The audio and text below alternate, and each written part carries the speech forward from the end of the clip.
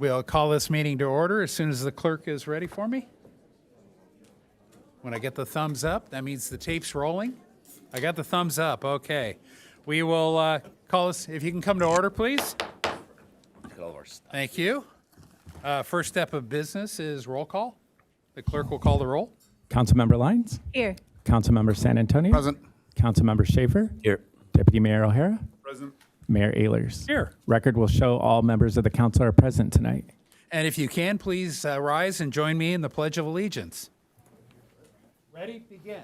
I pledge allegiance to the flag of the United States of America and to the republic for which it stands, one nation, under God, indivisible, with liberty and justice for all. Our fourth item is special presentations and proclamations, and today we have a presentation of proclamation declaring June Pride Month.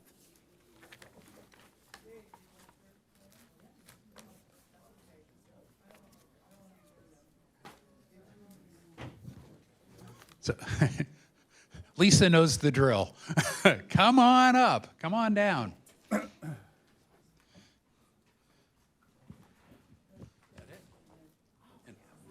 Max too, or?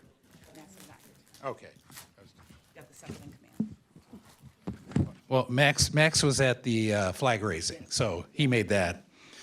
So today it's my pleasure to present our proclamation celebrating the Pride Month here.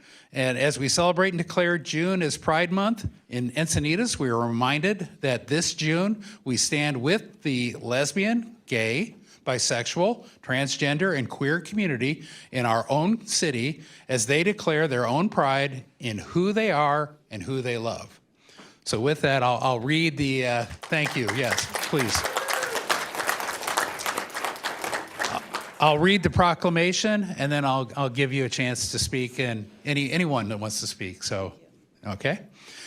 So, whereas, as the city of Encinitas has a diverse lesbian, gay, bisexual, transgender, and queer LGBTQ community, and it is committed to supporting visibility, dignity, and equality for all people in the community, and whereas many of the residents, students, employees, and business owners within the city of Encinitas who contribute greatly to the enrichment of our city are part of the LGBTQ community, and whereas though there has been remarkable progress towards equality in recent years, members of the LGBTQ community in the United States and around the world still face an unacceptable level of discrimination and violence And therefore, it is important for cities, such as the city of Encinitas, to stand up and show support for those affected. And whereas our nation was founded on the principle of equal rights for all people, but the fulfillment of this promise has been long in coming for many Americans, and whereas some of the most inspiring moments in our history have arisen from civil rights movements that have sought to bring marginalized communities to the mainstream of American society, and whereas the North County LGBTQ Resource Center, whose mission is to serve and empower the diverse LGBTQ community of North San Diego County, has been open for 17 years, and whereas the annual Pride by the Beach Festival was celebrated on June 6, 2026, and is recognized as a free community event, and whereas the North County LGBTQ Resource Center was founded in 2008 along with the North County Pride by the Beach, and has been an advocate for equality and inclusiveness while providing valuable support and life-saving services for all of North County San Diego region. Now, therefore, be it resolved that I, Bruce Ehlers, Mayor of the City of Encinitas, along with all the City Council members, proclaim the month of June as LGBTQ Pride Month in the City of Encinitas, and invite everyone to respect, honor, and celebrate our diverse community, and to continue building a culture of inclusiveness and acceptance for the LGBTQ community. Switch hands. Thank you. And if you'd like to say something. Yes, so Lisa Nava, she, her pronouns, the Director of Operations at the North County LGBTQ Resource Center. And I would just like to share with you today that we are open to everyone. We serve everyone. We are a community center in the heart of Oceanside, and we have 15 programs that range from events to case management to housing. And thank you for your applause tonight. I've been coming to the City of Encinitas for many years to accept this proclamation to honor my brother and my sister and the members of this community that deserve equal rights. And that is the first time I've heard applause in this chamber, and I am very humbled by it. I'd like to turn it over to Rob Taylor, who is my friend. Yeah. Thank you. I'm also a proud parent of a trans kid born in Encinitas.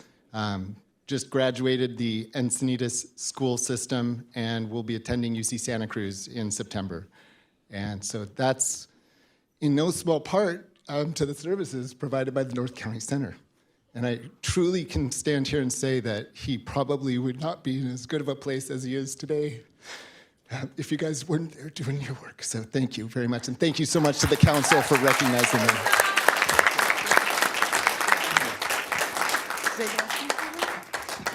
Thank you. We'll get a photo with the entire council. And we probably want to slide up a little so we have room.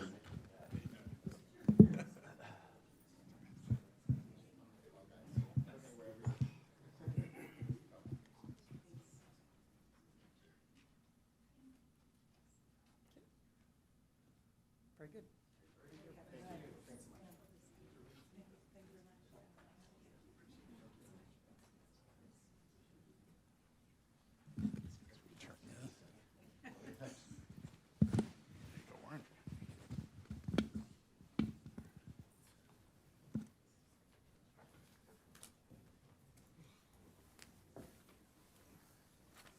Our next item, item 5, is oral communications. And how many do we have tonight? We have 6, Mayor. Okay, full 3 minutes.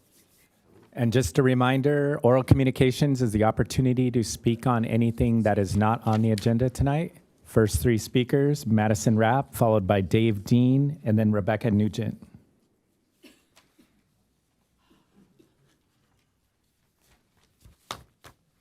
Hello, good evening, Mayor Ehlers and City Council members. I want to speak tonight about the problem with commercialization and advertising of marijuana here in Encinitas. Having 4 marijuana storefronts integrated into our community sends the message that marijuana use is normal and harmless. Early marijuana use is associated with higher rates of anxiety, depression, impaired brain development, and lasting cognitive and physical health risks. But cannabis businesses in Encinitas are still targeting young people through their marketing tactics, especially on social media. One California study found that 100% of cannabis ads contained at least one youth-appealing feature. Researchers found that advertisements containing illustrations, food and flavor references, and messages promoting positive sensations significantly increased young people's desire to use cannabis. Some of these features even doubled the likelihood that youth would find an ad appealing. And brain imaging studies show that these ads trigger unique neurological responses in adolescents that are not seen in adults, activating areas tied to emotion, motivation, and future behavior. So unfortunately, young people are experiencing a lack of negative messaging and an overwhelming amount of positive messaging around marijuana. We do have regulations against selling to minors, which is so important, but rules only work when they are enforced. Without consistent enforcement of advertising, licensing, and product regulations, our children will experience more exposure and access to these harmful products. I urge the council to prioritize enforcement against predatory businesses in order to protect our children. Thank you. Thank you.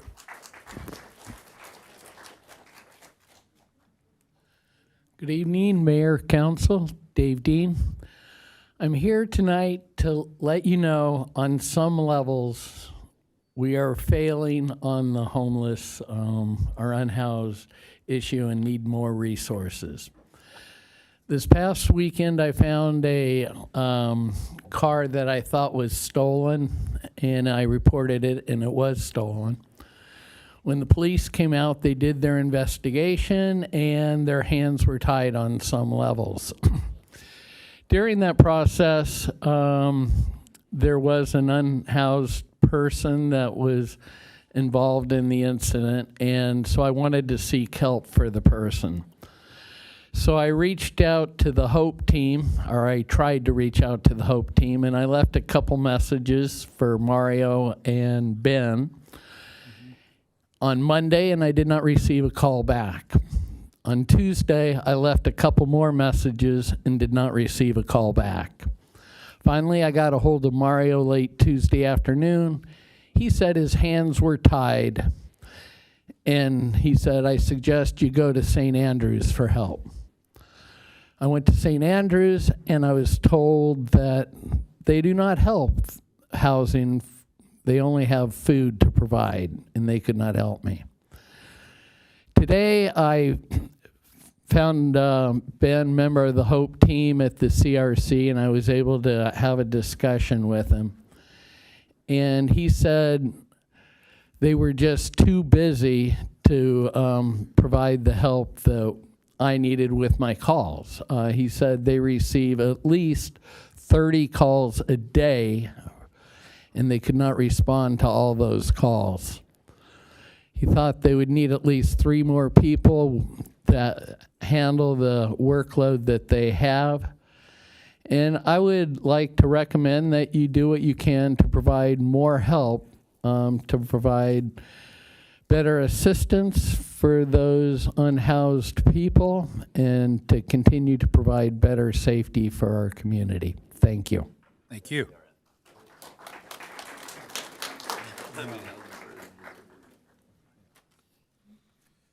Hi, Rebecca Nugent.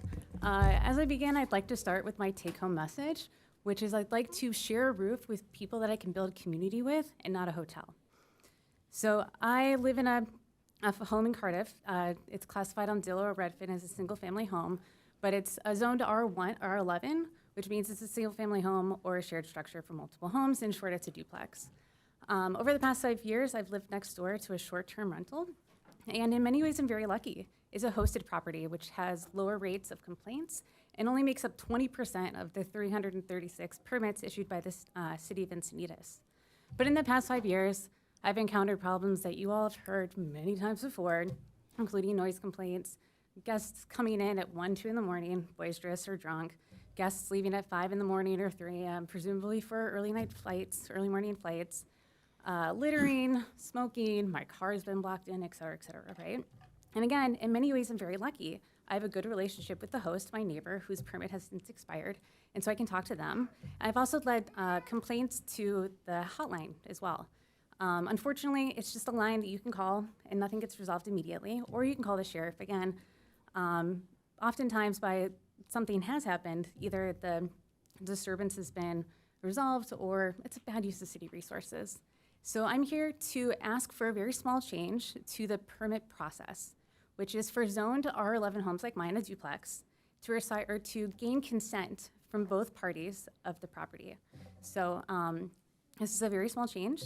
As we know, Encinitas has a shortage of has a diminishing supply of single-family homes, and that leads investors towards duplexes like mine. Again, as I started this message, I would rather share my roof with people that I can build community with and not necessarily a hotel. Obviously, we would grandfather in permits that exist today. And yeah, I'll take questions or anything. And so during oral comments, we can't, because it wasn't noticed, we can't interchange, but I can refer it to staff and make sure that your contact information is with the clerk. And if the clerk can give that to all of the council. Okay, excellent. Yeah, So- small change just to the permit process itself and not necessarily to policy, and only for applying for duplexes like Zone 11 homes like mine. Okay, Or thank R11. Thank you. Thank you.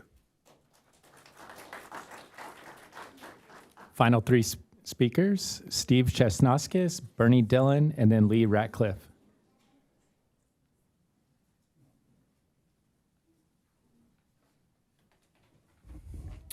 Hello, Mayor, Council, and staff. Steve Chesnoskis.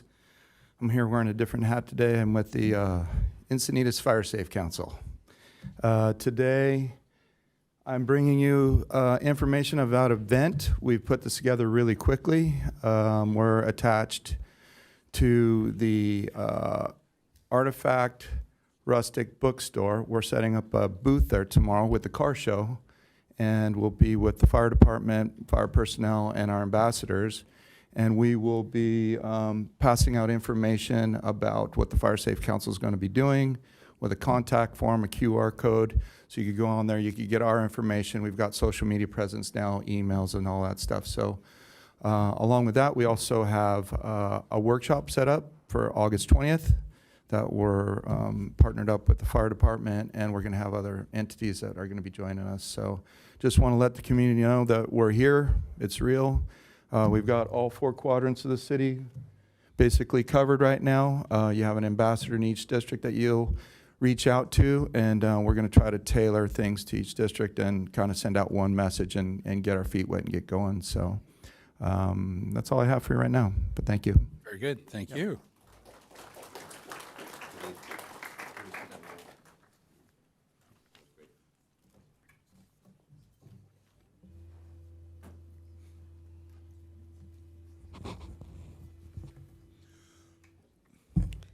Good evening, Mayor Ellers and City Council. Bernie Dillon, 38 years in Cardiff.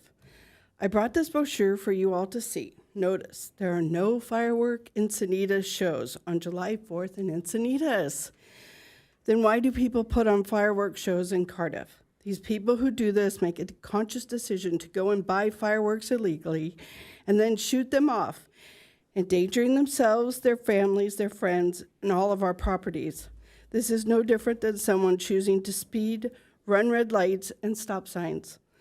It was determined that the Pacific Palisades fire was started by fireworks. My neighborhood is full of dry brown yards and unkept palm trees. Please, Encinitas, don't break the law. Go see a firework event. Don't make Encinitas another fire event. Thank you.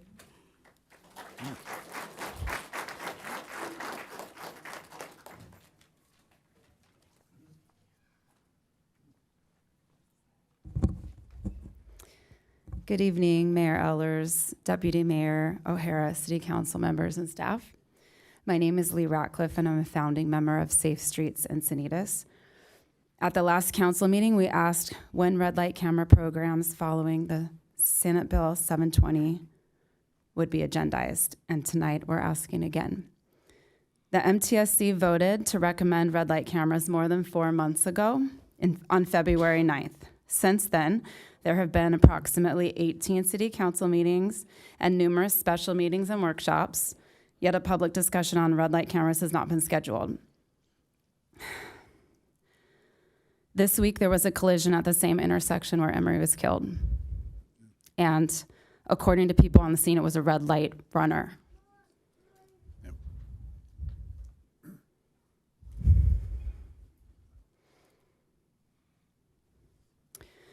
This week, Safe Streets Encinitas is not asking you to approve red light cameras. We're simply asking to place it on an agenda so the public can have a transparent discussion about this proven safety tool and how it can be implemented effectively in our city. Safe Streets has studied Senate Bill 720. We have met you to educate you about this bill. We have answered your questions. We have connected you with its authors and other experts. And we continue to work to educate the community. It has been 4 months. Can we please have this placed on the agenda for a discussion? Thank you. Yeah, and Lee, if you can, so we did have a special meeting tonight at 4 p.m., and it was to go over our objectives for the fiscal year coming up, and we explicitly put this on there to consider red light cameras. So we have taken action, so it will be agendized. It is one of the In the objectives. 2026, 2027 It would work be plan. July 1st, so coming up. Okay. Yeah, fiscal you. year. So we're working on the objectives, and that would have staff involved in it. So it was a special meeting, so we have a pretty heavy agenda tonight, but go back and look at the video. I think you'll be happy with what we did, and you look forward to getting it on the agenda and talking about it up here in public. I will, Mayor Ellers, and Yeah. let us know, please. We are here to get this ball rolling. I think the message has been received. I'm trying to let you know that, and we did it, and we will review those objectives quarterly during the year, as we do this year with the quarterly written objectives. So, Great. Thank you so much. Thanks to all of you.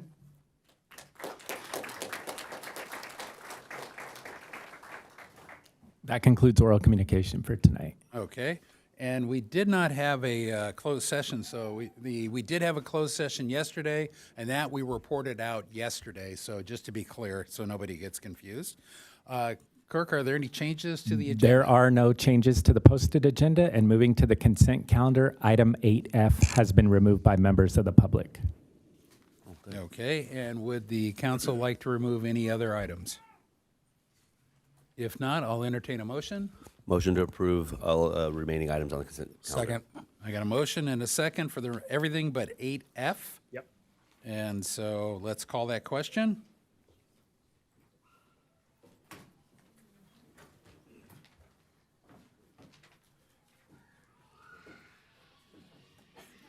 That motion carries unanimously and takes us to item 8F. Hopefully that's somebody happy out in the hallway. That's all I'm hoping. Okay. And I will note that the speakers for 8F would like a staff report.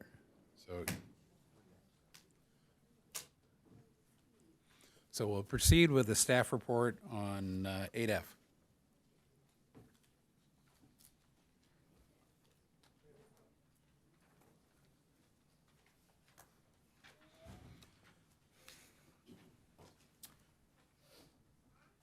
Okay, good evening, Mayor.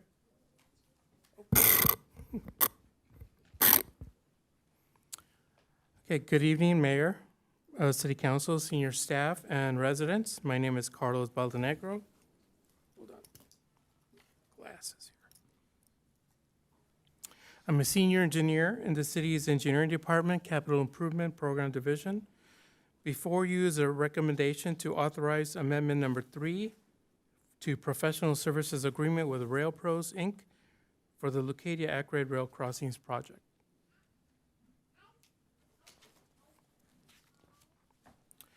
The project consists of constructing 2 new Acrid pedestrian rail crossings of the Lausanne Rail Corridor in Leucadia at Grandview Street and Phoebe Street. The locations were selected based upon citywide cross-connect study and feedback from the community. To get the project started, in May 2022, Council authorized a professional services agreement with Rail Pros as Phase 1 of the project to perform site analysis and prepare conceptual designs. In September 2023, Council authorized Amendment Number 1 as Phase 2 of the project to perform preliminary engineering and environmental development for 2 at-grade rail crossings.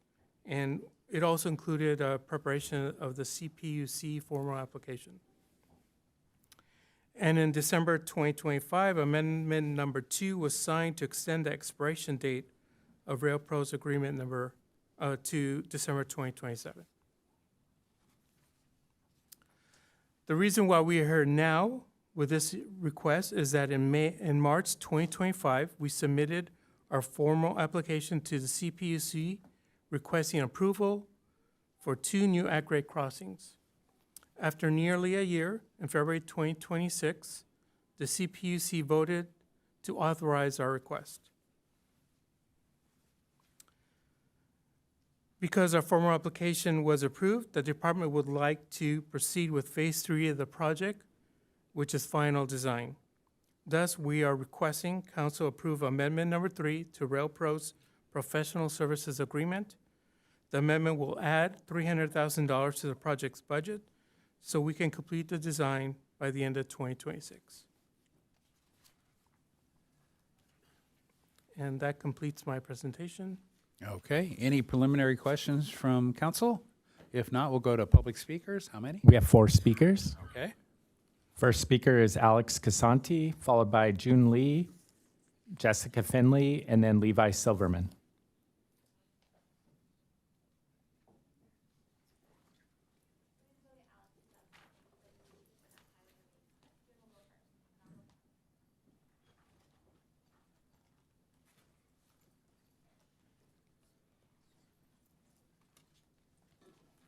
Hello. My name is June. I live and work in Leucadia. I value the quiet character of our neighborhood and work from home. I care deeply about the safety of our children and support safer rail crossings. I'm concerned about the spending another $300,000 of taxpayers' money before key questions are answered. The city has acknowledged these crossings could conflict with future double tracking, creating a risk of paying twice for the same infrastructure. Please pause this spending until the noise impacts, long-term compatibility, and taxpayer risk are fully evaluated. Thank you. Thank you.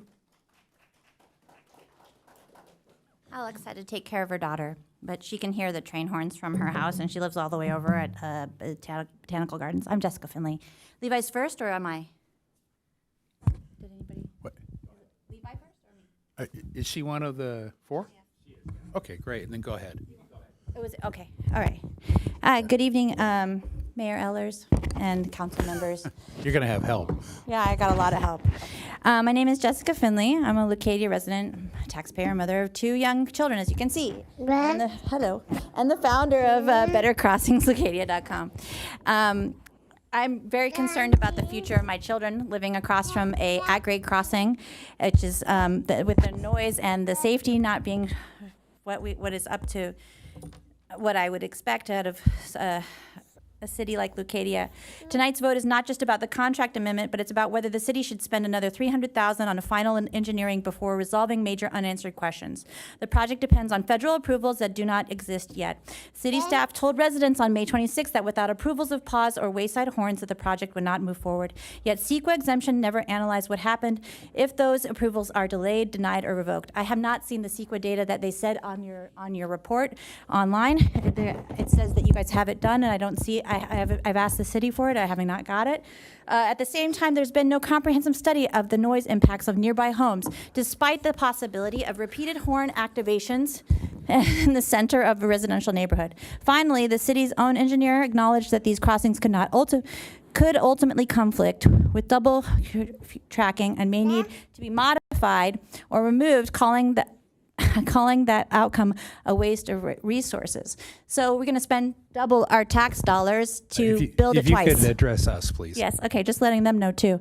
Finally, before spending another $300,000, residents deserve answers. Please require a noise study, legal reviews, and confirmation from Sandag before advancing this project further.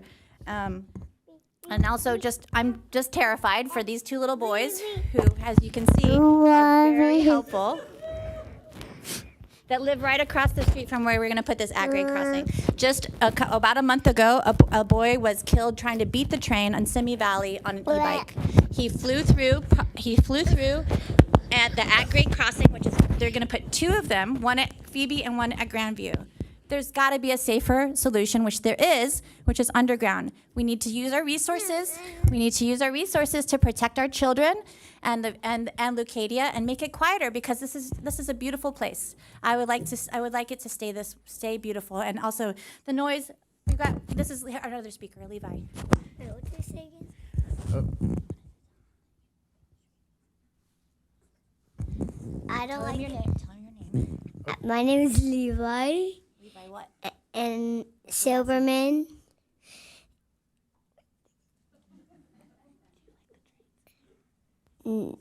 I don't like the train.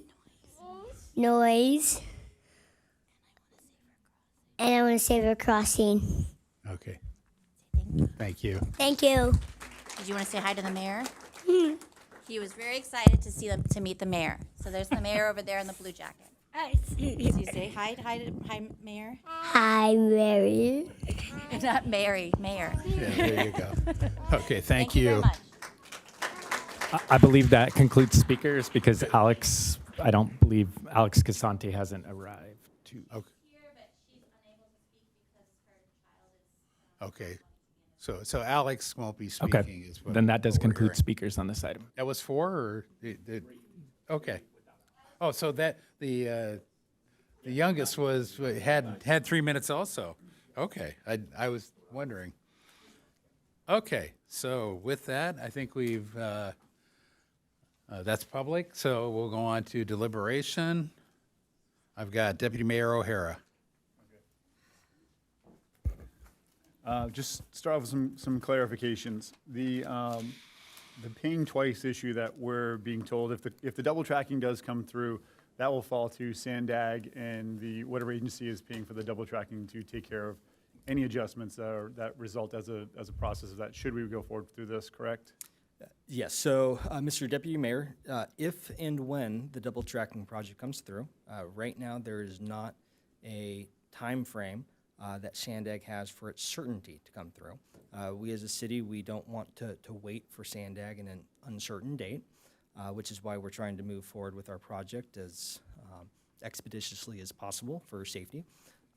If there are any elements of the project which would need to be modified as per the double tracking project, Sandag would be obligated to make that modification. So it would not be a city financial obligation. It would be done by Sandag if and when the double tracking project comes through. And that could be 2 years, 10 years, 20 years, right? That's 2 years, it can't be. Right. 15, 20 plus, possibly. So, yeah. So we've got a ways, and we have to make sure we're accommodating before that. To the $300,000, that was part of the process when the grant was presented to us, that at this stage we would be expending another $300,000 towards design. And so it's kind of already been in the process of getting it to this stage, correct? Yeah, so it's what we call a planned amendment. So when we put this project together, we knew that the large lift was getting CPUC approval. What we did not want to do is we did not want to encumber additional funds if we didn't have the approval from the CPUC to move forward with the project. So from a cash flow management standpoint, we wanted to make sure that we kept that $300,000 available for other city needs until the time at which we needed those funds, which would be now.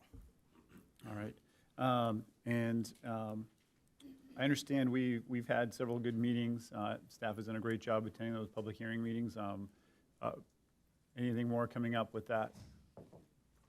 Are there any plan? I know we talked about possibly seeing if we could, and I'm going to check tomorrow at NCTD myself to see if we can move this forward, doing a train horn display, essentially, demonstration. Yeah, so we've held train horn demonstrations in the past in Leucadia, and that was something that was a public event that we did encourage and publicly notify to ensure the residents understood what some of the noise considerations would be. We are going to work with NCTD to see if it's a possibility to set up another demonstration, so that way community members can be part of that again. Okay. And then, you know what I think would help a lot in this conversation for the public is if we, and I know that a number of our residents have it, if we could show the difference between when the train blasts its horn and what it's like to stand 200 yards away and how the drop-off is, or whatever the distance is to our homes even, versus the two options we're looking at grade for these crossings that would dissipate substantially. I think what the public really needs is something that they can visually hone in on. I know the staff's done a really good job of trying to show it on video, and the challenge with that is always the video is set at, we'll say 20, like my TV, and everything that comes across is at 20, so it's hard to get an understanding of how it dissipates, how it's a different vibration. And I think that's really been a big consideration in this. So tonight, what we're looking at in front of us is the next stage of design. We have the major checkoffs. We are doing everything to make sure safety is there, and I think it sounds like staff is dedicated to making sure we explore the best scenario the residents can ask for and possibly getting a train horn demonstration. So I'm going to move to approve this. Okay. You yield? I yield. Okay. I'm up next. You hit a lot of the points I was going to make. I did want to point out that I'm on SANDAG. Jim is on NCTD. SANDAG, looking at the 5-year capital plan, does not mention this at all. There's no double tracking, I should say. There's no double tracking in there. So it is not on the horizon to have this double tracked anyways soon. And I think that supports exactly what staff said. The ultimate goal is to get a quiet zone from Cannon Road in Carlsbad all the way through Encinitas. That is our ultimate goal. That always has been our ultimate goal. That remains our ultimate goal. But there may be some interim steps in, because obviously that takes cooperation with Carlsbad, and we will be working on that. You hit on the train horn demo. I agree. If we could do that again, I know we did it before, and we've even had people that have stopped by. San Clemente has, I believe, the pause system, and they've done. I've seen videos of measuring it, but you know, I suppose lacking a demo. Next time I'm up in San Clemente, I'm going to go there, and I'm going to listen to it myself with my ears. But I believe we should continue on the path to get this design done. It's not construction. This is getting the design done so we can look at funding and not slow down getting to the ultimate goal, which is a quiet zone all the way from Cannon Road all the way through Encinitas. That's where we want to be. So with that, I'll yield to Councilmember Schaefer, and I'll second the motion. Yeah, and it's just along the same lines as we've come so far. We need to finish this, and we need to get to exactly where we've been trying to go, connecting the east side and the west side of Leucadia there on the tracks. The noise has been, and it has always been through the middle of that section because of the Leucadia intersection coming up. So we actually get more horn, I think, than we would get with the all warning system, which is kind of what Del Mar has, a little bit louder. With the pause system, it's directional down the tracks. And from the people that have seen it in action on site with the background noise and the train noise itself, because it's being blown just before, the train noise trumps the actual pause noise by the time the train's coming through. So it's not quite what I think I think we need to get to that place. And so again, it's already been doubled or seconded, but I'm going to triple this one. So move forward. And Councilmember San Antonio. I just wanted to ask our city manager, how much is the underground or the below grade one? So our cost estimates, the cost estimates for the two at-grade crossings are about 6.5. The most recent cost we have is for the Verde undercrossing, which is undercrossing. It's about $20 million. Okay. Man, that's a significant cost. So. And Councilmember San Antonio, just to add to that, if a undergrounding option were to be looked at in this particular location of Leucadia, it has significant constraints that would significantly increase the cost from what we currently have as an anticipated cost for Verde, which is the $20 million mark. So just to add a little bit more. So that's just a significant cost to do it that route. So. Okay, and Deputy Mayor O'Hara again? Yeah, I want to reiterate the long-term goal would be to get a quiet zone through the entire city. There are very complicated reasons that have to do with rail crossings and the city of Carlsbad needing to get involved. To that point, I think it's important that the public knows that the city, its council members and mayor continue to work with the organizations and with Carlsbad to open that discussion. And while we don't have any intention to stop that discussion, we want to keep moving forward. And I think something else that's not talked about up here that is secondary to safety is we're doing streetscape, and we have some businesses that are desperately needing access. And this will help get people across that. It will improve access to the beach for a lot of our residents, and it'll get people out of their cars. And it's just going to create a lot of mobility from east-west on the tracks that I think the neighborhood is really longing for. I know the businesses are longing for. And so I think that is also an important piece of this.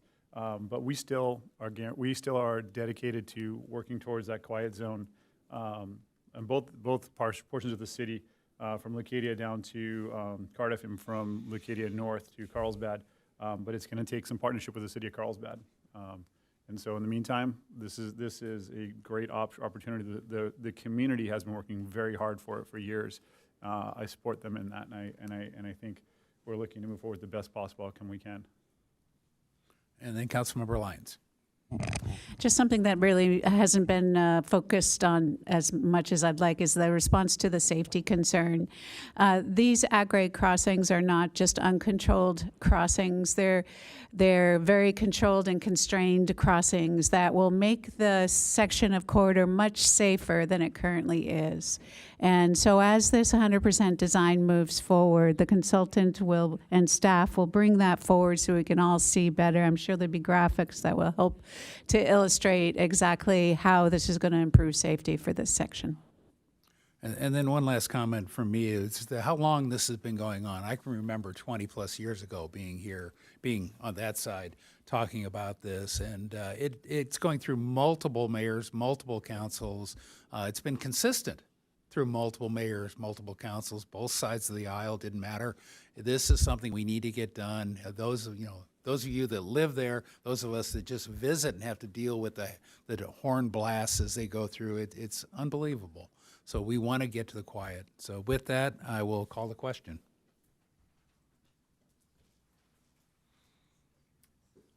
That motion carries unanimously and takes us to item 10A. Okay. So item 10A is a public hearing. So we'll go through an appeal hearing.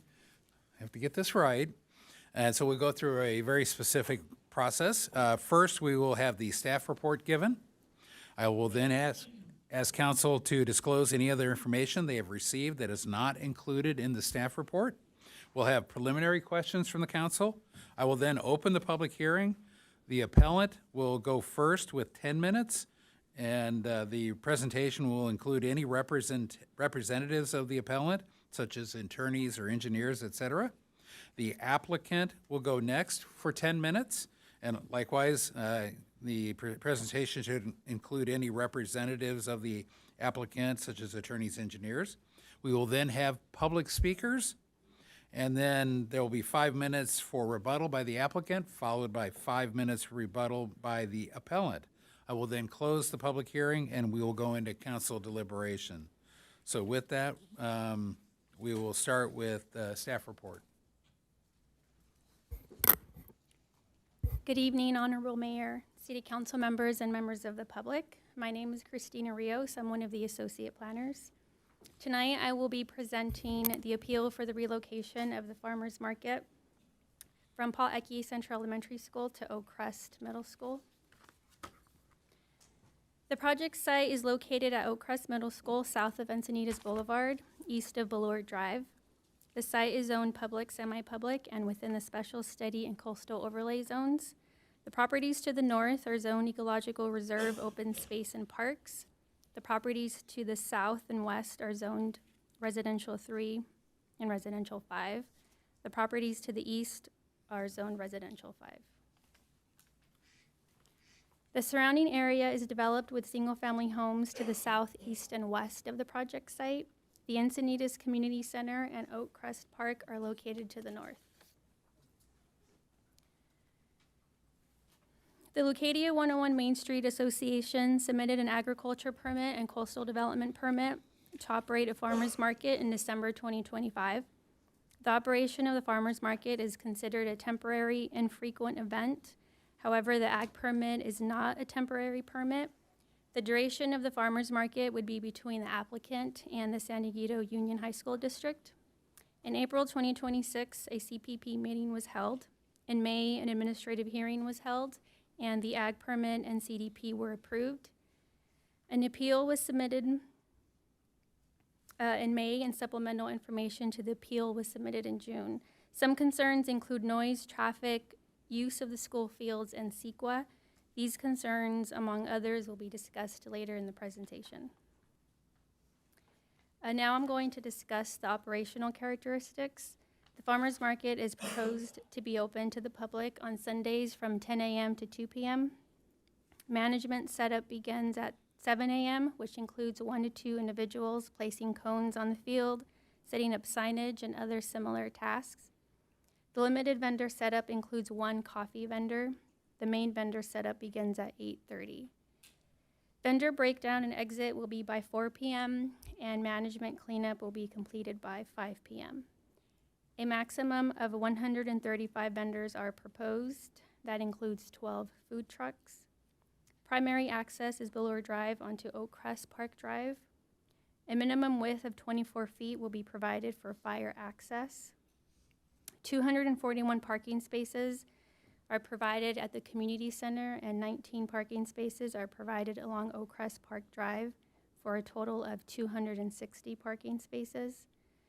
The school's facilities, such as restrooms, sinks, picnic tables, seating areas, and shade structures will be used. EDCO will provide waste collection services. Noise levels from generators and music are subject to the city's noise regulations.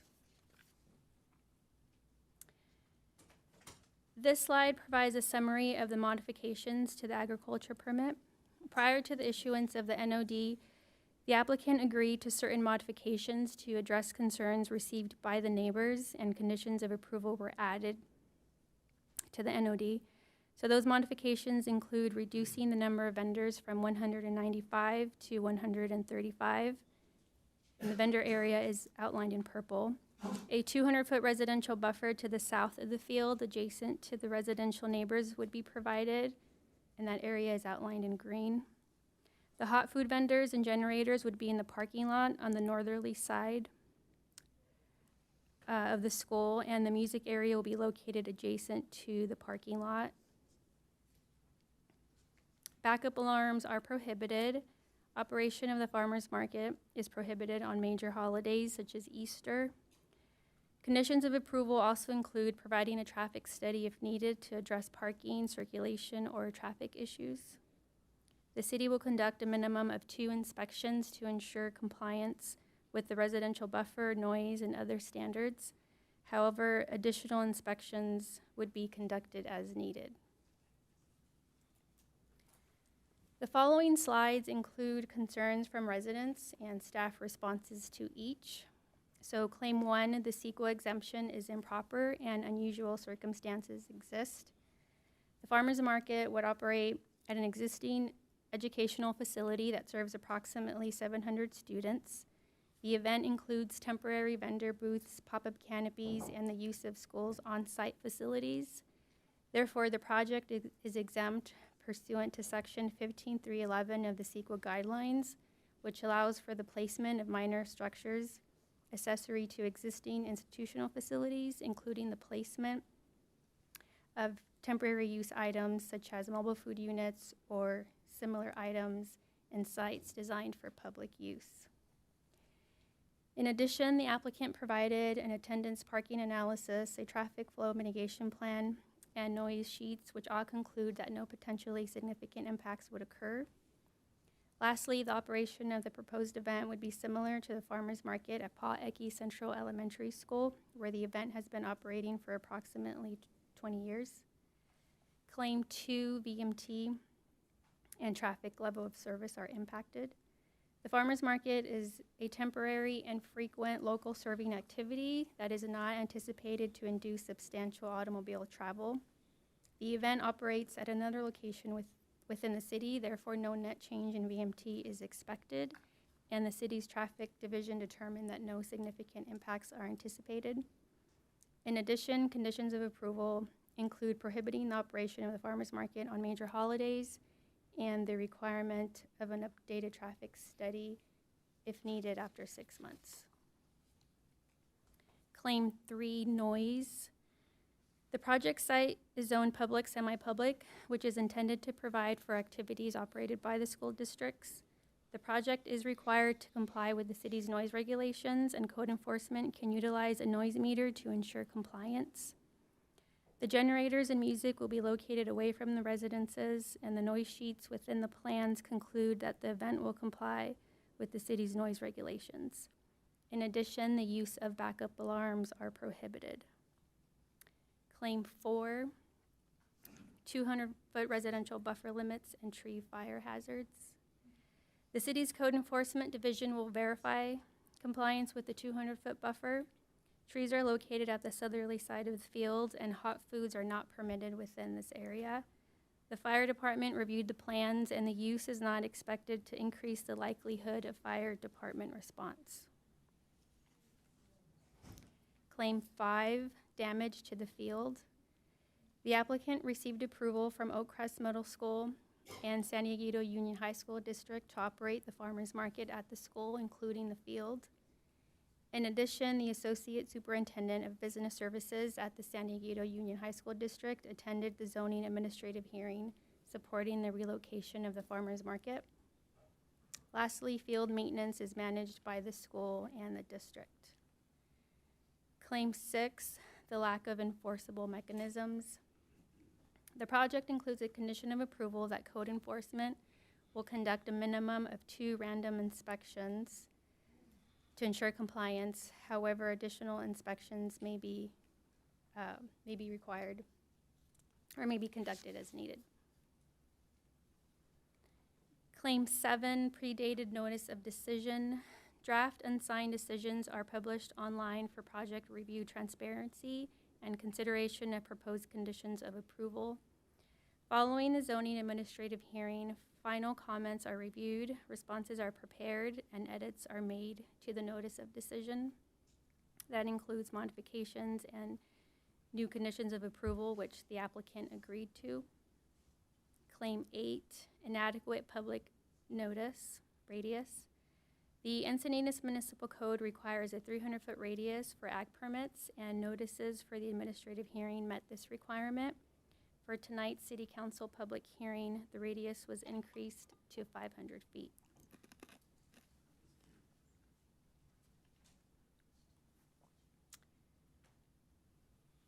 Claim 9, not a typical farmer's market.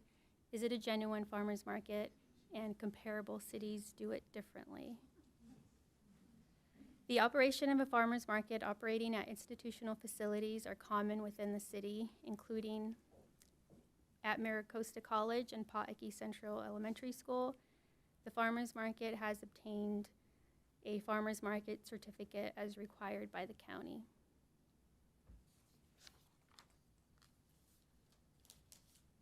Findings for an agriculture permit and coastal development permit have been met, and the project complies with the public semi-public zone and is consistent with the policies of the local coastal program, including the general plan and municipal code. The project is exempt from CEQA review per section 15311, which exempts the placement of minor structures accessory to institutional facilities and exempts the placement of temporary use items designed for public use. Staff recommends that council deny the appeal and adopt the attached draft City Council resolution affirming the Development Services Department notice of decision. And that concludes staff's presentation. Okay, next step, before preliminary questions, I'll ask the council to disclose any other information they have received that was not included in the staff report. I'll start by disclosing a few things. I have met with Stacy Riddell, who's the Executive Director of Cardiff 101 and is representing the Leucadia Farmers Market. I've also met with several Island View residents, which is the adjacent street. I met with John Bajornby and Carrie Mahoney. And through that conversation, which was also with our Development Services Director, we came up with the conditions, refined conditions that were listed in the permit. I also will declare that my home residence is near this property. However, I'm outside of the notification area. There was a question about whether I would have any conflict of interest, and I do not. Nothing to disclose. I too have met with Stacy Riddell and had conversations with members of the farmers market. I met with Stacy Riddell. I also had a conversation with St. John's.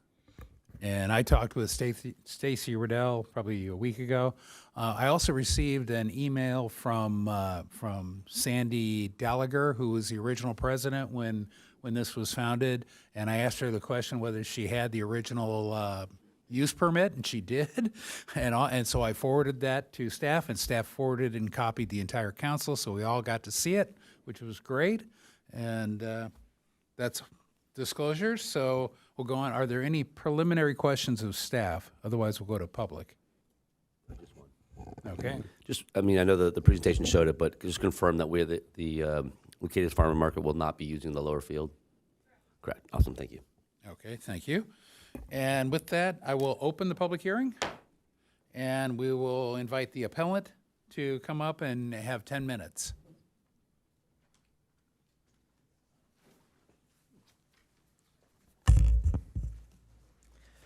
Hi, good evening, Mayor, council members. I'm Dr. John Bjornaby, Island View Lane, lead appellant in item 10A. I speak for the households along the south end of this market and the homes whose backyards are the field's southern fence line, and this one narrow road of Bloor Drive for a community that includes 3 churches and the Encinitas Community Center, all sharing it every Sunday. We're not asking you to end the farmers market, we support one, but we're asking you to see that the project in front of you is not a farmers market, its name promises, and that where it sits, it falls hardest on the people who live around it. There are other alternatives for this market location. For example, the Miracosta College that already hosts a successful farmers market every Saturday. I just want to describe how much this huge commercial operation negatively impacts this community. This is a street fair, not a farmer's market. Don't take my word for it. When San Diego County Department of Agriculture last inspected the market on October 2025, it counted 128 vendors. Only 28 were certified farmers. And the other 100 were not farmers, most were food vendors. So basically 20% are actually farmers. And it runs at a scale almost no genuine farmer market reaches. The city approved 135 booths. The applicant's own scope of work wanted to go up to 195. The national average farmers market is 58 vendors, and mostly are actual farmers. This one is more than double that at the scale of the country's largest market served by a busy 2-lane residential road. As they did at Paul Ecke for 20 years, this is just an expansion grab for the 101 Leucadia Main Street. The other farmers markets of this size are landmarks. They sit where landmarks belong in commercial city centers. This one is proposed for a grass field parking lot of a residential middle school, fits in 3 sides by homes served by a small 2-lane road. Add the food trucks, music, a food court, seating for 300 people. By applicant's own counts, more than 400 people on this site on Sunday, with one vendor and 5 actors being a farmer. This is a neighborhood produce market, which I would fully support. This is one of the largest street fairs in the nation every Sunday behind my house. And we know that, and we know this trajectory because it's already happened with the same operator at the same site. Prior site. A neighbor of nearly 20 years at Paul Ecke Central, and a letter of support for this appeal stated the original 2005 permit there was for a fruit and vegetable market on the paved playground. It grew into more than 100 stalls across the entire field with well over 600 visitors on a Sunday. And when neighbors filed complaints in 2015, nothing changed. In her words, it is not a farmer's market, it is a weekly fair. Her neighbors are happy to see it go and never return. To put it simply, the current notice of decision approved in May 20th is essentially moving a nightmare problem from one neighborhood to another neighborhood. And there are other viable options that really exist for this. This is a 10-hour event, not a 2-hour, every day from dusk to dawn. It's not a 4-hour event. The permit says, as they said, from 10 to 2, but you read the conditions, they set up at 7, they come in at 7 o'clock, vendor setup begins at 7:30, 8:30. They're there till 4, cleaning up, till 5, the cleanup ends at 5 o'clock. So from 7 in the morning till 5 at night, 10 hours every Sunday, 52 weeks a year, with a few holiday exceptions. We live beside a huge commercial operation. The noise that was never studied. The applicant did calculate the music noise on an inverse square calculator, but no one studied the noise this actual market may actually provide. And generators, food trucks, hundreds of cars arriving, leaving, 400 people, amplified music. A thing we would actually live with was really never measured in their noise study. One narrow road, 3 churches, community center. I'm going to wrap it up here. Many of the 101. I'm going to wrap it up here. Here's a key point. The applicant does not need the field. They're using the rest of the school's hard surface. They are not using the rest of the school's hard surface. The field is a choice in this plan, not a necessity. We're asking them to set it on the paved grounds this campus already has, and leave the field and track for the kids. And the field is not just unnecessary, it's an unsafe choice. It's reachable only through a single 16-foot gate the applicant's own label draws non-conforming beside a line of fire-prone eucalyptus on a one-way site. Vendor trucks, generators, hundreds of people out on that grass behind that gate is the riskiest place to put them in case of a fire, and the least necessary. So keep the fields off the kids. Keep the field kids. Wait, my attorney, Anna, will talk about the law concerning this report. Thank you, Dr. Bjornby. Good evening, Mayor and members of the City Council. My name is Anna Ludke, and I represent Dr. Bjornby and Dr. Mahoney in their appeal of the relocation of the Leucadia Encinitas Farmers Market. You've just heard firsthand about the neighborhood concerns associated with the proposed relocation. My role tonight is to address why those concerns matter from a legal and procedural perspective. I have 3 points. First, this project is far more than the placement of temporary structures. As you heard Dr. Bjornby say, he and his wife are not opposed to farmers markets, and they are not seeking to prevent the continued operation of the Leucadia Encinitas Farmers Market. Rather, Dr. Bjornby and Dr. Mahoney seek to ensure that the project is reviewed upon a complete and reliable record, and that the city complies with its obligations under the California Environmental Quality Act and the Encinitas Municipal Code, before approving a recurring weekly commercial event immediately adjacent to established residential neighborhoods. The notice of decision concludes that the project is categorically exempt from CEQA pursuant to CEQA Guidelines Section 15311, Class 11. Class 11 generally applies to the placement or construction of minor accessory structures associated with existing facilities, including temporary or seasonal items such as mobile food units, portable restrooms, and similar structures. Let's be clear, the project before you is far more than temporary structures. And even where a categorical exemption such as Class 11 is invoked, the city must still determine that the project actually fits within the scope of that exemption and that no exception applies. The issue is whether the particular weekly operation has been sufficiently studied before being approved at this location. The proposal consists of up to 135 vendors, with projected growth to 195 vendors, food trucks, live music, traffic control operations, customer parking, vendor loading and unloading, and hundreds of visitors every single Sunday, absent a few exceptions. Put simply, the issue is not the tents and booths. The issue is the weekly commercial operation at Oak Crest Middle School. And at a minimum, there are substantial questions as to whether a weekly operation of this scale falls within the intended scope of the Class 11 CEQA exemption. Second, the city's findings rely heavily on applicant-prepared analyses, not third-party studies and reports. We are not suggesting that the applicant acted in bad faith, but when approving a project of this magnitude adjacent to residential neighborhoods, the city should be able to rely on a robust and reliable record. Our first example is that Oak Crest is not Paul Ecke. The analyses and applicant submittals rely heavily on operational data from Paul Ecke Elementary School. The sites have different circulation patterns, different access constraints, and different surrounding neighborhood conditions. Second, the parking analyses relies on assumptions regarding attendance, parking demand, and the assumption that approximately 37% of patrons will arrive by bicycle.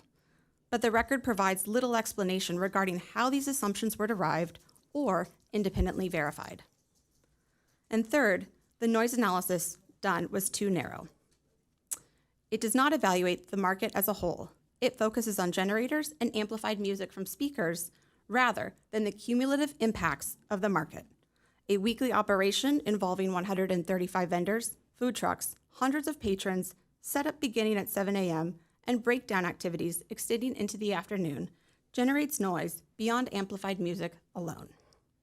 Again, our position is not that this market cannot operate at Oakcrest. It is simply that the current record does not provide sufficient evidence for the city to confidently conclude that the market can operate at this location without significant impacts to the surrounding neighborhoods. Third, and perhaps most importantly, the city's own conditions of approval acknowledge uncertainty. The notice of decision includes a condition providing that additional traffic analysis may be required if complaints arise after market operations begin. That raises a simple question. If additional traffic analysis is necessary after market operations begin, shouldn't those questions be answered before approval rather than several months after operation? We appreciate that both the applicant and staff have attempted to address the neighborhood concerns, but those efforts actually underscore our central point. Everyone recognizes this is a significant weekly operation that requires careful analysis. The adequacy of environmental review should not depend on whether or not neighbors complained loudly enough after 6 months of operation. Objective analysis should occur before approval and not after problems arise. Accordingly, we request that the council grant the appeal, vacate the notice of decision, and remand the matter for further review and consideration, including appropriate traffic, parking, and noise studies. Thank you very much. And you'll have 5 minutes to rebut, or you as a group will have 5 minutes to rebut at the end. Thank you. So now if we'll hear from the applicant.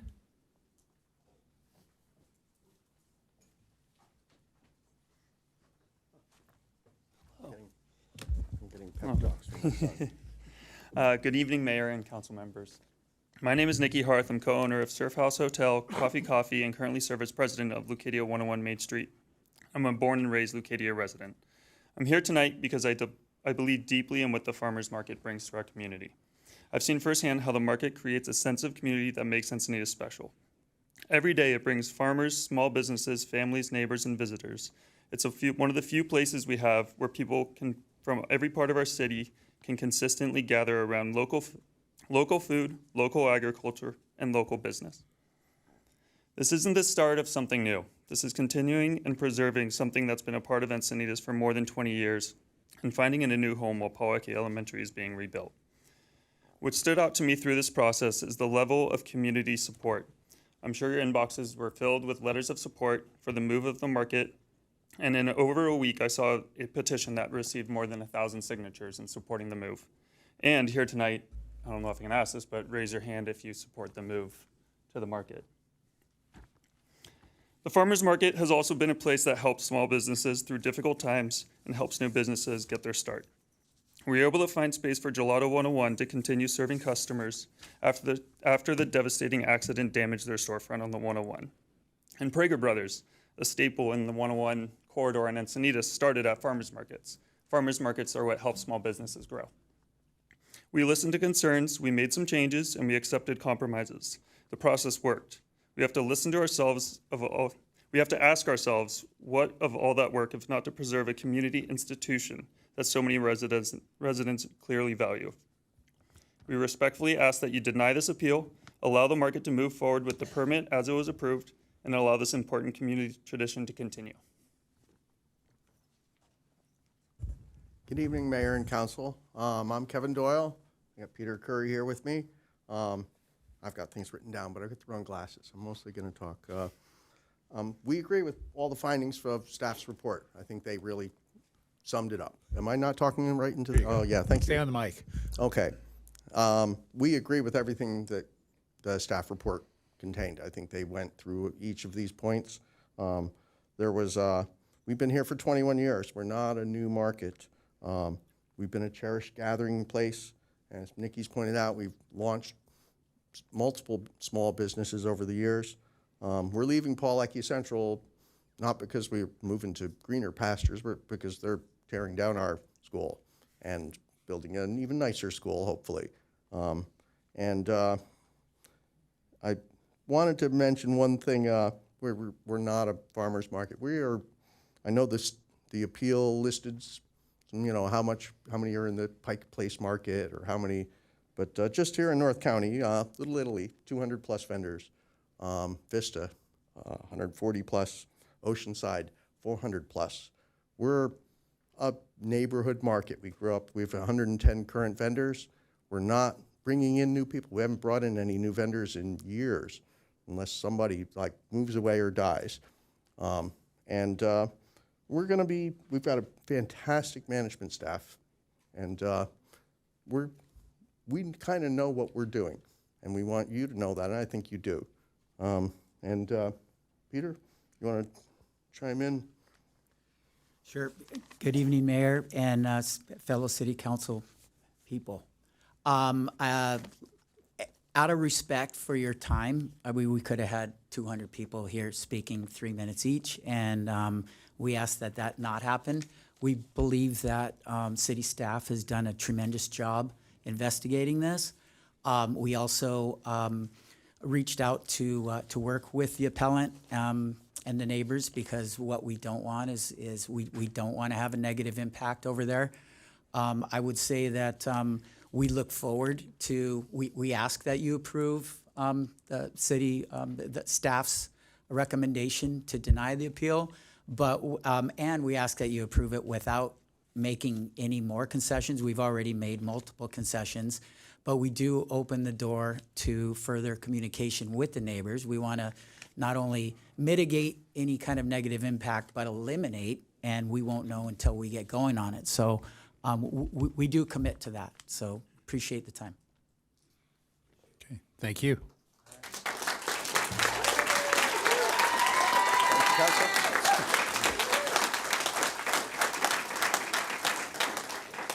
How many public speakers? We have 9. 9. Let's go with the full 3 minutes. First 3 speakers, Chris Stewart, followed by Chris Sturgis, and then Brenda Hari.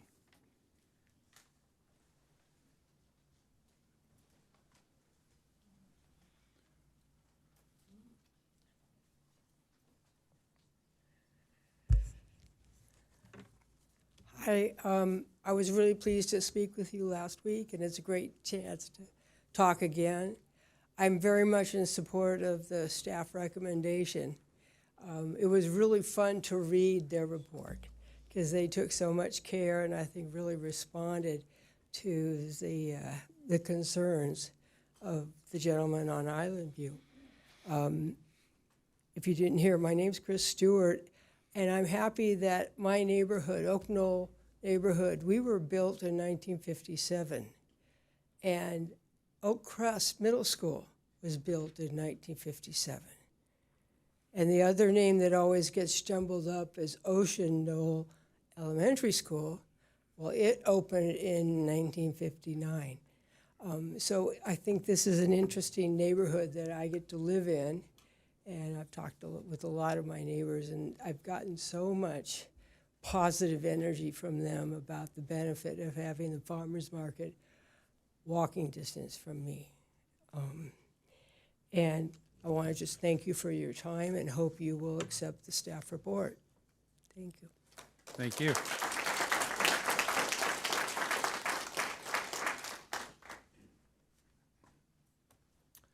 Thank you, Council, for being here. You guys are champions. I'm just here representing Smith Farms. I'm Chris Sturgis. Our family farm is part of the farmers markets. A lot of the ones these other champions mentioned. We do 25 farmers markets here in the 3 counties, and we love not only this city where I grew up. I've been here my whole life. I raised my 3 sons. We surf and skate these beaches. This is our city, so we appreciate what you guys do serving. But what we like most about the Leucadia Farmers Market is the hub of community and really the demonstration of love in the locals here that gather and rally around, from the small families and the next generation rising up to the people that have been here a long time. And our farm's been in business since 1956. And we own property here in the state farm as well as this city, multiple properties, and we support the community and serving them, distributing and championing the next generation as well as the entire community. So we know that you guys support the same thing and the community does, and we just love the fact that you'll support the farm, small businesses, and even the general idea of supporting farms so they're not being sold for multifamily dwellings. So we love serving the city of Encinitas. We live here, we love it, and we want to honor you guys for just the job that you do in serving our community. Thank you. Thank you.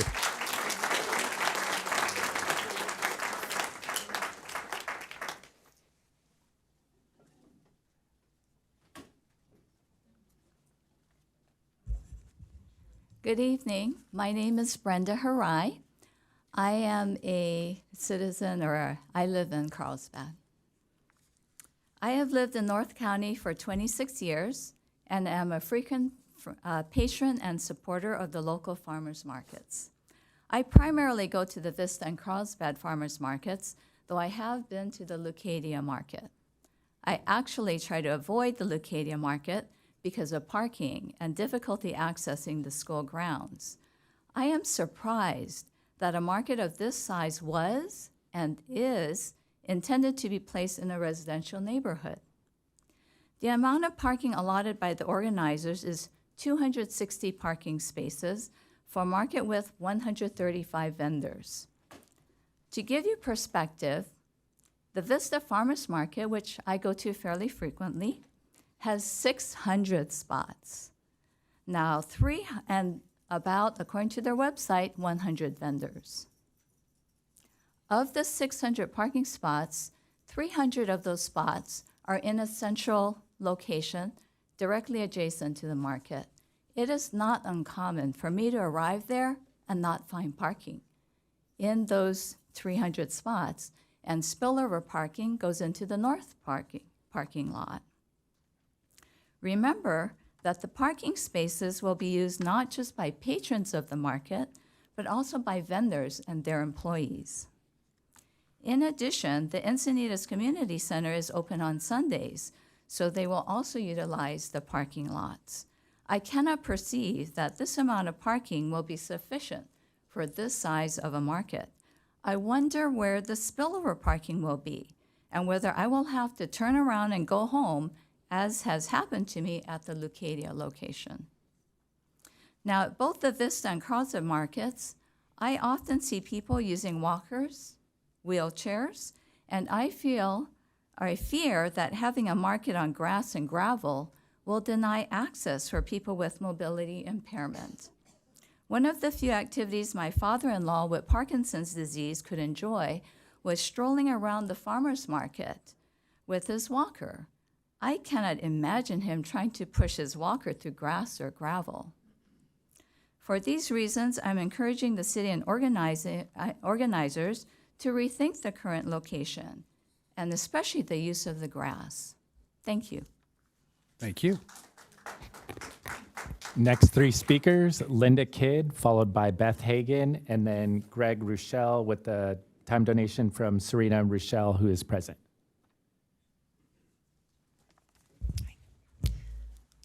Good evening, Mayor and City Council members. My name is Linda Kidd. I'm a Carlsbad resident, not an Oakcrest resident. But I'd like to thank you for the opportunity to speak briefly on behalf of my friends and colleagues, John Bjornaby and Carrie Mahoney, who are participating in this appeal process for the Leucadia Encinitas Farmers Market relocation approval.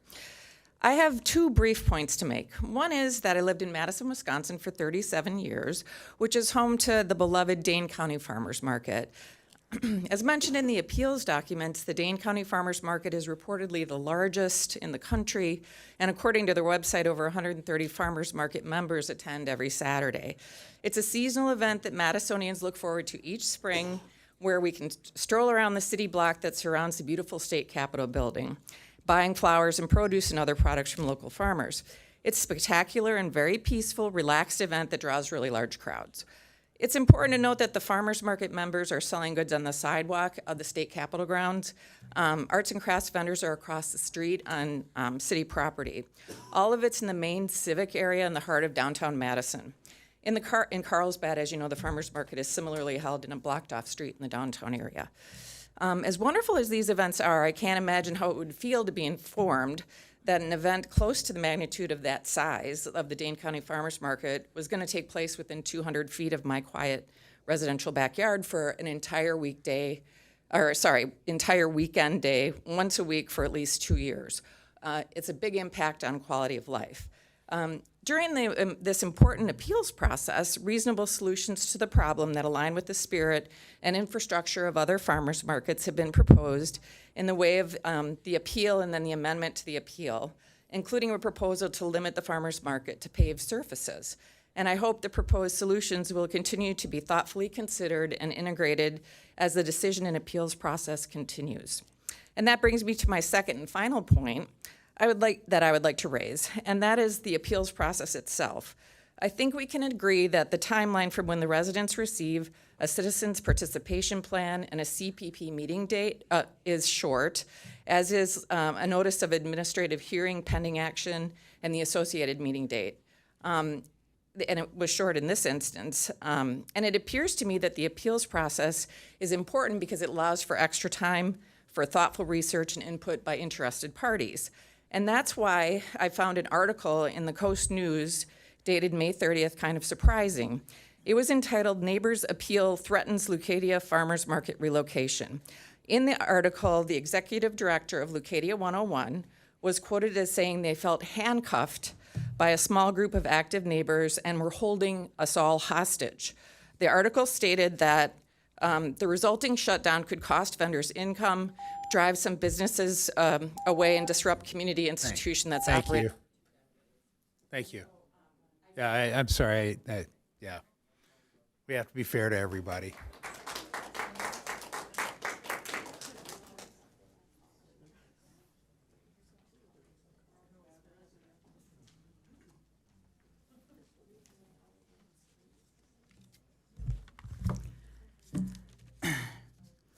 Dear City Council and citizens of Encinitas, my name is Beth Hagan. I have lived at 1130 Island View Land for over 33 years.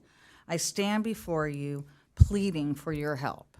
I am not here to stop the farmers market. I am asking for you to wait and approve a well-planned, thought-out farmers market that aligns with and safeguards the character of our neighborhood. A farmers market that the city will be proud of, and a city who will gladly take on full responsibility of how it will be impacting the surrounding areas.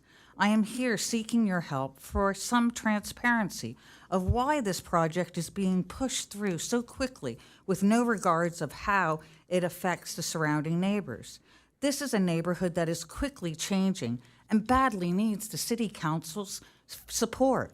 It appears that the farmers market promoters, San Diego School District, Oak Crest Junior High, and the city either have forgotten or unaware of the 30 homes that will be built on the 6 acres adjacent to the Oak Crest Junior High and at the top of Island View Lane.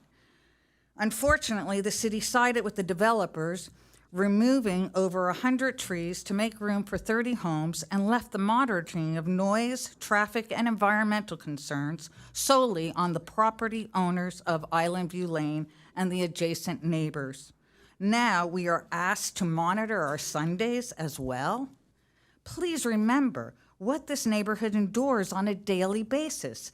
Daily traffic from 6 schools and daily activity on the community center, Boys and Girls Club, and the St. Andrew's Episcopal Church food distribution center that feeds and cares for unhomed people on Thursdays and Saturdays. Saturdays and Sundays, the neighborhood is alive with community center events, 3 churches that are actively involved with providing for the community's spiritual needs, and sporting events on both fields of the Oak Crest Junior High.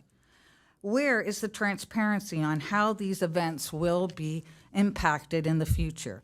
I am looking for transparency on the questions we have raised from the San Dieguito School District, Oak Crest Junior High, the city, and the farmers market community.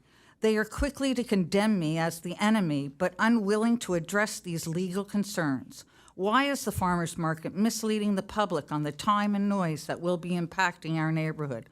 Why is there no traffic and noise study? Why is the principal, who is on the agricultural board, not abstaining herself from the project like Joy Lyons did on the 30 homes that will be built? I am all about a good farmers market and supporting our community farmers, but it feels like it is really about the food vendor. Thank you.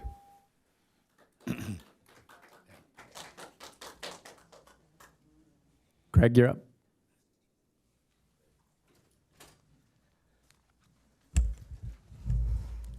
Good evening. I'm Greg Rochelle.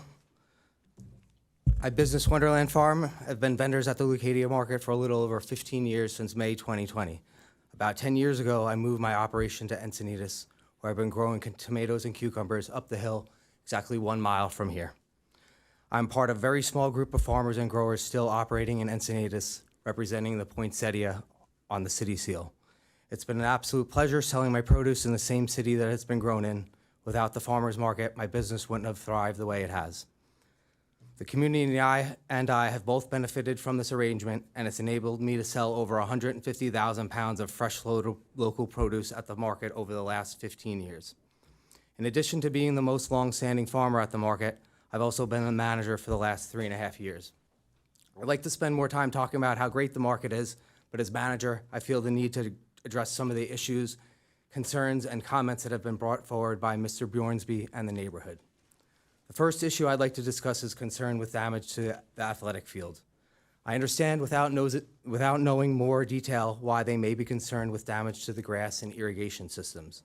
Rest assured, for almost a year, myself and the Leucadia 101 Association have worked closely with the school and their ground staff to develop a plan within the parameters set by the school to ensure the athletic field is left undamaged by the farmers market.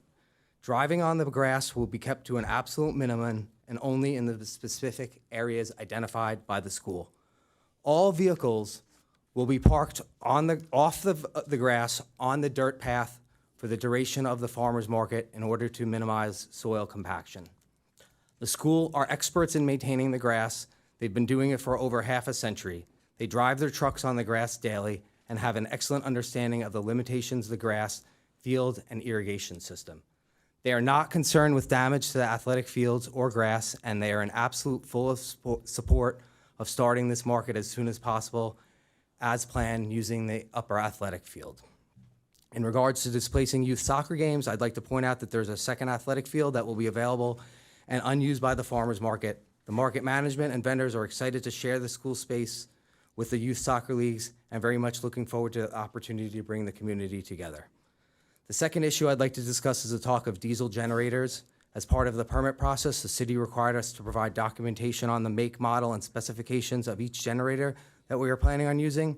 The half-dozen generators we'll be using are all portable gasoline units. These gas-powered generators will provide enough electricity to run a refrigerator or a microwave, but not likely both at the same time. They will be located in the parking lot approximately 500 feet from the nearest residence and operated under the guidelines and supervision of the Encinitas Fire Chief. There is no planned use of diesel-powered generators within the farmers market, and we have no intention on allowing future diesel generator use. Over the past few years of being manager, my skin has definitely thickened up a little bit. I'm sure you council members can relate. But I will say that some of the comments regarding the management and customers at the market are slightly insulting and disappointing.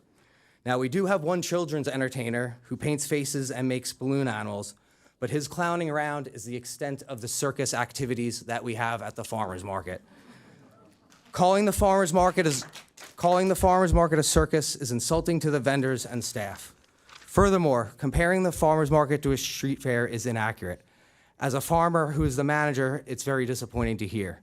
If you look at the square footage that we use, 85 to 88% of the actual square footage used is for farmers or for food. Yeah, we may only have 26 to 27 farmers, but they use multiple tents each and take up a lot of the square footage. We do have 15 to 20 vendors who are currently classified as craft vendors who participate in our market that sell non-food items. 10 of these businesses, our vendors, are current Encinitas residents operating small businesses. Jake Unsworth Designs, who made my t-shirt, Peace OM Yoga, Moonrise Greeting Cards, Knitting by Mary Lee, West Style Story, Little Thrift Shop, Japanese Knives Select, Jewelry by Olga, Rad Racks, and Gather Wild, all Encinitas residents. There have been also been some inaccuracies about the size of the Leucadia market compared to others. The Leucadia market is the 5th or 6th biggest market in San Diego County. Little Italy, Hillcrest, La Jolla, and Vista are all bigger markets, with Leucadia and Poway markets close in size. The final item I'd like to address is regarding trespassing and vandalism at the market. In 15 years of participating at the market, I've never seen anyone or heard of anyone climbing or scaling a fence to get into neighboring yards. I'm sorry, but what we have going on our side of the fence is way cooler than what's going on in the neighbor's backyard. Suggesting patrons are going to climb over not one but 2 chain link fences to get into backyards is insulting to the customers who attend the market. Occasionally, we have some teenagers who live a little bit of a mess, but besides kids being kids, there's no major acts of vandalism. These operational details were presented to the neighbors and community at the community participating meeting in April. The Leucadia 101 Association and I have been available to answer any comments. At the communication meeting, the main concern from Mr. Bjornsby was that his neighbor's dogs were going to bark all day. I'm wondering if Mr. Bjornsby's current issues with the permit are related to his initial concern with his neighbor's dog barking.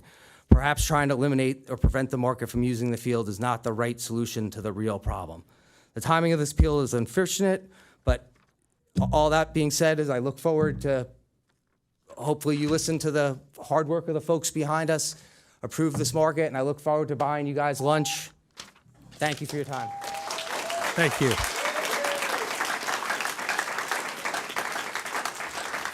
Final 3 speakers, Marcelo Roll, followed by Judy Burlfine, and then Amy Stevens.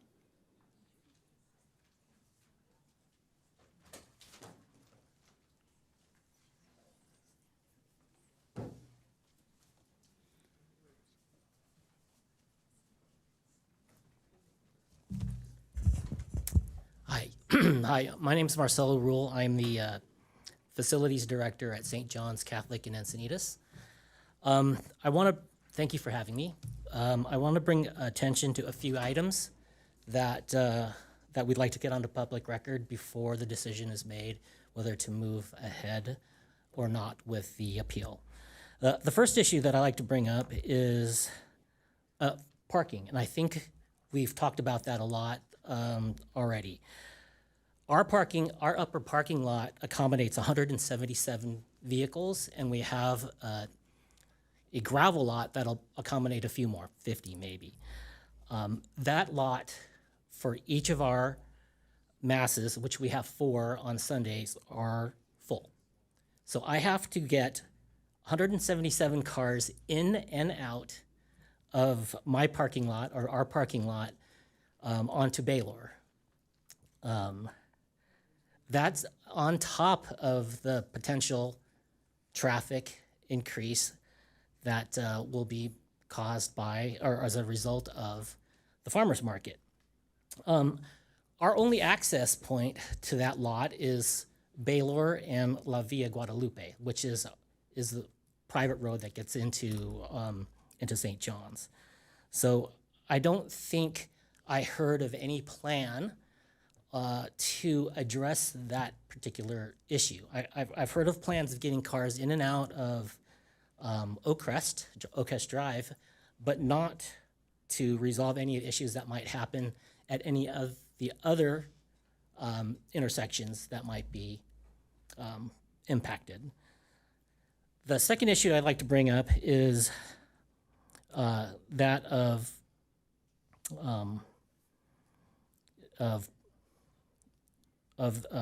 the traffic that's involved. I'm sorry, of the parking that's involved. I have an example of when just this June 3rd, Oakcrest Middle School had their 8th grade graduation, which happened to start just prior to St. John's School's ribbon celebration, which is a graduation ceremony also for their 8th grade. There was not enough parking to accommodate the parents and the families of the middle school. So what happened was they parked across the street, which was St. John's, which left St. John's parents with very little parking space in our own lot. Not a problem. We opened up the upper lot. It's a gravel lot, and that has the ability to accommodate 50 more cars. But it's just another example of. Time flies. When you're Okay, having sorry. fun. Yeah, thank Sorry. you. Yeah, well. Yeah, thank you. I thank think you we for get the listening. message.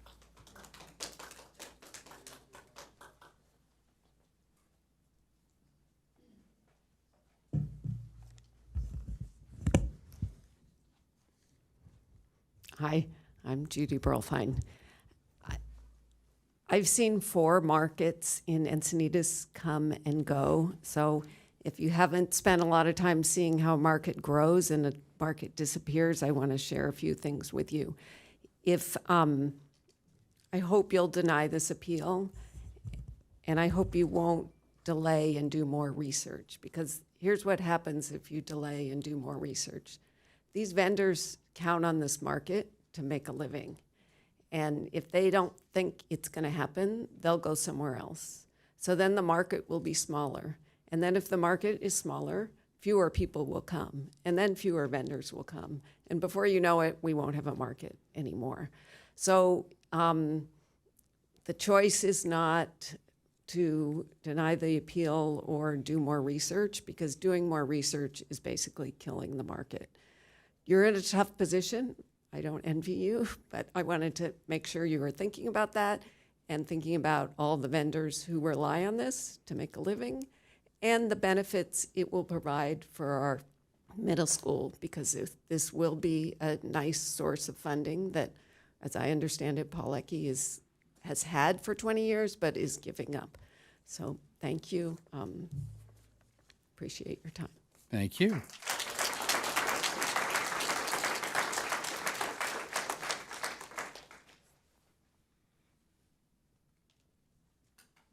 Hello, my name is Amy Stevens.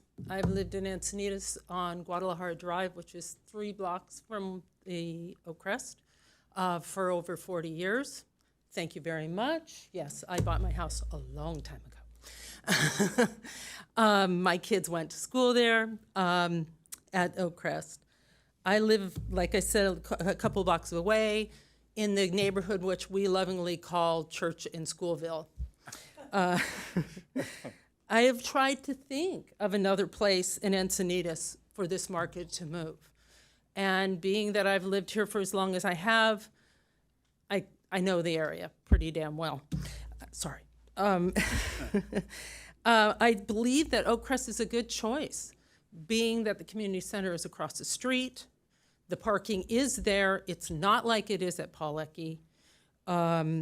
And the fact that it's also close to the intersection of Ballore and Encinitas Boulevard, the traffic can get out and back on their way home where they should go. I believe we need to support our small farms and businesses in the area.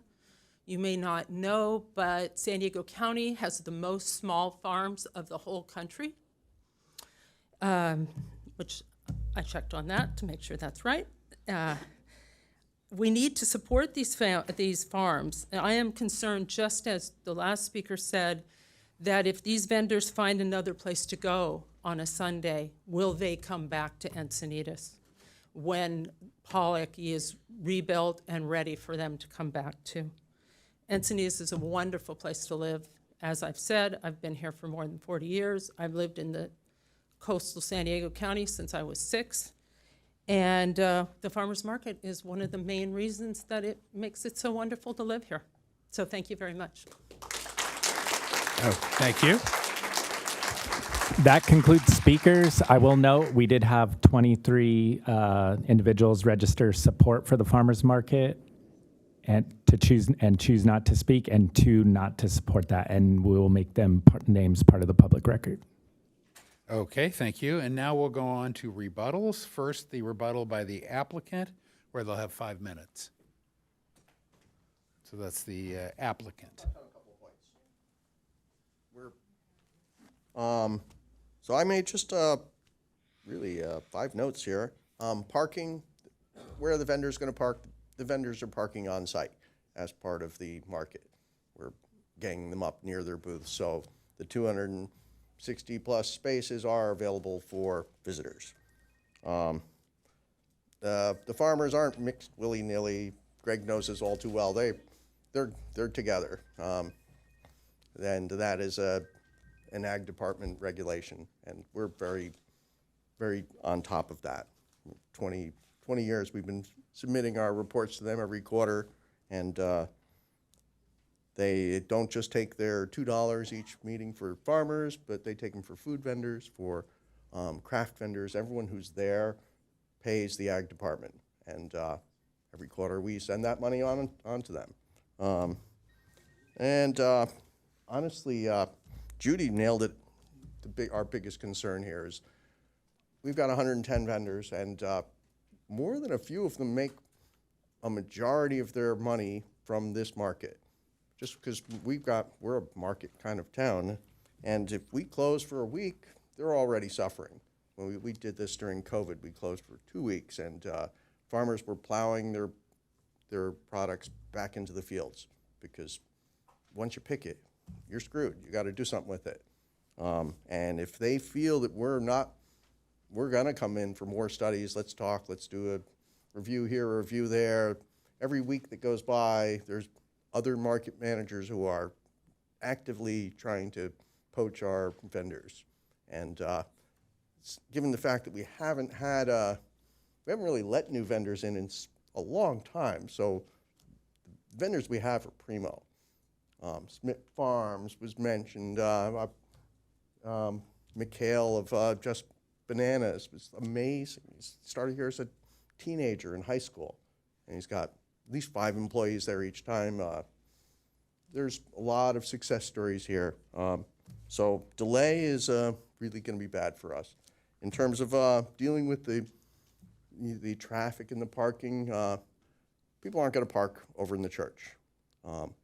The only times where the church really gets super slammed are on the major holidays when we're not open. We're not open on Easter. We're not open on Christmas if it falls on a Sunday. Mainly because the vendors won't show, the people won't show. It doesn't make sense. Now, and really that's about it. I mean, you've heard it all. I love this market. I love this town. I was involved with this market 21 years ago when it first launched.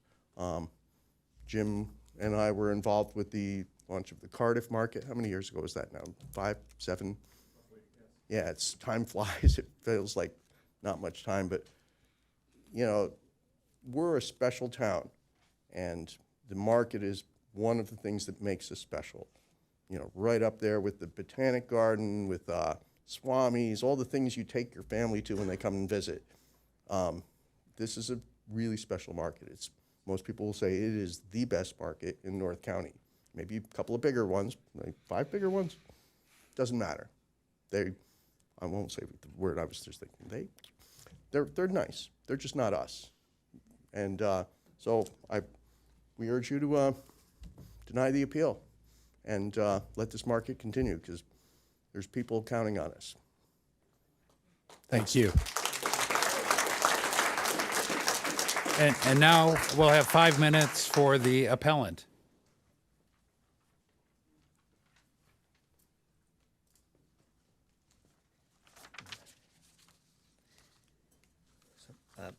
Thank you so much. So my first point, parking as handled, has been a big discussion tonight.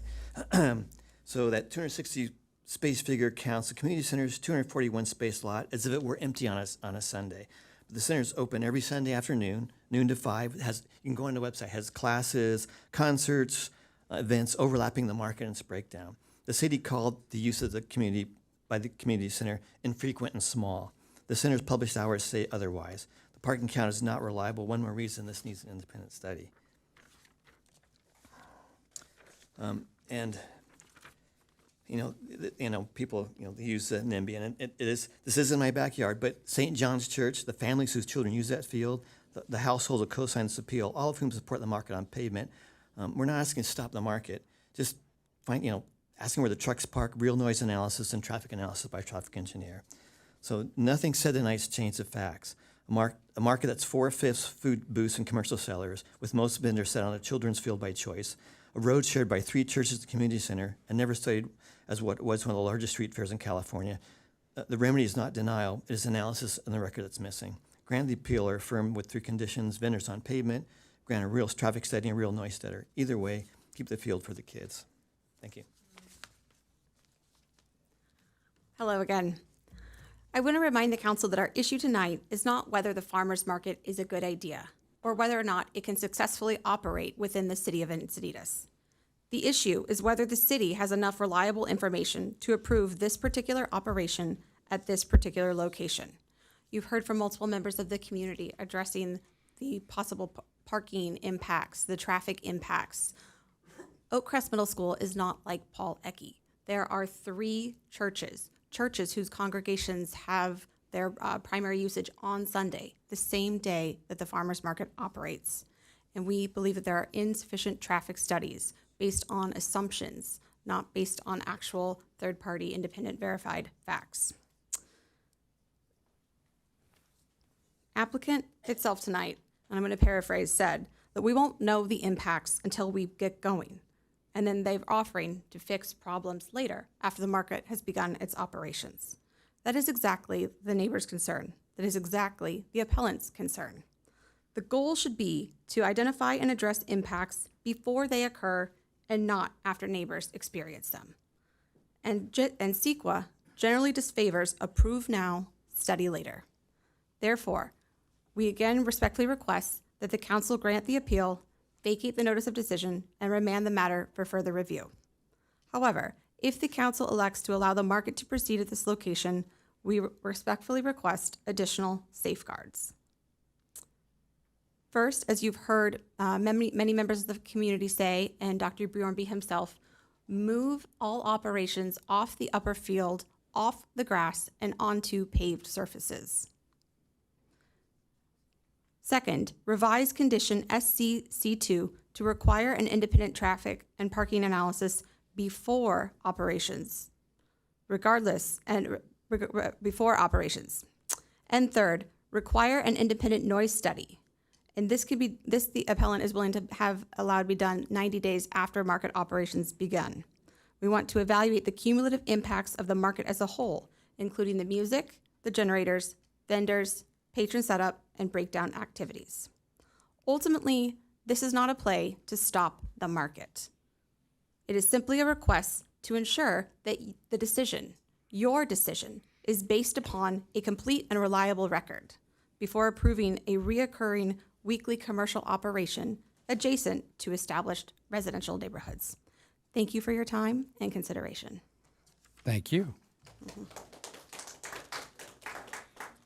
Okay, I will close the public hearing at this point, and we will move to council discussion, and I'm going to take prerogative and go first. We're here tonight for why? Because it's due process. And we go through a standard due process because it's fair to both sides. The second thing is we have an appeal on a set of facts, that claimed facts, that we need to go down and decide. Some of the discussion tonight got beyond those facts and don't have to do with what is our decision basis.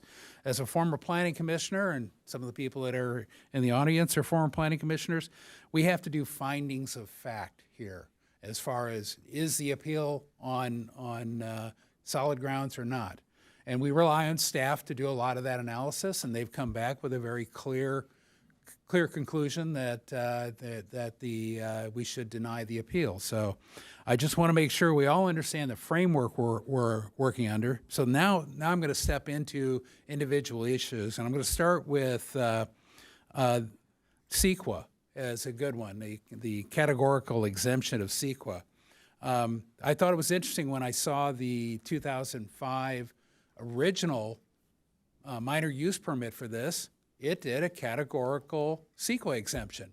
So we have prior history. I was going to ask staff, In the case of the Cardiff Farmers Market, do we know whether or not that had a categorical CEQA exemption? I kind of assume it did, but I know for a fact that the Leucadia Farmers Market in 2005 was, when we read the minor use permit, was exempt, just like is being claimed by the applicant here. And I don't know if staff has any information there, or if you want to comment, and I'll keep going. But based on that, I think the categorical exemption is correct, just as staff had said. The one difference is, before we did a minor use permit, but now with new law, we do an ag permit here, and I think the same general finding of fact applies there, so I think it carries over. I want to talk about parking next. Staff has clearly said there's sufficient parking. I asked during my briefing, I asked what kind of activities have we had in the past on Sundays at our community center, and they've been minimal. They really have been. There's a basketball league in the morning that's done by 10 o'clock. Beyond that, I think it's just an occasional thing. I don't know if staff, if you want to have any comments further on that, but based on what you said during our briefing. That's correct. We did follow up with our Parks and Rec director, and they did identify it's just very minor events, such as the basketball events, very infrequent, that occur on there. Also, if I could just touch on the Cardiff Farmers Market, we did do exemption on that. We actually used the Class 15301 exemption for private operations. And is that the same as what we're using here? Yeah, okay, good. I just wanted to establish that. So we have a consistent record over the last 20 years of very similar operations, categorically exempting them. Noise, the noise would be a code enforcement issue, it always is. We would measure over an hour. If you read the law, it's 50 dB over an hour. And you know, that we would enforce. That's an enforcement issue. It's not a noise study ahead of time. And ultimately, the criteria for the ag permit is that we can't have, and help me with the exact wording, a negative impact on neighboring uses, I think is what it is, or something. That's the finding of fact we have to make. The findings for the ag permit are that the permit has appropriate controls, that the use is compatible, that the environment's protected, it's consistent with uses permitted in the same zone, and certain development standards are met by the ordinance. Such as the noise ordinance. Yeah, which staff determines so. So I believe that we have the capability internally. You know, we do it all the time where we enforce noise ordinances, and we'll measure it if it's a complaint. The one additional ask I have tonight that I hopefully add to the motion when we go forward, approve or deny, whatever it is that we do a prior noise measurement, because I actually have a concern that the ambient noise may be at or above the 50 dB over an hour measurement, but that'll be in the future here later in the meeting. Neighborhood uses. I look at Paul Ecke Central, and you basically have one school, Orpheus Park next to it, no organized sports, and so the noise levels in that neighborhood, and they've I'll say, put up with the noise for a long, long time. Now we switch and we go to a neighborhood that's got, 6 schools? At least 3, between with the Catholic school there too. 3 or 4 churches, fire department right there. It's a more even urbanized setting, and I appreciate the fact that the applicant has put a 200-foot buffer between the operation and the neighbors. I really appreciate that. I think that will go a long way towards mitigating any sound or some of the sound. But ultimately, the measuring at the perimeter will be what determines that. Athletic field damage. That's not our purview. That is something between the applicant and the owner of the property, which is the school system. It's not part of our use permit to go in, and that's not a finding I would make to approve or deny. Let's see. I want to talk a little bit, people were talking about, I think maybe the appellant was talking about that it's not a farmer's market. Well, I went back and looked again at the 2005, and it talks not only about farmers, it talks about artisans. And it's the same language essentially used in the ag permit.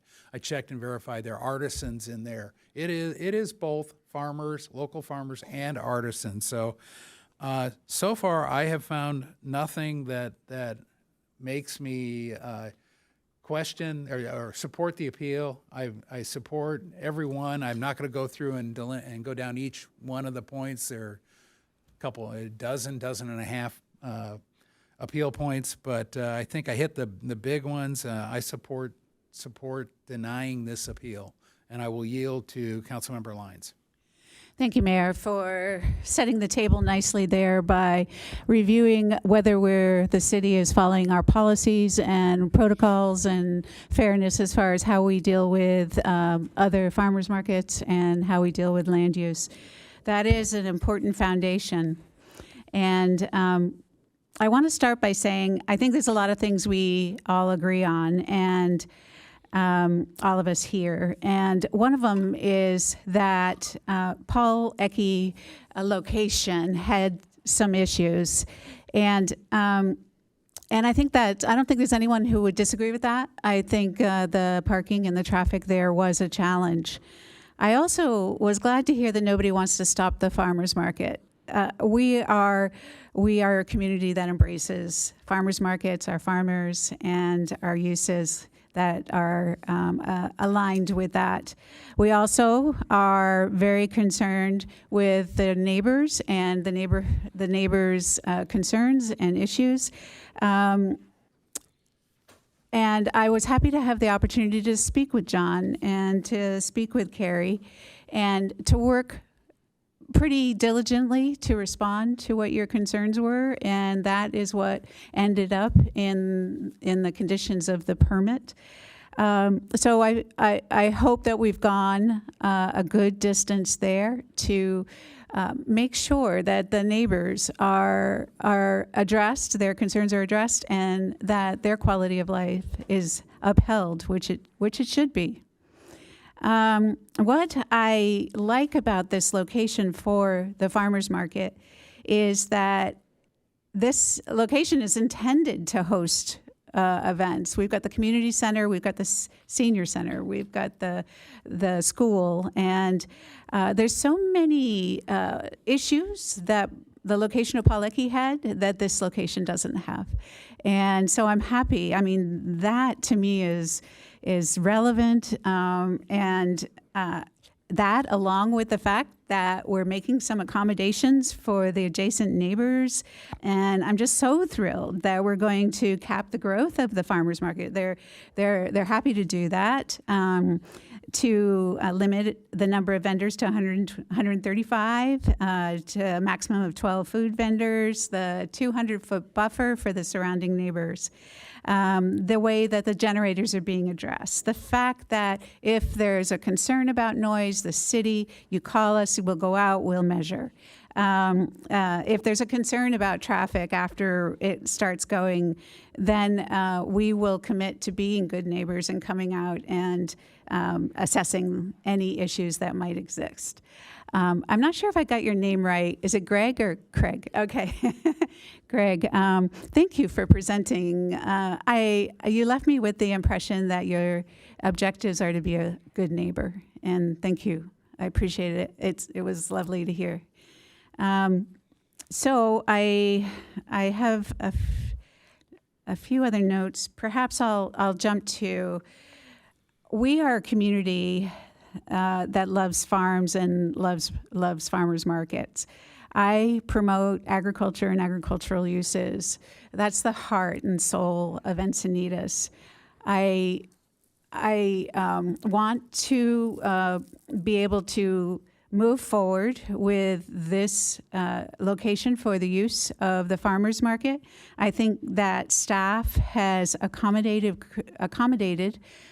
creatively and generously to address the adjacent neighbors' concerns. And I'll go so far as to move at this time to deny the appeal and adopt the draft, the City Council Resolution 2026-55. Okay, Oh, and yeah. yield Deputy Mayor O'Hara. Okay, I'm gonna get a little uncomfortable first. I want to address something. To Mr. Borley and Mr. Mahoney, I'm disappointed to see an organization that helps represent our businesses in our city doxing you. I think their behavior was completely inappropriate. It's a bad look for our 101s in our chamber who work tirelessly to make our businesses shine in a bright light. To dox these people in the paper, online, no, you can't. No, No, you hey, can't. hey, To use ghost accounts, hang hang on, Jim. Hang. If you'll come to order, this is our deliberation. I will have to remove you if you keep speaking. So please do not speak. We've listened patiently to the appellant and the applicant. We've listened to the public. Now is our time to deliberate, and I can't have interaction going back and forth out of order from the floor. So further outbursts will be grounds to have you removed. Thank you. Okay, Jim, you may proceed. okay, so it's inappropriate for any of these organizations to dox our residents, whether it's online, whether it's in the newspaper, whether it's using ghost accounts to do so, which was done by several ghost accounts. On behalf of these organizations, which do work very hard, I apologize for them. And I hope that we never see that behavior ever again in the city. Keep going. No. Excuse, if you, hang on, Jim.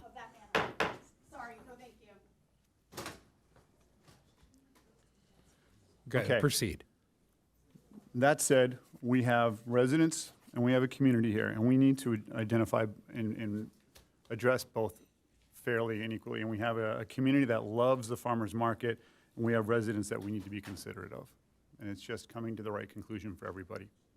I have a couple of questions I think hopefully staff can help me with as we go through. First, I want to start off with, was there any storm drain or stormwater runoff measures taken in this? I didn't see, I'm going to ask questions that either weren't clear that I didn't see in here.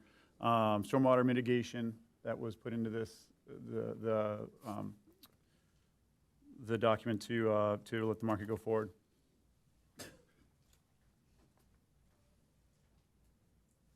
Things like covering storm drains or Hang on. rain situations. Let staff Yeah. respond. I think the question is whether or not in the findings in the document, do we address stormwater? Yeah, stormwater mitigation or stormwater drains. So there's no permitted structures being proposed. However, there is condition drain, it's titled Drain 01, which does address erosion control during activities. Okay, so we have something for like covering drains listed in there. Could you, essentially what do we have them doing? Yeah, it's part of the condition is the City of Encinitas Stormwater Standards Manual shall be employed to determine the appropriate stormwater pollution control practices during construction. During construction or during the market? It'd be during the activity. Okay, can we make sure we clarify that language? It sounds like it's pretty vague. Okay, and then can you just for this, probably for all of us really, can you explain Class 11 CEQA exemption and temporary structures, how that works? I can give an example. I know when we worked on Cardiff Farmers Market, it was we had to actually show how we built a 10 by 10 tent, which is just unfolding and putting up. It's not really a permanent structure, but we had to show it. So and I know that that's kind of part of it, but I just want to clarify for everyone out there what the Class 11 CEQA exemption is and how it applies to temporary structures and why it's really not something that we need to worry about in this.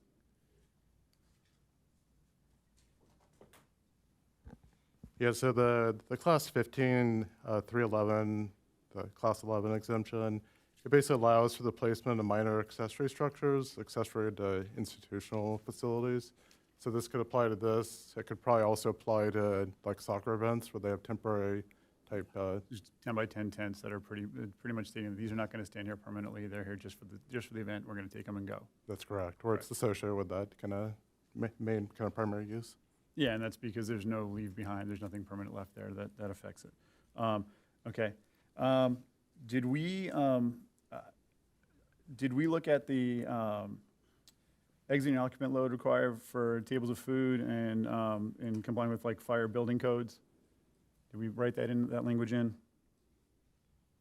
It was, and there also will require a building permit, so that would be reviewed and analyzed as part of that building permit. Both our fire and building, they'll be doing an inspection on site during the first kind of farmers market to ensure they're compliant with all the standards, both Okay. fire and kind of building standards. And then tent size is limited to 10 by 10, or what's the square feet that they're allowed? I don't think we have a specific condition. However, we do have a condition that references back to the approved plans, which then do identify the overall tent size. So if there's an additional condition needed added, that could be as part of the motion tonight too as well. Okay. And my recollection, it mentions 20 by 10, one place in there too. But same idea. Okay. Or 20 by 10, okay. Okay, and then back to that one. If I could just comment to the mayor's comment, as part of the analysis section of the notice of decision, it does mention both a 10 by 10 and also a 10 by 20 fabric pop-up tent. But not in the specific conditions, the SCABs. That's correct. Yeah, okay. Okay. All right. And then identifying fire exits, I only saw 2 exits, ingress, egress. Is there more than 2? And is there, if so, is there a fire evacuation plan that's being submitted? There was not one submitted. However, fire did review the overall access for the site, and they concluded it met all their standards for this temporary use. Okay. Do we have a letter from them confirming that? We don't. They did review the overall ag permit and did pass it as part of during the review process. Okay. But there's no confirmation that there's a fire exit strategy. We could also bring up a slide. There actually was a plan that was also reviewed for fire access. Okay. Christina can bring up right now. Right. And so did fire looked at this? They just approved everything. They didn't sign off on anything specific. They passed as part of the record, and then they also provided conditions of approval to address kind of the required road access, make the width, kind of the tin canopies, as well as kind of other standards. Mm-hmm. Okay. Very good. And then do we have a number for percentage of farmers markets or farmers versus percentage of crafters or prepared foods listed in this? No, I don't believe so. No, not as part of the analysis. Okay. Can I ask Greg a question real quick? Can I ask Greg a question real quick? He's the market manager. So question for it's okay, just do I open the public hearing again? Just for that limited purpose. Okay, so I'll reopen the public hearing. If we can bring Greg up. Greg. No, I need you at the microphone. Yeah, sorry. And say your name too for the record. Greg Rochelle. There's approximately 26 farmers, 18 craft vendors, and the remaining are between hot food and packaged food. Although, like I said earlier, the farmers use between, some farmers use 6 tents each, I use 2. So the actual square footage is a lot larger than the 26. Okay. And then I will note the slide before this. The slide before this addresses the stormwater drainage. It identifies the stormwater areas and confirms that we won't put the trash cans by the stormwater drainage. Thank you.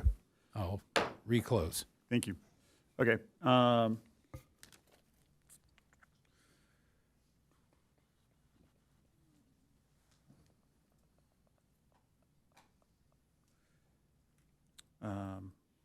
Actually, I still have a question for him. Oh. Sorry, Greg. Greg Rochelle. Stay there for a second if you don't mind. I'm sorry. So with the 200-foot buffer that I see to the residence house, which I appreciate your changing your design and setting that in, I think that's a very good consideration. I am concerned that it's a open field and families and kids are going to be there, and the idea that you have that there is to provide a noise buffer, really, from what I understand. What are the measures you're going to take to keep people from just throwing a blanket down and throwing the football over there and having fun? We're gonna put up a set of cones and say, do not go past there, and I'll be on site with other volunteers to make sure that nobody goes past into the no man's land. Okay.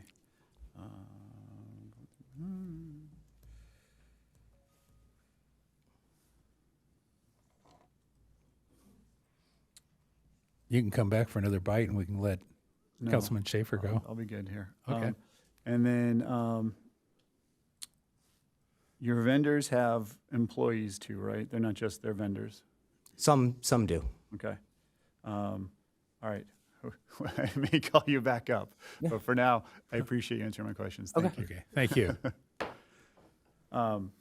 Okay, so I don't know that, well, you know what? I'll come back. I've got a substitute motion. There you go. Councilmember Schaefer. Thank you, Mayor. I'm just going to take it from more of a pragmatic approach here. I think we've met the value to deny the appeal.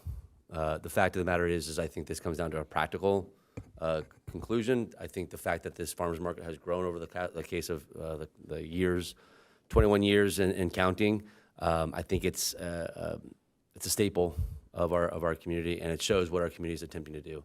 I think the fact that there's school there with 700 kids going in and out on a daily basis, twice a day, parents coming through, probably somewhere in the 500 cars at a time for that 30 to 45 minute drop off and pickup window. So the farmers market, yes, there is some pickup, there's some startup at 7. If you're hearing that, then we have a real problem, right? If you're hearing all this stuff up until 10 o'clock, I've gone to this for years. There's not like a line standing out the door at 10 o'clock. It's kind of a mosey in, mosey out feel. The fact of the matter is to the farmers market, and I know Greg's here, I know Stacy excused herself. It's just be good neighbors and go in. And when we do this study, we're gonna continue to go forward with this. And I think the idea is to get your guys' attention and your neighbors. If I know the Stubers live on the same street with you guys, is getting the attention and getting this stuff to us so we can actually make the corrections. You guys don't want to stop the farmers market. You heard from people that run the thing that if we stop this now, it's kind of dead on the vine. And so by stopping it, we're killing it. And the fact is you don't want to do that, we don't want to do that, and what we don't want to do is want to make sure this goes forward in the right way. I think over 21 years, my email's full of a couple of people saying that they're kind of glad to see this go from Paul Ecke. They started with a totally different mindset, so in kind of a better way of thinking about this is kind of a midlife audit in the Leucadia's farmer market. This is a way to audit ourselves, see where we go, and fix it up from here, bring it into the 21st century, confidently as to what it is. I think farmers markets has kind of grown back and across the nation, really, but obviously San Diego's kind of got a large market for it, and people come from all around. So and then what Amy Stevens said, where else? We're going to put another one at Maricosta? We're going to put it over in Ralph's Shopping Center? Kind of lose the vibe completely. I don't really know where we put this. We put it right here in City Hall. I mean, really, let's just talk like real talk here. There's nowhere else to put this. And Oak Crest has the access points, and on a daily basis, we see this during the school hours. Yes, the church has overflow issues, and I could see that. I don't think, again, with the mosey in, mosey out model, I don't think we're gonna have the same issues. I would say that this is probably a good time to talk to the Boys and Girls Club about overflow parking down there. I think there's, I don't know what time the Bethlehem and St. Andrews, or if there's a couple bucks to go their way or whatever to open their parking lots after church or whatever. And, I don't know, but over the course of this time, I think that we can work through this in a productive way. And I think don't let policy get in the way of good practical use and how we get along as neighbors, not just coming in to set some new policy that doesn't really manage what it is we're trying to do. So I'm going to sit here. I'm going to support the denial of the appeal, but that does not mean that we're not denying what it is that you guys are concerned about. We're 100% concerned about that, and I take it completely serious. And the city manager knows this, and we will be making sure that if the farmers market chooses to be bad neighbors, I don't think they will, but if they do, then we will deal with it, and it's not going to be taken lightly. And you guys making this voice makes it that so now. So Is that a I'll yield second? there. That's a second.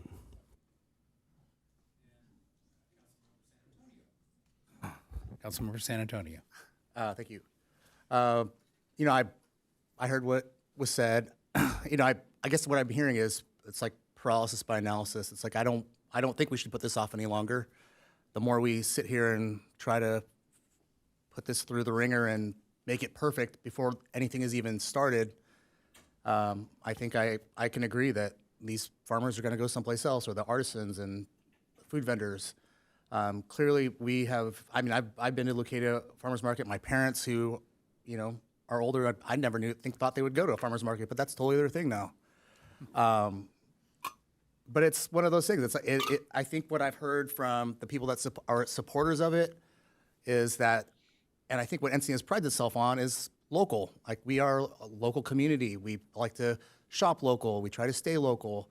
I know there's some residents here from Carlsbad that, you know, we all go different places, but we pride ourselves on our local, the localness of what we do here. I guess from what I'm hearing it from from Craig and from the board and Nikki is Kevin Doyle,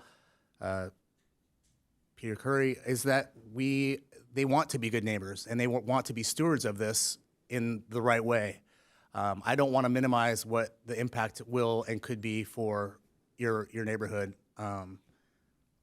But if we sit here and try to make it perfect before we start, then I don't know what's going to happen. You know, we can sit here and try to pick it apart, but I think once things start rolling and we can figure out, oh, okay, there is a parking issue. Oh, there is, I think, to what Councilmember Schaefer says, it's like the fact that you want to be a good neighbor and really keep this tradition and this really great local event rolling every week is that we have to be good neighbors. You have to be good neighbors to everybody around you. And I can see that there is quite a bit of things that happen on a Sunday with the churches. But I think that once we start to see if any issues arise, that Craig and that the board will start to take care of these issues, because if not, then I think I would have to agree with Councilmember Schaefer that it's going to be dealt with. And because you guys are also residents, you know, we're not going to just, you know, throw you out with the bathwater. You're important. So I'm going to support this as well. But again, I fully believe that the Lucadia Farmers Market is trying to be a good neighbor here, and will do the right thing. And thank you, St. John's, for coming to speak too. I can totally see, you know, man, I make signs for a living, and they talk about parking. They try to put parking signs everywhere, and not everybody listens. But I can see how it could be an issue. But I feel like the good neighbor policy, we're gonna figure this out. So I'll rest. Okay, I'm going to hop in. One of the things in the emails we got and communication from current neighbors over near Pawlecki is we got some words of warning. People liked it, but it was the but.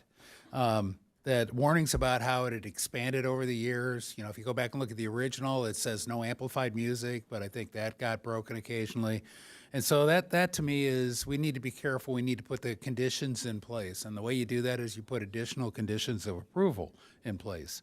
And so I have at least two that I would like to make a friendly amendment to the motion. The first one is, in order to intensify or change the use permit, that it would go back to a public hearing of the Planning Commission, which would be appealable to the City Council.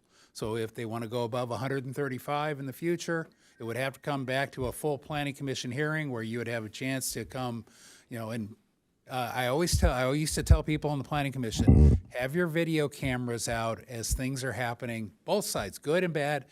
Video evidence is very compelling to a commission, to a council. The second condition I'd like to add is that staff goes out and does a pre-measurement at certain key locations, such as the fence line and the edge on Ballure and anywhere else they recommend, that we get the background noise on a Sunday without the operation there, because there's a lot of noise, background noise coming from I-5, and I ran an audio engineering group, so I'm very familiar with noise measurement. And you'd be surprised how quiet 50 dB LEQ is. It's pretty quiet. So those are two additions I would offer if the motion maker and the seconder would agree with those. Yes, Mayor, let me just ask for clarification. Sure. When you say use permit, do you mean the ag permit? I'm sorry, ag permit, yeah. It looks and Okay. acts like a use permit, Yeah. but I meant ag permit. Okay, good. Yes, I would agree. The ag permit, I would think that would go without saying, but to really make a finer point on it, we could say, yes, if you want to do anything outside of this, then it would need to come back. Well, today it was originally approved as a administrative approval, not through a planning commission. What I'm saying, and we have a history in Encinitas of controversial projects will get pulled out of that administrative process and put up to the planning commission. I'm saying as a condition of approval on this thing, any further changes go to the planning commission in the future. And it just makes it a more public, you have two full bites of the apple. You have people that the planning commissioners do this on a regular basis. They do use permits, ag permits. They will have done other ag permits. And so I just think it's a good process for this. Absolutely. Yeah, that's an excellent amendment. And the pre-noise evaluation, I would accept that as well. Okay, I appreciate that. And seconder, you're good? Okay. The last thing I wanted to talk about, and we talk about this sometimes being temporary, sometimes being possibly long-term. I'm treating it as though it is potentially a long-term approval to move, and that there may not be space to move it back to Paul Ecke. And so I just want to make sure we're thinking that way. This approval is a use permit without an end date in it, and so I'm okay with that. I just want to make sure the deliberation takes that into account. And with that, I will yield to Deputy Mayor O'Hara. Yeah, I would say they'd have to go through this process again to go to the next place because everything changes and all the variables change, good or bad. I just want to clarify to the gentleman sitting next to me that as far as counting on us to go fix it after the fact, we have failed the people who currently live near the farmers market. And they will tell you up and down that we did not do a good job enforcing that. And then the mayor just alluded to it in a very much nicer way than I did. I'm not okay with us fixing it after the fact. I don't have faith that that will happen for whatever reason, and I don't want to put that on the neighbors. We shouldn't put something in their neighborhood that then says, and we'll fix it if it's no good. Like that, to me, is not the way we do business in Encinitas. I don't know if this is a whole nother. I'll yield. Go ahead, guys. Yeah, and the idea is, and this isn't a fix it after the fact. This is again. I just said the school goes in and out of there 5 days a week. I have high certainty that there's not a huge fix. Again, I was sitting here kind of reminiscing of where, I never thought when I was having lunch right here at 14 years old that I'd be sitting on this side talking about this. But the fact of the matter is this is where lunch happens. This is where the kids yell. This is where they have amplified music during their own school day hours. You know what I'm saying? So this is protected. There's buildings galore. There's ways to do this properly. And if for some reason we have an issue from one weekend to the next, there's ways to fix this. We can move stuff around. The vendors can move. They can alternate. They've already done this over the 20 years. I think what happened with the first 20 years. Let him finish. Let him finish. With the first 20 years, it kind of got a life of its own. And again, it wasn't. I'm not gonna say we. I wasn't there at the time. I think we have changed some things around in the staff and how we enforce certain things. However, again, I think the farmers market got a life of its own and started growing, and it just kind of headed that way. And now we're at a point, like I said, this is a midlife audit for the farmers market to really fix some of these things and look at, I'm sure they're cleaning up some things that they wanted to get rid of anyway. and doing that. So what I'm trying to say is that the parking is the biggest one, or the traffic. I think that's the biggest one, and the noise. Outside of that, I love that you guys care about the field. It's not your problem. You know, it really is. It's not even our problem. So we can't do anything about that. But when it comes down to traffic, noise, and parking, we have the parking, we have the solutions, we have they can talk to the Boys and Girls Club. There's other things to talk about. So the noise, I think, can be figured out 1 week into the next. If it does get too loud, we fix it next weekend. Now the big one is traffic. Now that being said, we have traffic going through there 5 days a week already. And on Sunday, there's not going to have the normal rush hour traffic. And this is a mosey in, mosey out type of, that's how it's always been. So I don't think that you're going to start having people rush in at 10 o'clock to be there in line like this is Disneyland. It's not. They don't have rides. They don't have anything. It's not the situation. It's a much different, kind of a lazy, go grab your coffee and walk through the farmer's market. That's what it has really, truly is. So we can sit there and make it something it's not, or we can talk about it what it really is. And that's what I'm saying, is it really is this. I've lived it, breathed it, done it. And so I don't mean that we're going to have to fix anything after the fact. I am trying to tell the neighbors that are complaining that if this is an issue, please come in and tell us, and we will get to take you. And the sheriffs are here now. I'm telling you right now, we will be all on this. I'm making that promise to you. I'm looking at you in the face and telling you that right now. So email me, call me. I'm not talking about like after the fact. I'm not going to get to this. We will get to this. I'm putting on record. So there you go. And Councilmember San Antonio. Look, I'm not saying like we're going to get on this, we're going to fix this right away. I'm saying is that it's in public. I don't know when the last time the Leucadia Farmers Market came up and we spoke about it, 20 years ago, or I don't know how long, but here it is today. Look how many people are here either in support or to deny it, but here we are. It's in public, it's fresh. We're all talking about. We're trying to be very transparent about what we're talking about, how we're going to deal with this. I mean, give him a call, he said. So, get his number. But what I'm saying is that I fully believe that yes, I want to believe that they are going to be good neighbors. So that's where my heart is that if something does come up, that it's going to be fixed, and that we are going to do our best, right? To do our best to try to fix and remedy whatever comes up, because we want this to continue as a community. So that's where I stand. I mean, I also don't want to be awkward for you guys to go to the farmer's market. I'm going to try and keep a little order here. In the interest of getting this done, I'm going to recognize Deputy Mayor O'Hara. About whether we want or don't want anything. It's what have we done? What is our history shown, and what has their history shown? I've had three meetings the past year with the residents around the farmers market to field their complaints. And I get emails all the time. The city manager, you receive emails and messages from the public, don't you? Yes.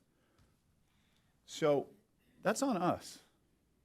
You don't go out there and enforce the codes. You don't go out there. I don't go out there and enforce the codes.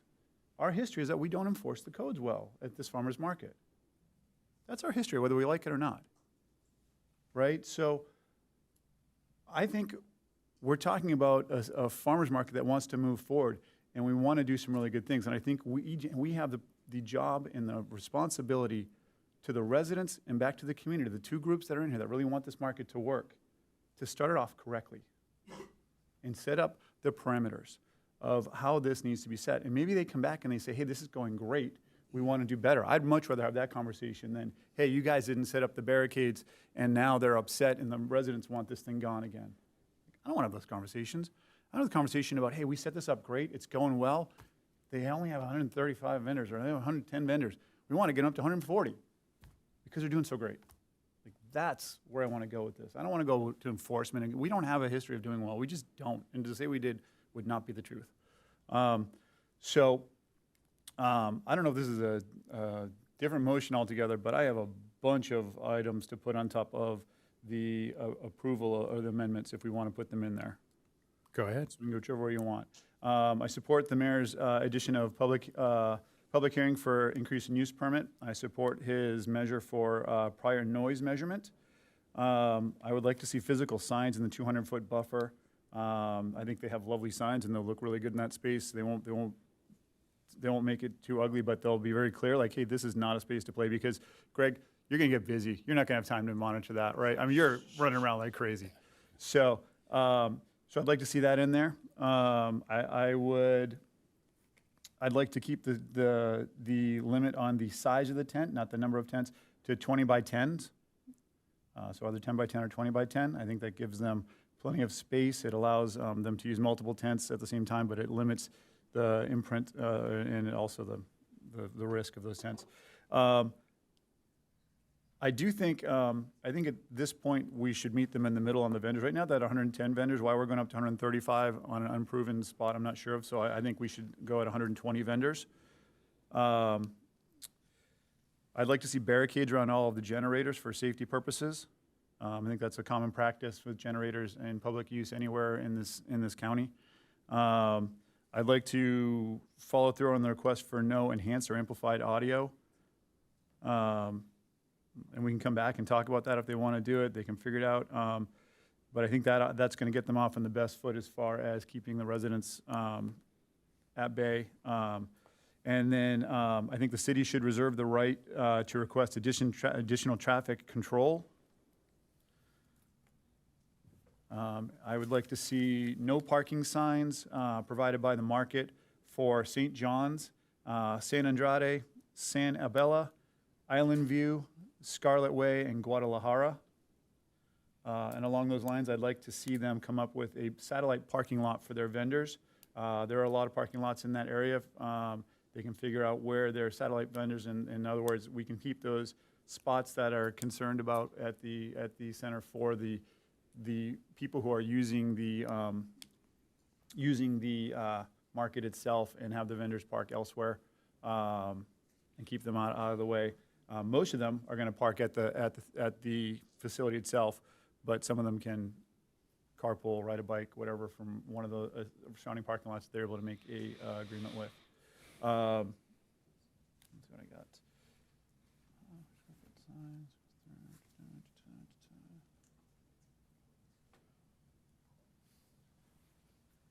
Oh, and I'd like to see I'd like to see code enforcement out at the first six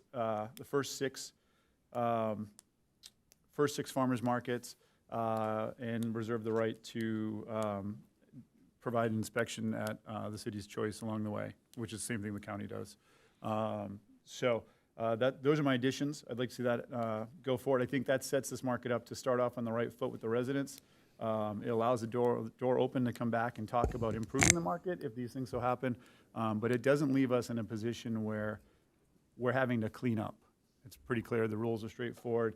These are very fair rules. A lot of these are industry standard, and I think they're a great place to start that acknowledges the challenge and really sets them up to succeed. It makes the mission they have much clearer. I'll rest. Okay. And so first question is, are you offering that as a friendly amendment? I'll offer it as a friendly amendment. If we're taking notes, I'll do a motion. And so, well, first as a friendly amendment, we'll ask the motion maker, do you accept those? There was a long list. Yeah, I made a point of jotting down to the best of my ability. So what I want to point out is there's a few things like the code enforcement. We do already have that covered, that a couple times we will have code enforcement out. Now, Scott, could you and your team, could you verify that for me, what our language is in there already?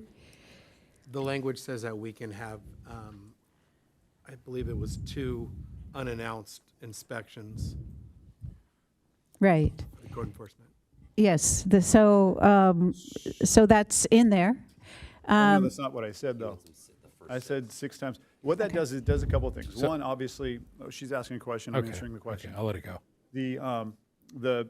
What it does is it allows them to be on site and make corrections and probably be proactive in their enforcement, so it doesn't become, oh, we got a complaint. It's like, hey, Greg, this needs to be adjusted, and you adjust it and move forward. It allows them to work together so that 6 weeks in, there's no codes being violated. Everybody's happy. So that's really the point of it. That's why that's set up like that. It's Well, not, let me just shortcut things if I could. Then I'll jump to what I'm how I'm going to conclude. There are a few things that I think might be good, and I would be willing to add them. One is the signs for the 200-foot buffer. Another is satellite parking. I think that there are parking areas nearby. If the farmers market would like to approach those landowners and look at some additional parking opportunities there. I think we can tweak the code enforcement so that they can come out at first, if that's what you prefer. I'm not comfortable with the wording at first. At first being the first few weekends. So I said 6, that's. But I'm not. I don't see how the other recommendations would So go part beyond. of it is I think if we don't make it cemented in a clear number, so if you want to do 4, I'm fine with 4. But if we don't cement a number, again, our history shows that we do not follow through on code enforcement at the farmers market, and I don't want that to be the case. And I want to support the farmers market with this. It's really the point of this code enforcement. It's not to write tickets or create problems. It's actually to help, like, hey, let's make this work. Right. So the amendments that I would support are the signs for the 200-foot buffer, the satellite parking, work out opportunities there, and code enforcement for 4 times, as you're suggesting, Deputy Mayor. The other requirements, I think, go beyond where I'm comfortable, and so that's where I'll What makes you uncomfortable about them? I'll second those. I'll second hers. You don't need to. This is Well, so, Councilmember Schaefer, are you agreeing to my? Okay. So what are the objections to the others? Hang on. Let's On the floor. technically. I thought. Oh, okay. You didn't yield. Okay. Still on the floor. So go ahead and finish. So what makes the objection to the others? So we had, No amp and No amp barriers music. around the generators. 110 vendors, and Yeah, 10 by 10 good luck or. pulling a permit with any city without putting barricades around your generators. Well, if that's required, then it would be done. I don't know that we have to. But it's not in here, so it needs to be in here. I don't know that we have to go and add it to our motion if it's already required, and it would be required for permitting. Well, so keep let the he's got the floor. I'll let him finish, No, it's and then okay. when you're ready, let us know. The other one was, to answer Marco's question, was no enhanced audio or amplified music at this time. The city reserves the right to request additional traffic control. I think that goes along with the satellite parking and parking adjustments. I think the parking signs are not a flexible point for me, not in any way. That's been by far the biggest problem at Paul Ecke has been the parking in the neighborhoods. Hopefully it's a nothing burger. We never need the signs, but better to have them and not need them than to need them and not have them. Okay. We had, and it was the tent size, the 20 by 10, and the signs, you agreed to the signs in 200-foot buffer. So And what- the mayor's additions. When you're ready. I'm just answering Marco's question. Did that answer your question? One little suggestion from staff is we do have that generators condition in there that needs to be secured in a certain distance from. That's not tents. barricades, though. It said secured, but we could add Security barricades if barricades that's. are very different. Yeah. Yes. You put barricades around it because. some Yeah, of the kids he's running very around. particular in what he wants, so we know what it is. We Keep could going. modify that condition if that's possible. Well, it's, We're at 8:40, and I want to get this to a decision one way or the other shortly. And so I'm we're looking to get going the to right run out of decision. time. We can talk. I mean, Yeah. filibuster if you want. I'll talk till 11. and we Well, can go that's home. my concern. The point is, it's a safety thing, and we're always talking safety, and that's what it is. And secured and barricaded is completely different. So I just want that condition in there, and I want to spell it out and make it simple for them so that someone can't say after the fact, oh, well, no one ever told me. If you made a substitute motion, I would second it. I'm going to appeal to Councilmember Lins to take those additions one more time, and if she doesn't, then I will make a substitute motion. I'll take the ones that I've already communicated that I'll take. I see I've got support from the seconder, and that's how the motion will stand. Okay, so I'll do a substitute motion in that case. Okay. Great. I will do the conditions I mentioned. If you want me to go through them again for everybody here who probably doesn't want me to, I'm happy Well, we're going to. to have them read them back, so Okay. go ahead. The motion is to deny the appeal and grant with the following conditions. Are you ready over there, or do you need me? Yeah. And so are you going to second this? I would second it minus the amplified music. I would second everything you asked for. That's the biggest complaint, that and parking are the biggest complaint that the current situation have had. I mean, I guess maybe I don't know, maybe I'm not sure of what the amplified music, you know. So in this case, they can still have, they can a little speaker at their booth, they can still have a guitar and someone playing.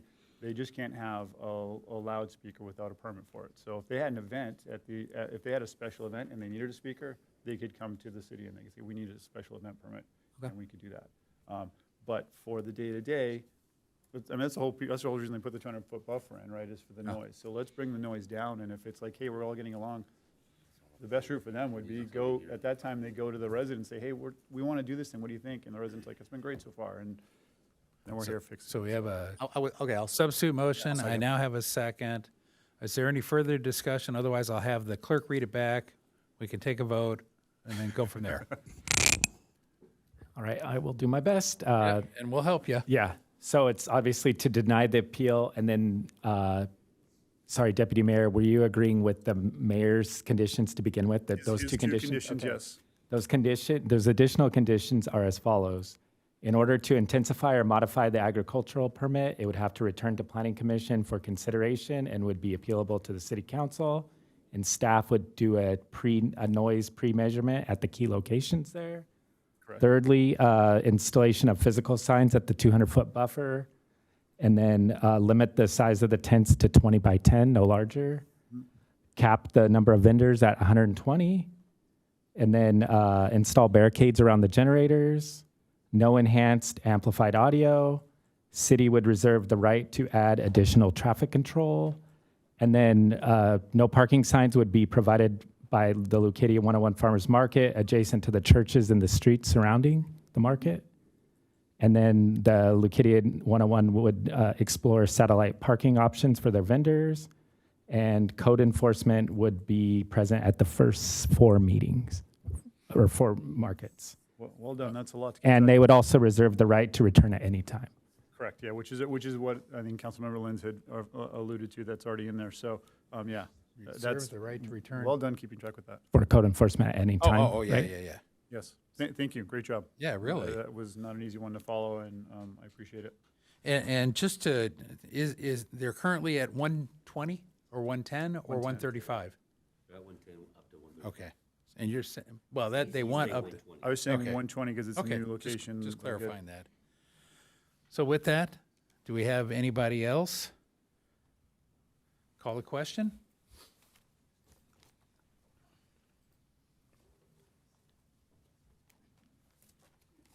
That motion fails 3-2. Okay, so this takes us back to the original motion with how many, what's the current agreement on which of those conditions? Do you still want to include, does your motion include the 3 that you were considering? Yes, I'm happy to include the signs at the 200-foot buffer, the satellite parking, working out those options, and the code enforcement at the first 4 markets. Yeah, and the first 2. The first 2. So I'm going to ask for one more. If we can just, the no parking signs for all of the neighborhoods, I think that is, I'm telling you, it's such a big deal for these neighborhoods. And if we want to slap them in the face, take that one away.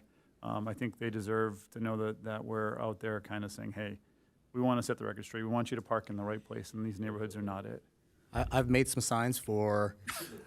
Yeah, Oh, yeah, I know, but I'm mean, just saying I've made some signs for. I think it's a great What was gesture. what's the other guy Tony Hawk's Chicken Hawk? Yeah, So the signs for chicken, and the neighbors have made their own signs. So I see the value in it. I do see the value in that. And they said Of it's course helped. you see the value in signs, but we're not talking about that tonight. So just, We like signs. It also sounds kind of silly, but like one of the things that'll happen is Greg or a staff member will go out and put that out, and he'll start meeting the neighbors. Yeah. And the neighbors will have a conversation about it, and they'll come up with things and ways to work together. Let me try to shortcut this and just say I'll accept that. okay, great. That's where I was getting to. So, and seconder, you're okay with that, right? Read it back. All right, I'll do this again. The original motion, by going back to that, by Lyons and Schaefer, is to deny the appeal with the following conditions. In order to intensify or modify the ag permit, it'd have to return to Planning Commission for consideration and would be appealable to City Council. Staff does the noise pre-measurement at key locations. The physical signs at the 200-foot buffer, exploring the satellite parking options, inclusion of the signs, the no parking signs, and also code enforcement there at the first 4 markets. And reserve the right. And reserve the right to return at any time. Good. So we have a Thank you. motion and a second. Everybody good? Call the question.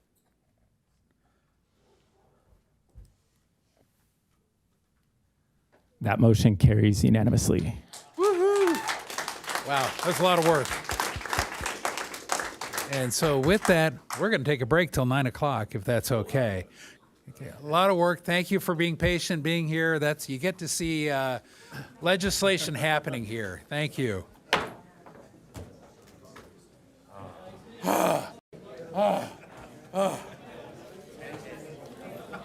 Yeah, really. And now for the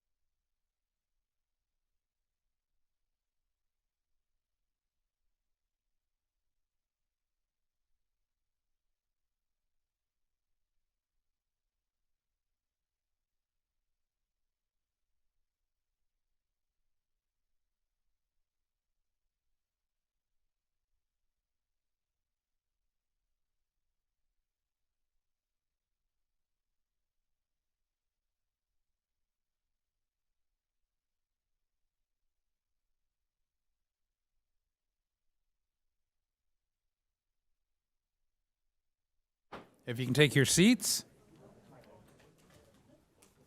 We're going to move on now to, if you finish up your conversations, take your seats. Ready? We're going to move on to item 10C, and this is also a public hearing, so we'll go through a very similar process of staff report first, followed by disclosures. Then we'll go to preliminary questions. I will then open the public hearing, and we will then close the public hearing. We'll take the public hearing, public testimony, close the public hearing, and then we'll have council discussion. So with that, we will start with the staff report.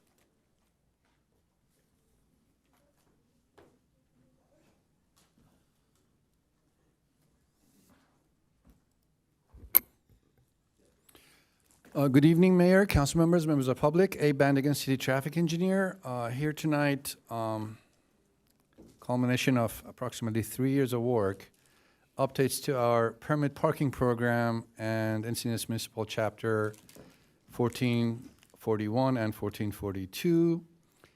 Recommended action tonight is to conduct a public hearing on amending these two chapters, receive a report that was conducted by Dixon Resources Unlimited, city's consultant, and introduce two ordinances, 2026-12 and 2026-13, amending chapters 1441 and 1442 of the municipal code, respectively.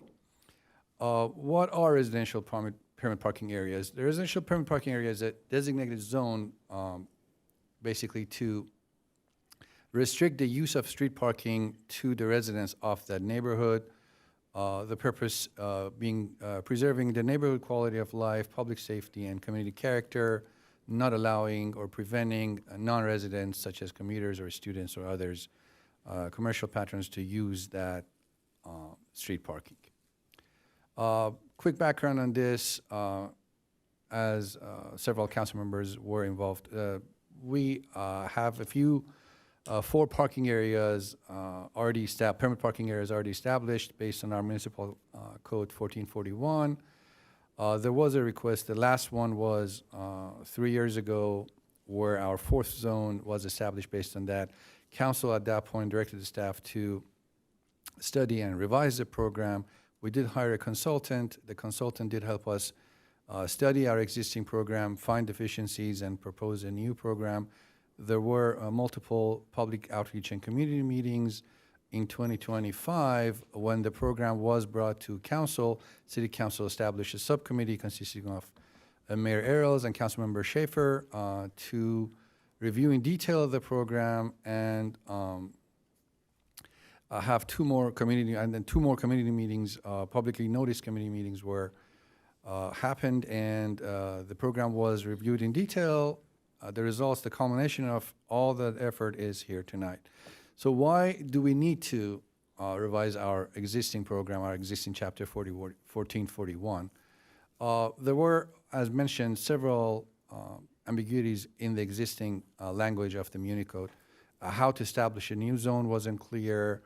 How many passes are issued? Is there a petition required or not? What is the boundary? What is the size, duration? Exceptions to passes, provisions about guest passes and special events, a good neighbor policy. There are several areas that could improve. The summary of what we're here tonight for, amending our chapter 1441, our permit parking areas, would clearly establish procedures for establishing a zone, clarifications about specifics of the operation of the permit parking area. A new good neighbor policy is introduced, and also flexibility is established to allow City Council create different specifications for different permit parking areas existing or in the future. We're also amending our code 1442 that currently only allows enforcement of parking by sworn officers and our deputies, but the new code would allow third-party enforcement. What does the new language include? It does add clear definitions for various terms, commercial vehicles, guest permits, event permits. What do they each mean? How does the program operate for each one of these terms? It also creates a program manager role To clarify, this is not going to be a new position in the city. Existing staff or the contractor that would be hired will take on this role to administer the program and for program oversight. Some notes, as our existing permit parkings operate, the permit does not reserve a parking space. And also it will remain a first come, first serve for our permittees. There are new exemptions included into the new code for different types of vehicles that should have access to the street parking of the neighborhood without a permit required. City council authority obviously would be complete. There will be authority by council to establish a permit parking area for various reasons, with or without a petition from the residents. And all the permit parking areas that are to be established following a petition received by public and evaluation of staff will still come to the city council. Several specifications of each permit parking area that can be used for proper operation of different permit parking areas will be established by resolutions at council. There are default values in the code, but as mentioned, we can have individual numbers for different permit parking areas based on individual resolutions. The size and boundary, the petition requirement, what is the percentage? Currently, the default set in the code is 51% signatures are required to submit a petition to establish a zone. The number of permits, guest passes, event permits, all these are established with individual resolutions and fees, obviously. The size of a permit parking area, currently the recommended minimum size is 1,500 feet of street frontage, which is approximately 3 blocks. The calculation based on various pedestrian walk speeds are about 5 to 10 minutes. And this, we believe, this 3 block would address the parking impacts from adjacent commercial areas, schools, or other unwanted parking impacts to the neighborhood. The petition to start the process that the code would require is 51% of the dwelling units in the permit parking area that is being requested, 1 signature per dwelling unit, and renters and owners and property managers may submit signatures, and city obviously verifies. And the process is, after a valid petition is received, staff will notify the residents in that area. They will conduct a parking survey to understand the parking turnover, the supply and demand situation there. They'll evaluate the quality of life aspects, and to the extent of the coastal zone in the city and the Coastal Commission involvement, the staff will coordinate with the Coastal Commission in the areas that is needed. They will present the findings to the Mobility and Traffic Safety Commission, and the recommendations of staff and the MTSC will be presented to the City Council. Currently, the minimum requirement for a permit parking zone to be recommended by staff is 50% of the existing capacity of the neighborhood should be occupied for staff to recommend it to MTSC and Council. The approval process flowchart is shown. Petition received by staff, review and evaluation of staff, coordination with Coastal Commission as needed, MTSC and City Council. The issuance and eligibility, so these permits are currently issued annually. We recommend continuing issuance of them annually. They're valid with each individual permit parking areas, non-transferable. There are requirements that we currently have in place, and we will continue using. The proof of residency would be required, driving license, vehicle registration to assure the vehicle belongs to that area. Non-eligible vehicles would be oversized vehicles. This is new. We didn't have this code.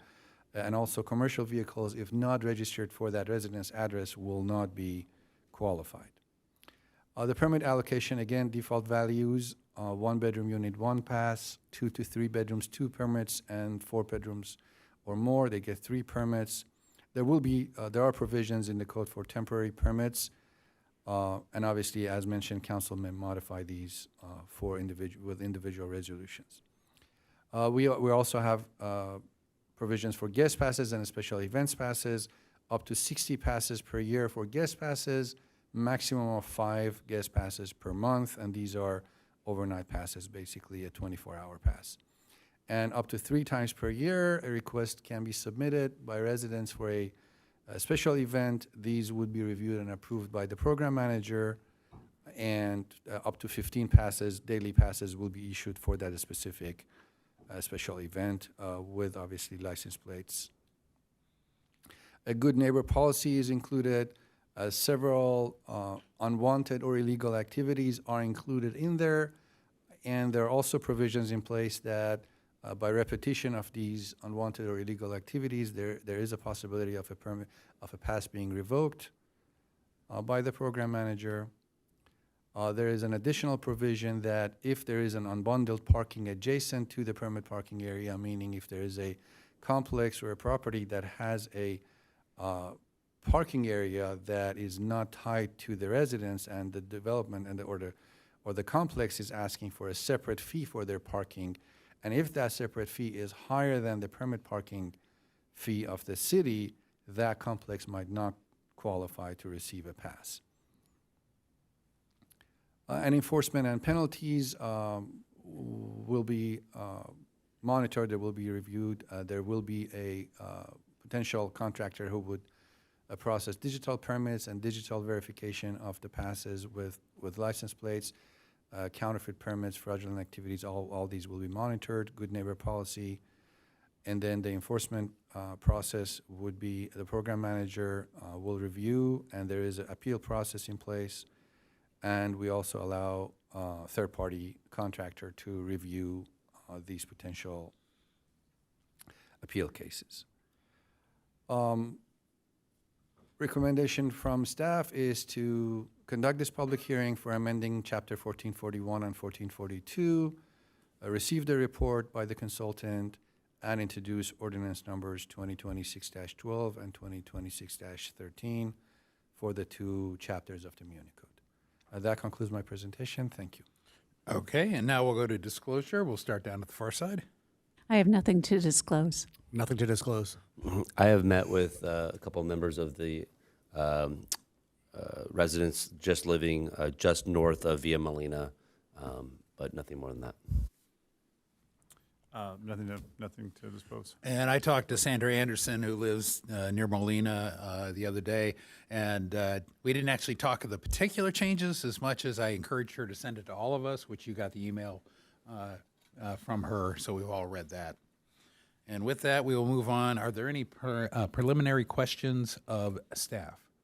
I see none, so with that, I will open the public hearing. And how many speakers do we have? We have 4. 4 speakers. Let's hear the public. First speaker is Glenn Johnson, followed by Sandra Anderson with a time donation from Molly Hintlian, who is present, then Wendy Schlew, and finally Steve Gherkin.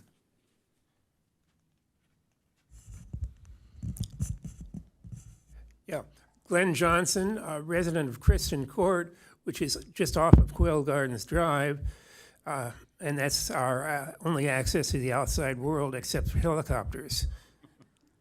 We've had one once. Okay, I'm speaking to you. A lot of my neighbors have sent in comments to the internet, but I thought I wanted to speak to you face to face. Several years ago, when there was a development on a street to the south of us, there was some construction parking on our street, including some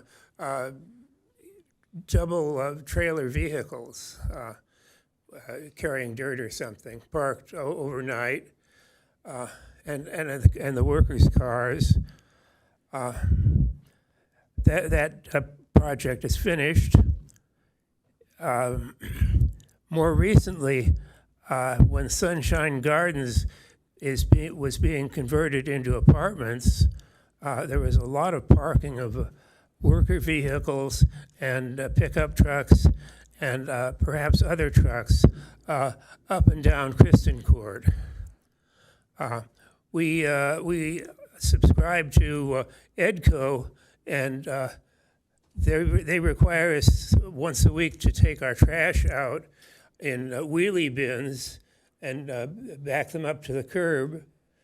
And then they come the next day, and sometime during the day they empty them.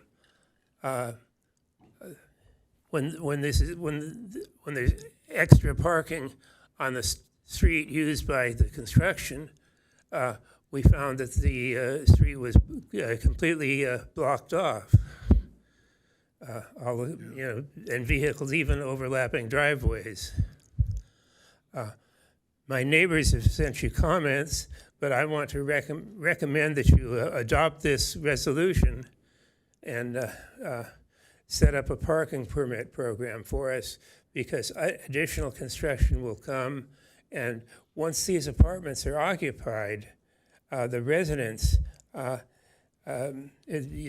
will likely prefer to park on a convenient neighboring street rather than spiral up their parking structure.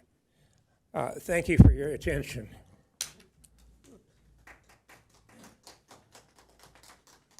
Yeah, careful.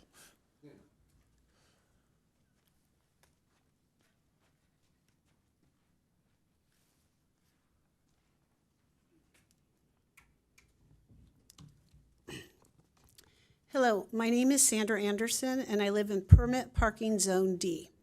We are grateful for the revision of the 1998 code. I would like to thank Mayor Ehlers and Councilmember Schaefer for conducting 2 subcommittee meetings on this topic. Also, I would like to thank the entire City Council and staff, Dixon Consulting, and Ben Verdugo for all the time, energy, and work they put into revising this code. We have reviewed the proposed code, and there are 3 proposed changes that we want to bring to your attention. The first one is, I want to let you know before I start that there are currently 2 Ds in this section of the document, and I'm referring to the first D, which is on page 41, just to clarify that. So I'm going to talk about 14.41.040D, the first D, designation of residential permit parking areas, and it's on page 41 of 49.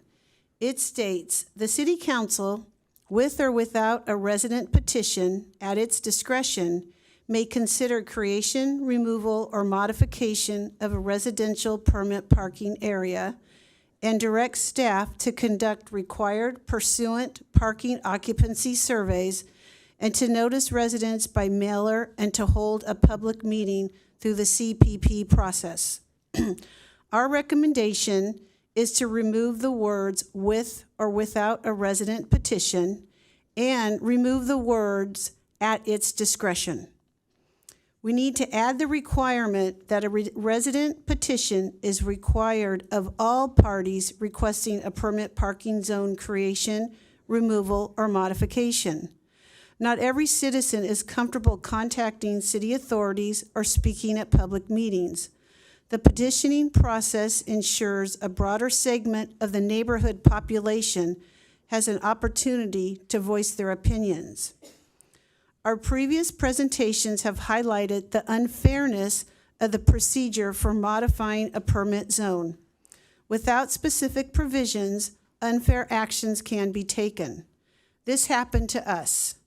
The Cape and Ritz apartment complexes, adding approximately 210 additional units to our Zone D, were added at a City Council's discretion on September 13th, 2023, without any survey of tenants, no survey of owners or property managers, and no parking capacity studies were performed.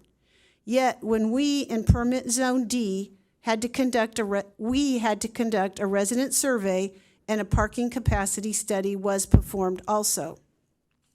Legally, due to Attorney General Opinion 14-304, which dictates that city and local authorities cannot discriminate between different types of dwellings when issuing residential parking permits, the City Council is not allowed to make decisions based on discretion.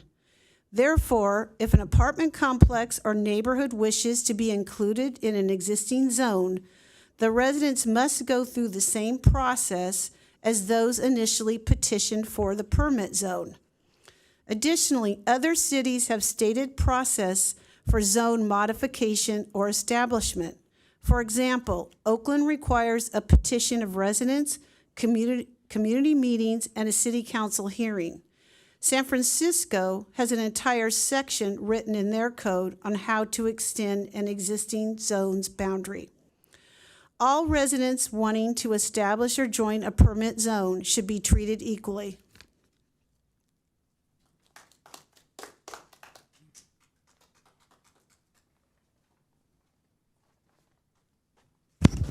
Thank you. Wendy Shalou, also Zone D. I have two further recommendations. The first one relates to guest passes. In this version, it's 60 daily guest passes per year, which is excellent, 2 per day, but it's been reduced from 10 daily guest passes per month to 5, and we're recommending that it goes back to 10, which was the wording in all the previous drafts.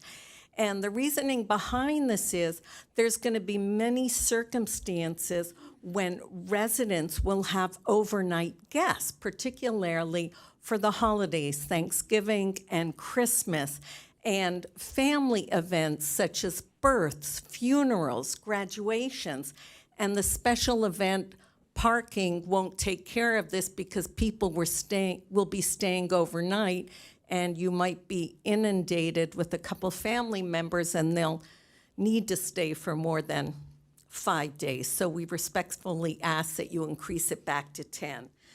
And also, it should be clarified, if somebody comes December 28th to January 2, is that considered 2 months, 1 month? And for these guest passes, if people are coming in from out of town, flying in, renting a car, how do they submit the license plate? And if they don't have access to a printer, it's complicated. So please think about that. Event parking permits, 15 passes 3 times a year, great, but I'm not sure how the host can provide all the license plate numbers in advance. It's hard enough getting RSVPs answered for parties, let alone everyone deciding which car they're going to drive, particularly if one member of the couple is out of gas, and particularly if you're carpooling and so decides to come and not come. So I think the easiest thing to do is give the 15 parking passes to the host. It has to say the name, the address, and the date, and leave out the requirement for the license plates in advance. Thank you very much. Thank you.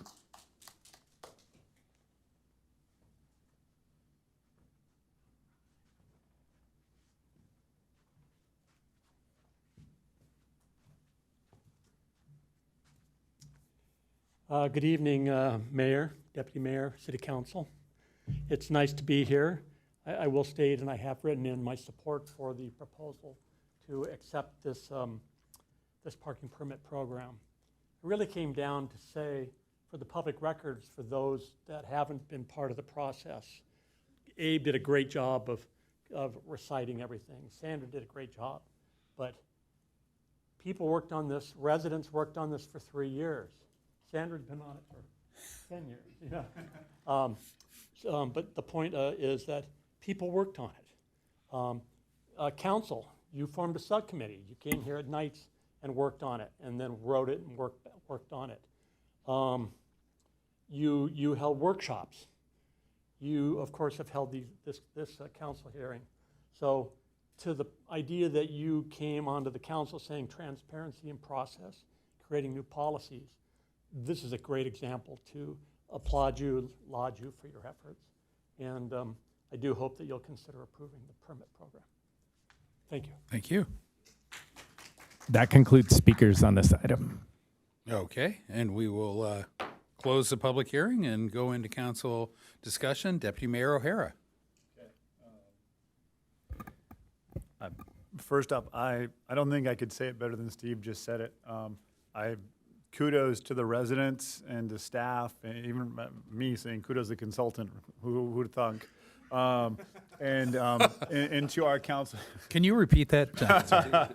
And to our council members here, it's extraordinary to see something, the expertise of the residents shine and the council get to craft with the staff, using that expertise and that passion they have. So this is, as somebody who wasn't on the committee, I'm so impressed. I just want to leave that out there, and I couldn't have said it better than you did, Mr. Gerken. That was fantastic. You were absolutely spot on. So a couple of quick questions. If we were to move this to 10 a month, is there a way to make them non-transferable? In other words, I'm having a party, I use my 10, and I want to get 5 more from my neighbor. Is there a way to do that? Or is that in here already? Oh man, I need my glasses.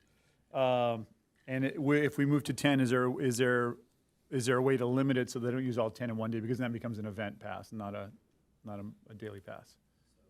And maybe I asked 2 questions, sorry. Yeah, 2 questions. I'll try to remember the second one after I answer the first. I probably will forget, so I apologize in advance. The number of 10 that was discussed during our subcommittee meetings, and the reason why we ended up defaulting to 5 is mainly for 2 reasons. 5 days a month times 12 months is our 60 that we are allotted per year. And when you get over probably about 8 or 10, you're really looking at an event, right? You're not just looking at a normal gathering. You're looking at an event, and we are allowing, again, by default, 3 of those events per year. So if you are having an event where you need 10 guest passes, that's totally fine. That's an event. You are allotted 3 of those per year. Now, if council would like to change that 5 to 10, that's definitely doable. I'm just more thinking the person who has somebody who comes, a visiting home care person. Okay, and sorry, to the transferability of these passes, wanted to get to that. So wanted everyone to understand these are not paper passes. Right. These are electronic passes that are tied to a specific vehicle by license plate. So that's the reason why we do require license plate numbers, because that's the only way we're able to enforce them. If it's paper permits, it's just too much of an issue. And I think that covers kind of the next piece of it. And the speaker, she was saying having to know ahead of time. I'm assuming we're going to use a program that allows you to, when your guest shows up at that instance, that's when you enter the license plate number. So it's not having to know RSVPs, it's who's here, which would actually help them because they're not going to RSVP to use all 10 of their passes and only end up using 5. So that's absolutely correct. You don't have to, you can get your permit in advance, but you don't have to. So you are able to, let's just take the example of having an event. You have your 15 passes, you tell your 15 friends and family, hey, you're the 15 that are going to get a pass. When they get there, you can help walk them through how to get a pass. You can walk them through beforehand, but it is not something where they have to go through the procedure before they park their car at your curbside. Perfect. I appreciate that. I'm gonna support this, but I'm not gonna motion because I'm gonna leave it to one of the members up here who's on the committee that did a fantastic job putting this together. Thank you for answering my questions, and again, thank you to everybody who's participated in this. I'm gonna yield the floor. Okay, great. And I appreciate the explanation of the 5 versus 10. I'm open to 5, 8, or 10. And I'll look to maybe Luke to fill that in. And again, Mr. Mayor, that's just a default number. Right. The specifications of each one of these zones, they can be modified as we come to council by resolution. So, I think they're good default numbers. 10 is also okay, but I just want it to be clear that all of these numbers can be modified per the specific zone. Yeah, and the annual limit is by the calendar year, right? So literally, if it's December 28th, 29th, 30th, and they run up, They get a new batch January 1st, 2nd, 3rd. That's exactly right. Okay. So, And I'm okay with that. the 5 a month is per calendar month, the 60 a year is per calendar year, and the passes are good for a duration of 24 hours. And I think you hit it on the nose why the license plate is mandatory, because that is the future. That's where we're going. Could you give an update on we had allocated the $80,000, but we don't have the tool in place, you know, so we're going to be in a little hybrid mode in between, but if you can fill in the blanks. Right. So the second part of this is going to be the actual implementation element, and that will be bringing a consultant on board to assist with the electronic setup of the permit zones, the issuance of the electronic permits, the enforcement element. That is going to take us a couple months to get addressed. We did have $80,000 allotted within our FY26 budget, which is being rolled over to the FY27 budget. So we'll be utilizing those funds for the need through the remainder of this, or the entirety of the FY27 fiscal year. Excellent. Okay, thank you. Yeah, and so I'm going to make a motion to approve, and I'm open to change on that, and I'll look for a second. I'll yield. Okay, I appreciate all the hard work and the time put into this. I know why we need the license plate, so we're saying somebody shows up, is there a way for them to go take a picture of the license plate, or do they have to manually, to make this as smooth as possible for it to actually happen? And I know that's the way of the future, and I would just say that in certain instances where, you know, Hermosa Beach, they have, each household has 2 placards, so they could, if somebody stops by and they're just hanging out at your house, now you have to go, you know, you forget to do it. What's the retroactive capability for somebody if somebody comes by, code enforcement, or not code enforcement, the group that we hire, ACE, whoever it is, that drives by, gets a license plate, it's not the right license plate, can they retroactively fill that in? So if an individual does get a ticket, there is an appeal process. So that is something that, you know, on a case-by-case basis, if there was a hang-up in the system, if maybe somebody parked 5 minutes earlier and they just didn't get their pass in time, and all those appeals will go through the permit program manager. You know, the intent is not that this is going to be punitive, right? So we just want to make sure that the program is administered and enforced appropriately. But again, I mean, the point of the program is for it to work for the residents, not to be a punitive issue for the residents that live there. Okay. Again, if there's a way, I know that if there's a way to stopgap, it would be appreciated, but I know we've already talked this ad nauseum. And if we change the numbers tonight, do we have to bring this whole thing back? I'll defer to the city attorney on that. I believe that would be a small enough modification, but We're at the introduction stage right now, so really you can be rewriting significant portions at this point if you want to. However, once we come back after the introduction, then it's really designed just for sort of clerical changes. All right, well, let's anchor in. We're going to be here for a while. Yeah, you had to go. No, I would go to the 10 per month if somebody goes over their allocation.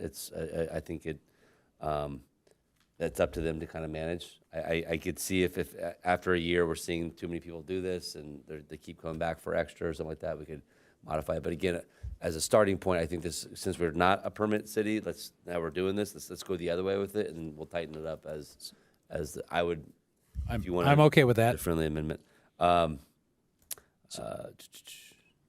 outside of that, I think we've met the mark. I'd say sorry to Wendy and Sandra. I think that we're meeting the mark of where we want to go, and then again, as we go forward, let's get this out. Let's get the first reading done, and is that a second also? Second, and an introduction, but to get that to this place where you guys are now starting to feel the protection of the permit process.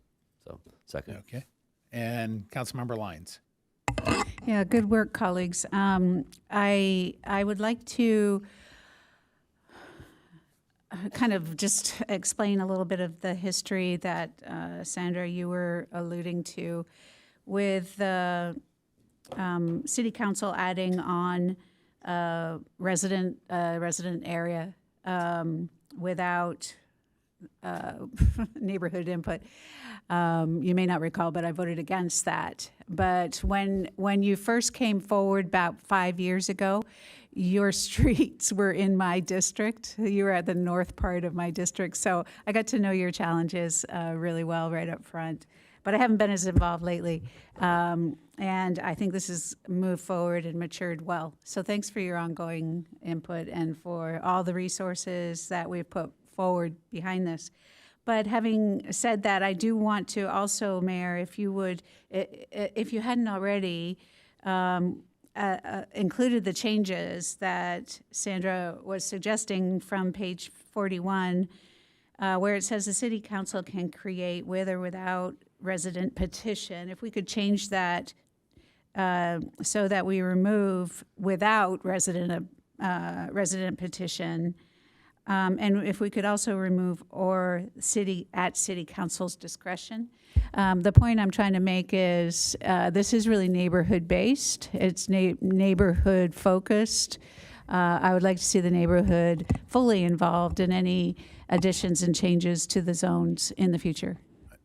And I'm not open to that right now, and I'll look to staff to, council can do whatever they want. That's unfortunately the case, and I was also part of that vote when, in fact, I've been involved in this before I got elected, and planning commission even early on. So this has been 4 years, 5 years, however long, I think, yeah.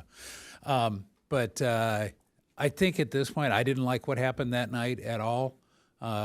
And the way it happened suddenly, and half mile away, it was a half mile away, we added 2 new apartments. People were walking over, the people testified they would walk a half mile to park their dad's car. Why? Because the 40-year-old, 50-year-old apartment complex was underparked 40 or 50 years ago.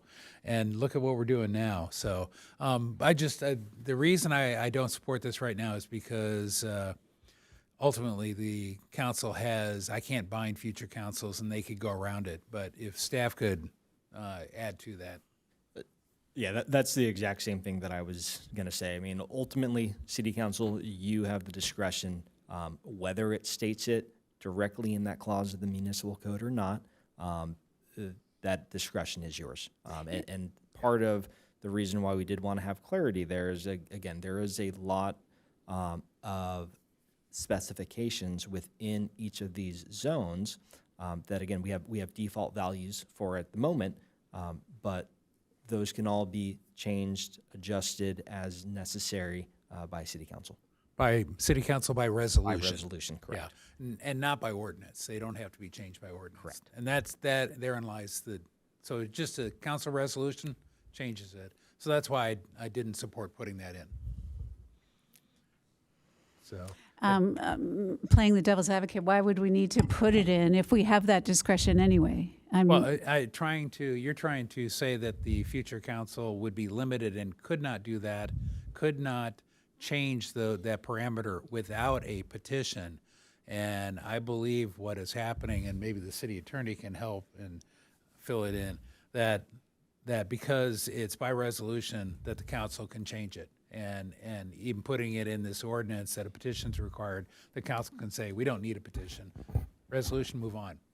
Did I get that correct or close? That's fairly correct. And I think the question from Councilmember Lyons was about why do we even need to include the word at its discretion? And I think that's a fair point because in some ways it is repetitive, but it just makes it explicit. The council does have that discretion going forward. There won't be any second guessing whether or not the council can do so going forward. All right, thanks for the clarification. Okay, so I think we have a motion and a second. Any other comments? If not, we'll call the question. And just to clarify, it's staff recommendation, but modifying the monthly guest passes from 5 to 10. Yep. Thank you. Correct.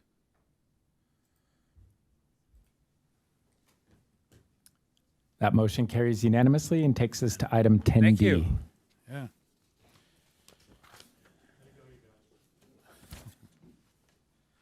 Okay. Item 10D. I'm going to get there. Item 10D is Second reading and final adoption of ordinance 2026-06 to amend the City of Encinitas contract with the California Public Employees Retirement System to change the retirement classification of the fire marshal positions from local miscellaneous to fire safety. And contact person is Human Resources Manager Wecker. With that, we'll start with a staff report. Well, good evening, everyone. I'm Judy Von Kalinowski, Human Resources Director, and I'm with Shelley Wecker, Human Resources Manager. We are here today for the second half of the approval for the fire marshal process. The item was heard on May 29th. CalPERS requires the approval of the second reading and the final adoption to change the retirement classification from local miscellaneous to fire safety to be presented in open session. And that concludes our presentations, and we're happy to take any questions that you might have at this time, and thank you. I have, anybody want to, I have no speakers. Oh, no speakers. Oh, I'm sorry, yeah. Okay. We have no, I'm sorry, yeah. Motion to approve. Second. Who got the second on that one? Who was, I think I heard Marco first in that one, yeah. So, okay, so we have a motion and a second. With that, we will call the question. You guys just missed it. That motion carries Thanks for unanimously. coming. Thank you very much. You got to run faster. No, seriously, we're done, you three. Hopefully you didn't want to speak. Now we're moving on to 10E, which is the Urban Forest Advisory Committee's fiscal year 25-26 accomplishments report and fiscal year 26-27 annual report. The contact person is Street Maintenance Operations Superintendent Tobin. Good evening, Mayor Ellers, council members. My name is Rob Tobin. I am with Public Works. To my left here is Mr. Tony Gurneau, the current chair of the Urban Forest Advisory Committee, where I'm the staff liaison. Tonight he's going to present the 25-26 outcomes report, as well as present to you the proposed 26-27 annual work plan. Thank you. I will start out by saying that it's a great personal privilege to be here with this opportunity to speak before this esteemed body. And being that I'm pretty new in this role as the chair of this committee, I'd like to give people a little taste of why it is that I'm the person sitting before you all tonight. Like mentioned, my name is Tony Gurneau. I was born on Faith Avenue and still live in District 3. I'm a certified arborist. I also am a certified urban forest professional, and I maintain legally relevant tree risk assessment qualifications. Beyond that, I have multiple peer-reviewed scientific journal publications related to tree care and conservation. I've contributed a chapter of an academic book on the subject. I've worked for, in cooperation with agencies including the U.S. Forest Service, Bureau of Land Management, State of California, the County of San Diego, in 8 different U.S. states at this point, and have collaborated to research projects focused on trees with more than a dozen different universities across 5 countries, as near as Mexico and as far as Australia. To add to that, I've had the privilege of working on tree-focused projects with 4 tribal nations, including my own. And so I'm wearing my medallion as a part of an homage to my great-grandfather, Chief Buffalo. So let me get into the meat of this. We're going to start out with what we're referring to as our outcomes for the operating work plan. Big thing, this was a big task for the committee, mature tree preservation ordinance. And I know that prior to my engagement with this committee, it had come through the committee and essentially needed reworking almost from the ground up.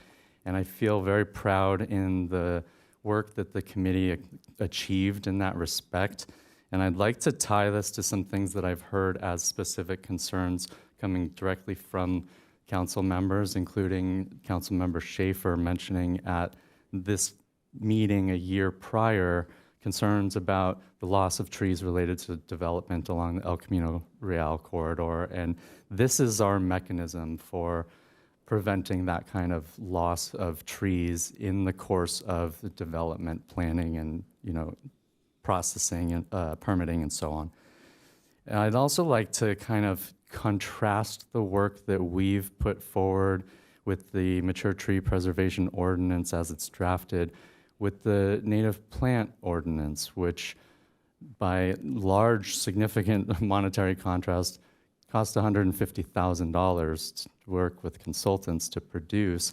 And particularly former UFAC committee member Linda Schneider has done an incredible job with this mature tree preservation ordinance. And I think that you'll see that the product between our collaboration with the collaborative process between the committee and city staff is something that I think is going to be remarkable in terms of helping to sustain the city's urban forest, both in the public sense and importantly on the private side of things as well. With the next item, the tree species master list update, this was something specifically recently retasked to the committee by City Council, and we turned it around quickly, but in a way that I think you're going to see is incredibly robust and meets the forward-looking need of this particular document, not only for city staff, but for the public as well. So we did things proactively, like incorporating all of the trees that are reflected as native under the definition in the native plant ordinance, and we incorporated every bit of information that was available to us related to fire considerations, and this is going to be something that we'll talk a bit more about. So parking lot shading proposal, I know that there have been concerns about tree canopy cover, and loss of trees is a big element of that overall discussion.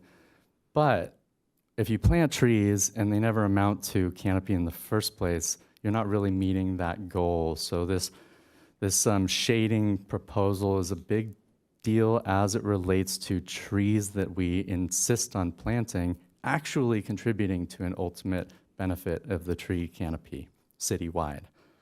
Website updates particularly relate to something that's really fun, actually. You just click a button and you get a tree. And in the course of overall city updates to the website, that happened to get lost. And this is part of what we're here for. And we're here to serve city and the council. And one of the things that we act as is a little bit of a watchdog for tree concerns. And with the general website update, that button went away. And what we want to encourage is people embracing the planting of trees, particularly in the public right-of-way outside of their own homes. And so we want to make that as easy as possible, and that button is there. And so if you want a tree, click the button, please. Going forward to another big thing, big ordinance related to native plants, and you all ended up voting to unanimously approve the native plant ordinance that incorporated specific suggestions and guidance for changes from not only the Urban Forest Advisory Committee, but also the Environmental Commission as parts of these collaborative joint meetings that we specifically held to advance that big effort. Heritage tree applications are another kind of fun one. They're a heartfelt thing. And we not only, I think that there's often a reputation with tree huggers like myself that all we do is say, yes, trees, good, yes. In fact, we both we recommended the approval of certain applications of heritage trees to the Planning Commission, but we also recommended the denial of certain applications of heritage tree applications to the Planning Commission. And this is going to relate to a proposed item in our forward-looking hopeful work plan.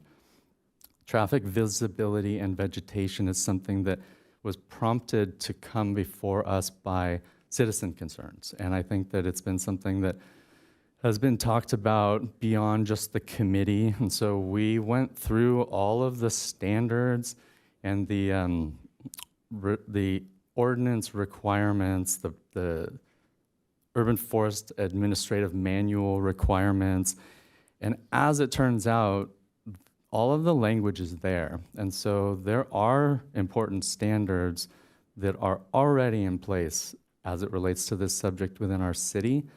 And so one of the things that we as this Urban Forest Advisory Committee felt like was within our purview to kind of contribute to helping this effort was some suggested improvements which were then incorporated into the My Encinitas app, which I know has been championed by the city council broadly. And so if you are out there as a resident of this city seeing something that needs to be addressed, how you suggest as much through that app is much clearer today as a response or as a result, as an outcome of the work of this committee. Committee process improvements is probably the most important in a big lasting sense, because when I was originally involved with this committee the first time around, we didn't even have a work plan. And we struggled to really even understand what it meant to develop a useful agenda for the next month's meeting, for example. And today, all of that is different. We have not only much more stringently come to adhere to the approved work plan, but we've gone through trainings. I'm a tree expert. I'm not an expert on city processes, Robert's rules, these kinds of things, but we've been included as a committee in the trainings that commissioners have long been subject to, related to really important things like compliance with the Brown Act, for example. And I'm grateful for this collaborative opportunity as a committee member to get some coaching from the people who know these things better than me on the staff side. So you'll see that these improvements are like a wave that relates to expediency, efficacy, and the actual kind of quality of the product that we produce as an outcome. So I'm going to get into our proposed work plan here. And there's a lot to this. We didn't include everything on this slide because this is quite a detailed document that we've submitted as a proposed work plan for the year going forward. And for those of you who are looking to follow along with that spreadsheet matrix that we filled out entirely, fortunately, it's pages 9 and 10 on the massive agenda document that you received. So I'm actually going to go through this in the order that they're listed on that document, because there are important columns that relate to things like where this reflects in the general plan and which of those specific 6 items that we as a committee are tasked with as responsibilities directly through the ordinance, how each of these items relates to those. So I'm going to go through it in a little bit of a different order than you see here, but it's all the same stuff. And I want to highlight that not only do we have the general plan alignment in that document, which is thanks to the collaboration with city staff, but we've actually already as a... Sorry to interrupt you. Not at all. We need to do some housekeeping so we can continue the meeting. Motion to continue. I apologize. Yeah. I got a motion and a second. My apologies. Go ahead once we vote. I'm sorry. No apologies needed. I understand. I'm here to serve you all. And so, like I mentioned, pages 9 and 10, and you'll see... Hang on one second while we get this motion and second voted on. Apologies for being a little overeager. Yeah. There we go. Thank you. Sorry. That motion to extend passes unanimously. Now you're good. So one of the big changes to the way that this committee operates is that we've really started to focus on subcommittee development and specific tasks that are done largely outside of the meetings in order not only to save staff time, but to get through some of these big items a little bit more quickly in terms of number of meetings. And so you'll see in that document that we already voted as a committee to have specific people tied to each of these items as proposed subcommittees, which really has helped in terms of getting work done. So the first one relates to fire, and that is what's on here first. And this is a big deal. We want to work in complement with the fire department's existing work. You know, we have new fire maps, but I kind of don't need to tell you all about the significance of fire today with things like the Palisades and Altatina fires. So fire going forward as it relates to trees is going to be a critical discussion in terms of our city planning and how it might affect things like canopy development, tree preservation, et cetera. And one of the things I'd like to thank you all for is the recent appointment of new committee member Caitlin Kreutz, because she has distinct expertise other than mine that is complementary to mine, and in particular to this fire safety as it relates to trees element.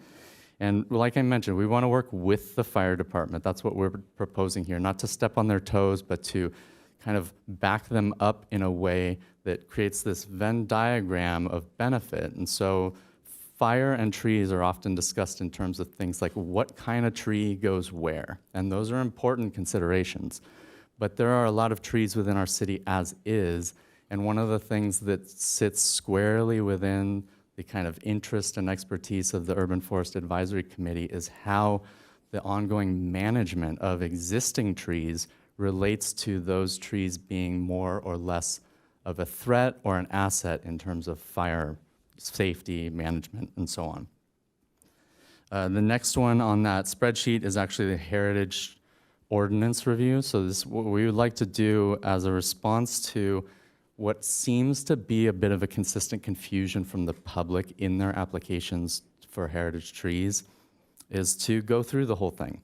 And as a committee, perhaps provide suggestions for operative changes that would benefit the clarity and the overall kind of cultural embrace and success of that program. To give you a taste of what I'm referring to, there seems to be an air on the public side that the heritage tree tag somehow gains these trees like extra protection.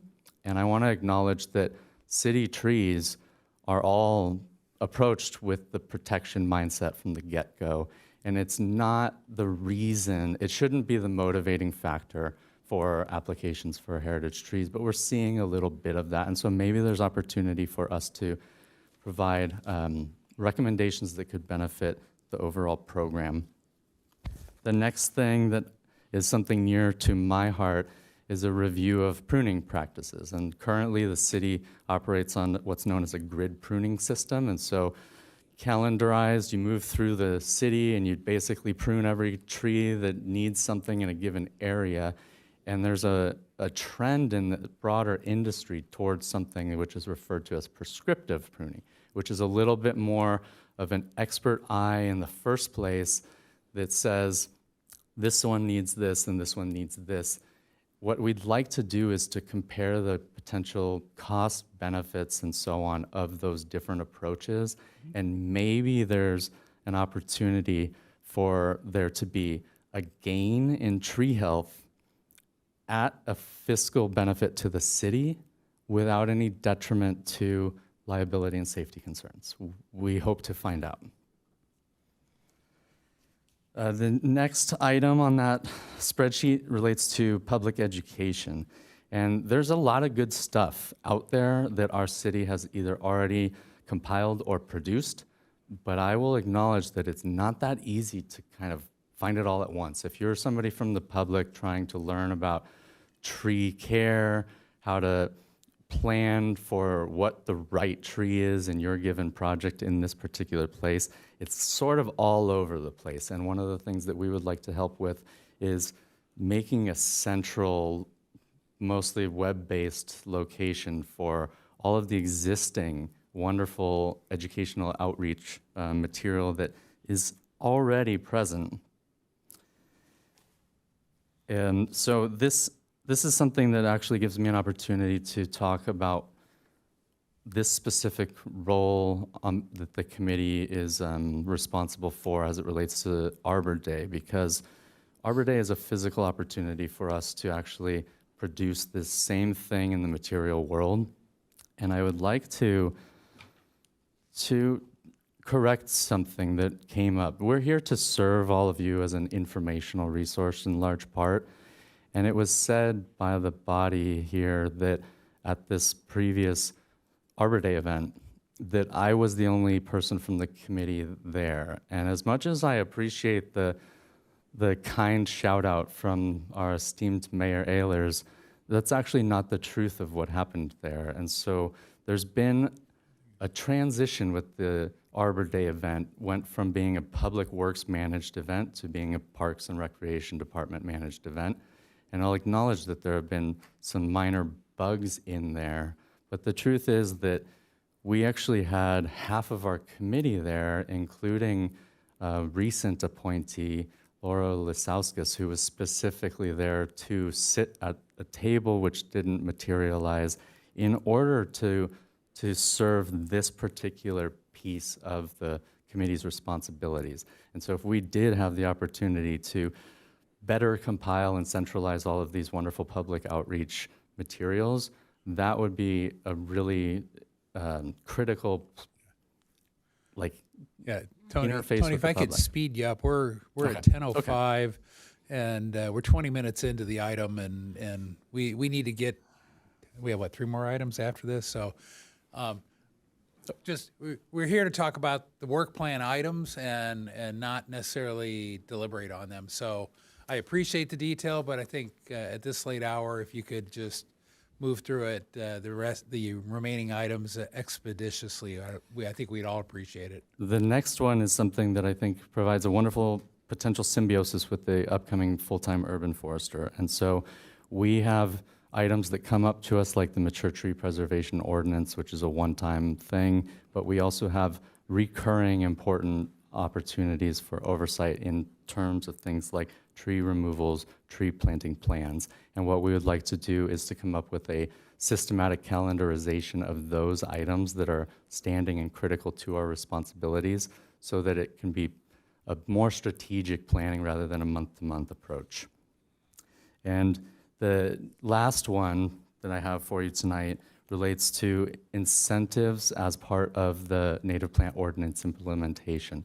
So we would like to do what we can as a committee to stand in and provide, fill in any gaps that might be in those incentives and outreach opportunities, specifically as they relate to trees.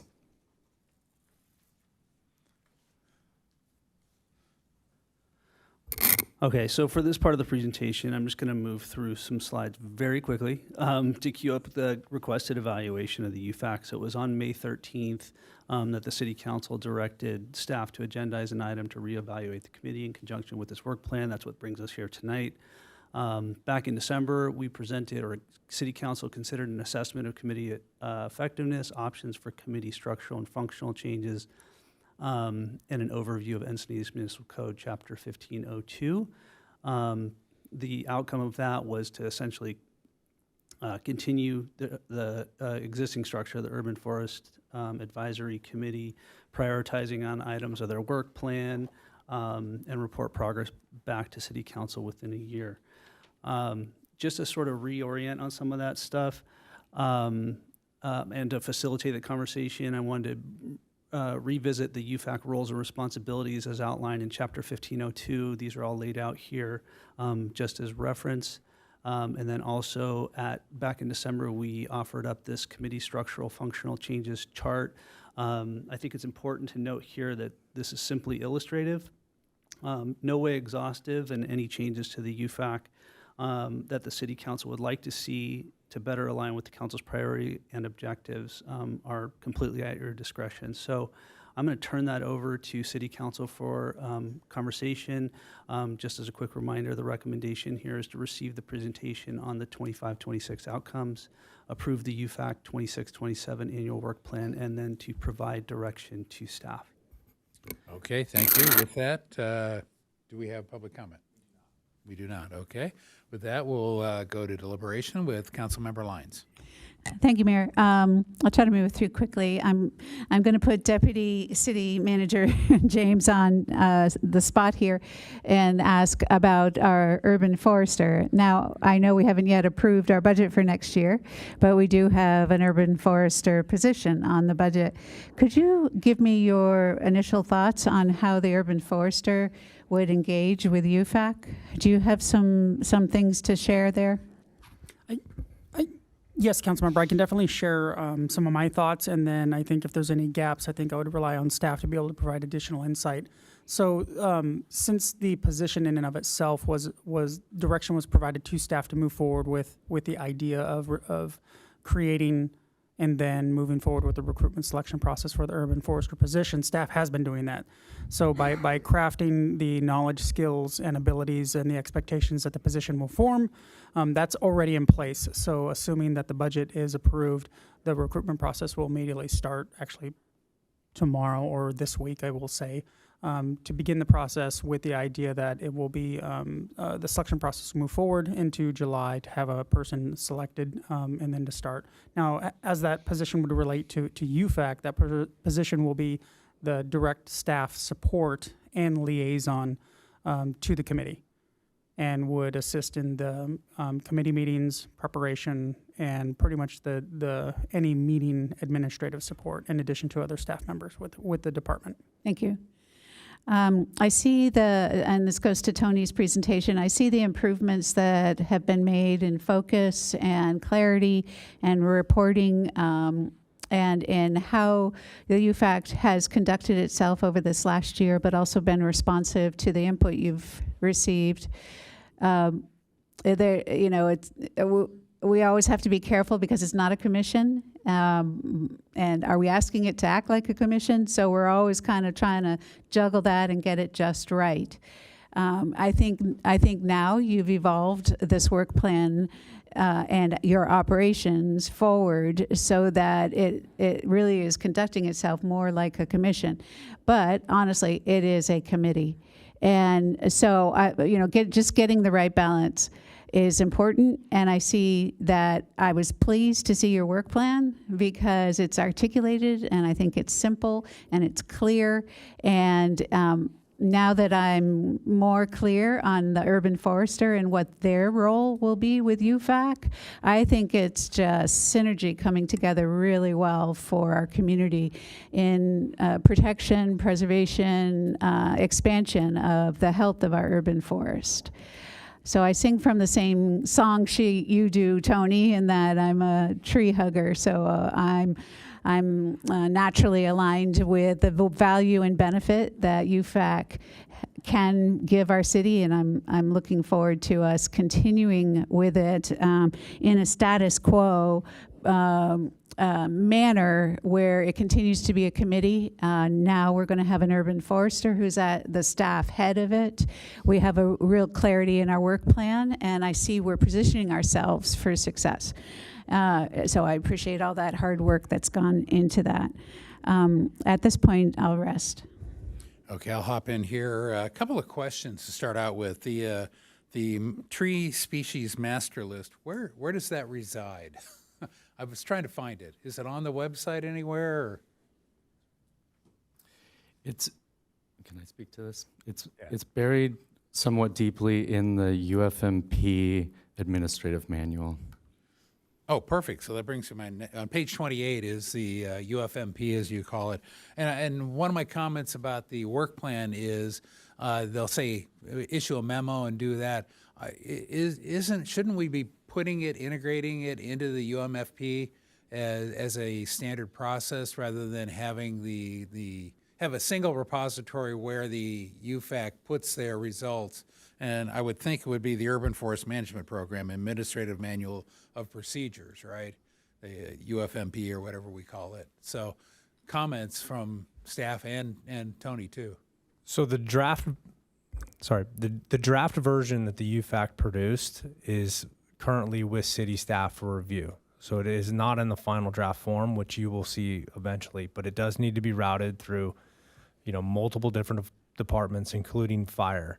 Yep. And we are kind of holding on to it in the anticipation that this urban forester does get hired in the timeline that we're thinking, because ultimately they will be accountable for this list. So we're kind of waiting to have them, essentially put their stamp on it and then start routing it through fire planning. Okay, so on page 28, we have the UFMP from March 24th, 2022. And so you're saying that there's a draft version that's an update to that is in process. Is that essentially what you were saying? Correct, as well as the tree species list, which will be integrated into that. So and great. And so that's where the tree species list would reside. And it's buried, but it would be less buried. And if you go back to our earlier meeting today, we talked about having a single web page and resource for all our different plans. I would like to see this be one of those, and maybe even, whether it's a procedure manual or a plan, it seems to be kind of halfway in between. I'd like to see that. We're trying to get them all in one place where they're not so buried, and we are all operating to it. So my main input on the work plan is I'd like to see the deliverables aimed at this document where appropriate. And if it is a separate memo or an advice to us as a council, then it says that differently. But I think out of the 6, at least 2 or 3 probably should ultimately modify this document. So that's my input on that. Can I speak to the memos thing? You'll see a lot of words like memos, presentations, and things coming from us. And that's because we're an advisory committee. And so even with something like heritage trees, we don't actually approve heritage tree applications. We make a recommendation to the Planning Commission in that instance. And so as the committee, what we can do is to make these kinds of recommendations, which then hopefully are incorporated as you're describing. Well, and I'm trying to take it that it goes to staff, and staff will take it through that coordination process. We don't need all the coordination to occur at the council level.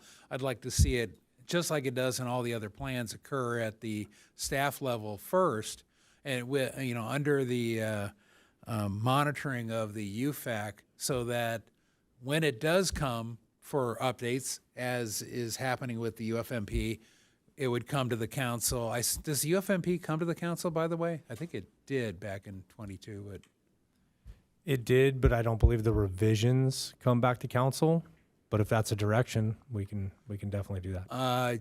It depends, yeah. I think if it did, we probably should bring it back, but again, this is where I look at that document, I go, it's kind of a planning document at a high level, which would be nice to bring back to council, but down in the procedural level, I don't want it coming back to council.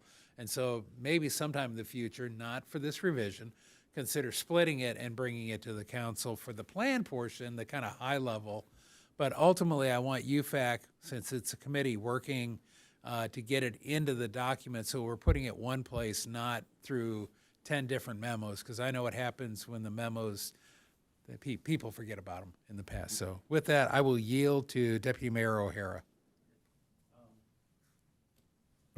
Warren, would you mind turning the overhead on?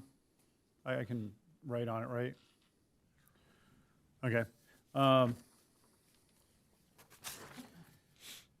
Okay, so city is hiring an arborist. And I go back to the original purpose of the UFAC. Pull up where I can read it better. To review and provide comments on tree plans prior to consideration by the City Council. To review and provide comments on the approved tree species master list prior to the consideration by the City Council. Review and provide comments to the city arborist. Advise city staff regarding programs of public outreach. Review and consider heritage trees. Review and provide comments to the city arborist about the urban forest management program.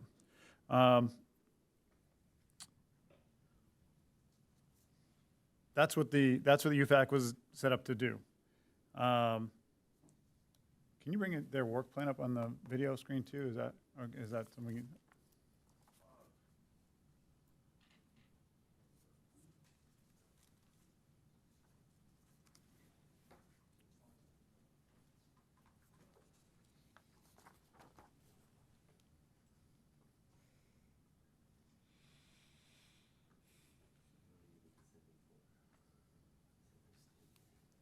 I think it was one of their slides, if we can just bring that up even.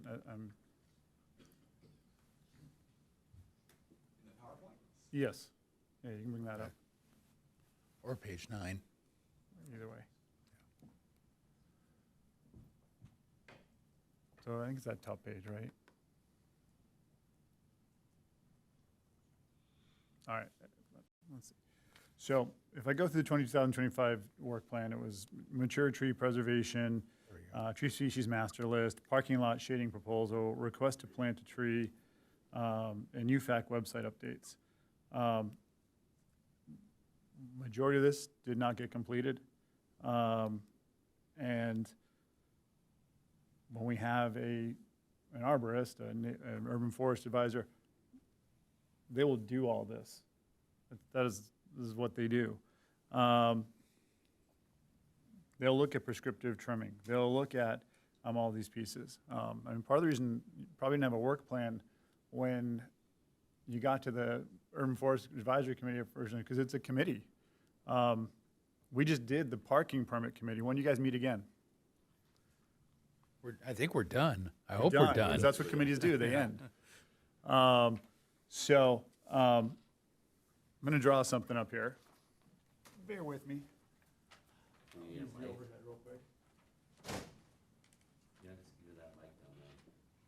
Yeah. We'll make sure he gets on mic. Yeah. Pick up the portable. Good.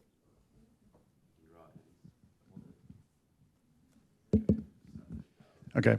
Here is the city of Encinitas. Here is our consultant, who is part-time. Yeah, Warren, it's mirrored for some reason. That or Jim's really good at writing backwards. Oh, I'm writing up. I was trying to go the other way with it. There we go. Here we go. There we go. Okay. Okay, upside down. Thank you. And then here is our West Coast arborists, right?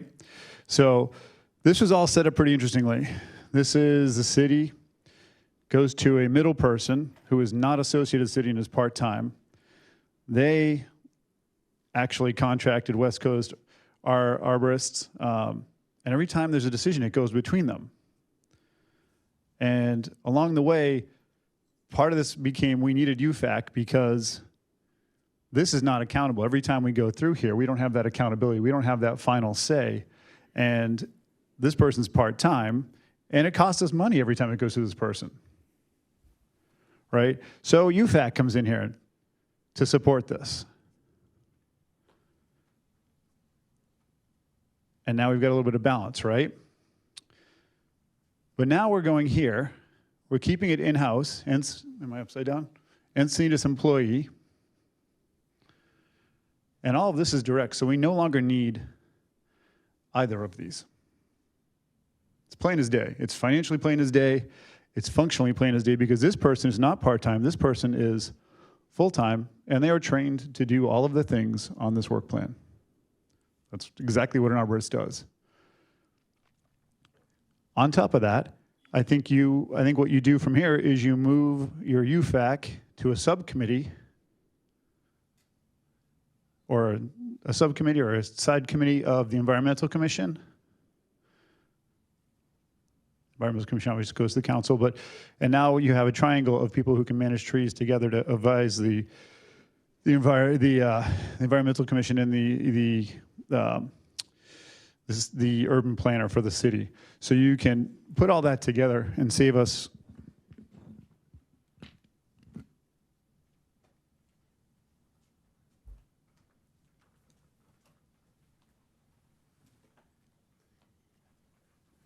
both time, money, and staff time, because the staff will be doing all of this work. And what was needed and overused, originally UFAC was meet 4 times a year, now they're meeting 10 times a year. Mr. Tobin said that they were having 2.5 staff members. Well, there's more than 2.5 staff members here today. And there's much more than that at all the UFAC meetings. Last time UFAC talked about the overhead trees, I think it might go to 25 meetings now, but it's at least 24 meetings. I went back, I listened. They haven't talked about the urban canopy in the city for 24 meetings. Well, what do we have a UFAC for if that's not what they're going to talk about? And then, so if we're not getting there, we're not getting it. And I guess we're at the point where, do they have a count of how many trees we are deficient? I know how many trees we're deficient. I counted. But I'm curious, when was the last time UFAC said, hey, the city is this many trees deficient? We were net loss last year. How many? Do you want me to speak to that? Mr. Tobin, you can answer that. What I can tell you is that I'm looking for a number. unfortunately, many of those trees were Phoenix palms. I'm looking for a number. Lost to the South American palm weevil, and also Torrey pines, sadly, at Oak Crest Park, which are facing a new disease. And so there are 3 things that contribute to our canopy loss. So, I'm fine with all that. What I want is solutions to it, and that's what everybody here wants. That's what a group is to do. The goal, if anybody's wondering, of UFAC written in the bylaws is I think it's to get 100 trees a year, net, not net loss. Yet they haven't talked about tree canopy for 24 meetings. What are we doing? So I think we need to dial it back, get back to its mission statement, dial it into those specific details, have them build a work plan on that, bring it to a subcommittee, have them meet 4 times a year, work with the Environmental Commission, and have that work with the arborists at that point. It's financially sound. We're gonna have someone accountable overseeing it.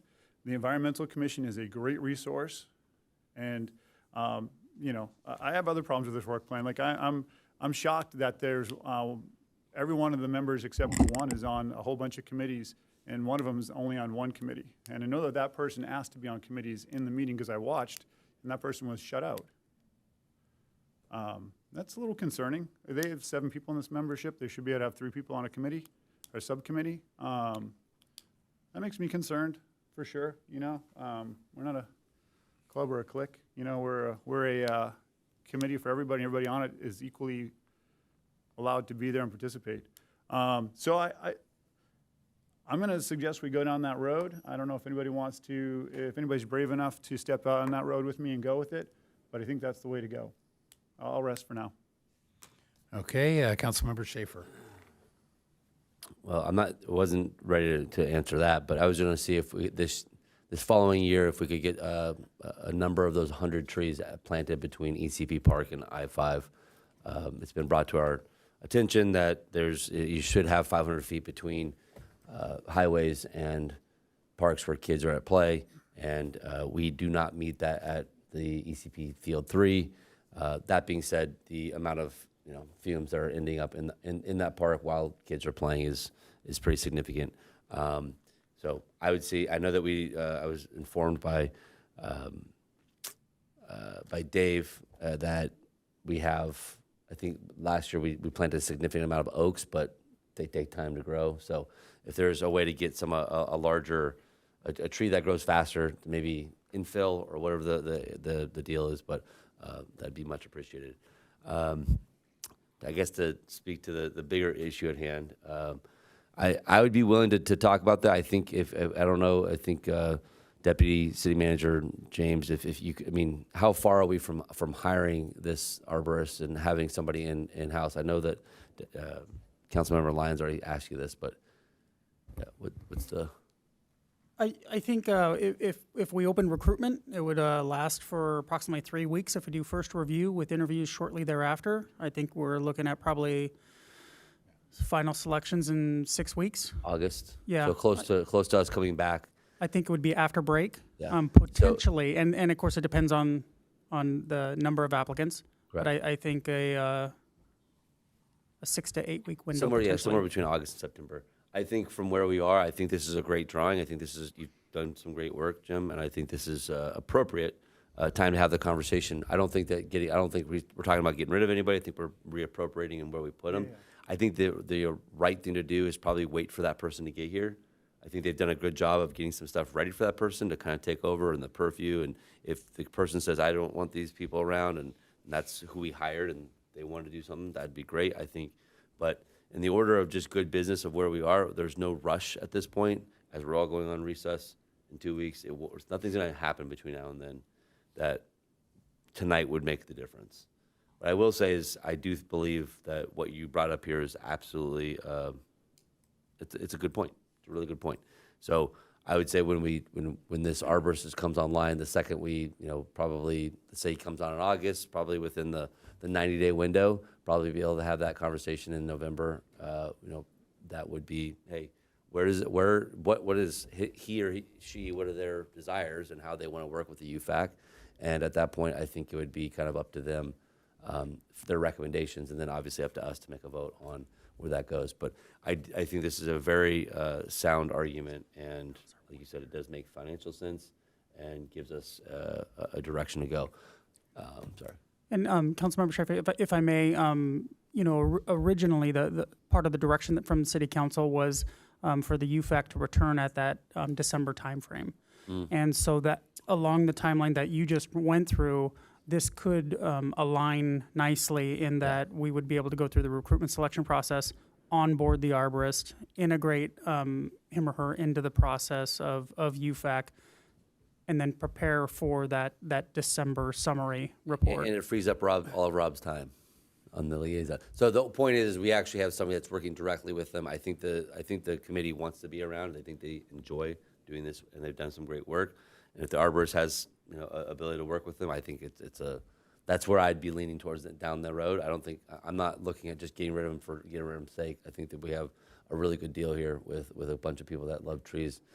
Significantly more than not more than I do, but are good at doing it and actually want to do it. So I wouldn't want to just kick them out but I'll let the arborist be the guy or gal to help us drive in that direction. So, but I appreciate you're a great drawing. Okay, you yield? Councilmember Lyons. To the issue of now that we'll have an urban forester, so why do we need UFAC? I just want to put some context in on that. We have environmental staff. We have really good environmental staff, but yet we still have an environmental commission. And I think that the people in the commission who are volunteers are just really integral to informing all of us about what the public is interested in.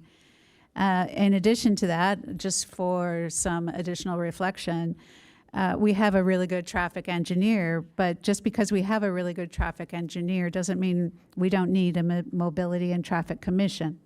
I think that both are complementary, and I appreciate what Councilmember Schaefer was saying about there's good work here, and there's good volunteers who are engaged and excited to continue helping.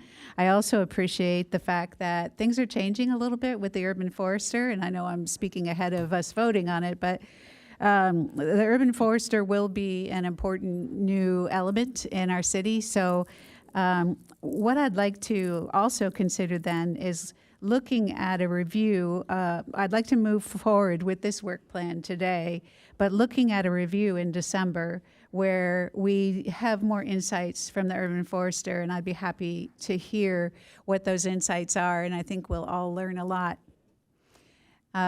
With that, I'd like to approve this 26-27 annual work plan with the addition that we will review it in December and evaluate again more than a year from now.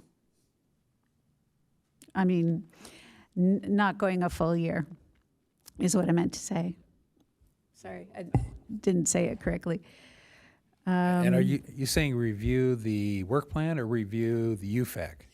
Review the work plan in regards to the urban forester and any evolution of either the structure of UFAC or the work plan. So it's maybe more comprehensive than just reviewing the work plan. Okay. Evolving it to an. And then it's Deputy Mayor Deputy Mayor O'Hara. Great. I love the analogy about traffics.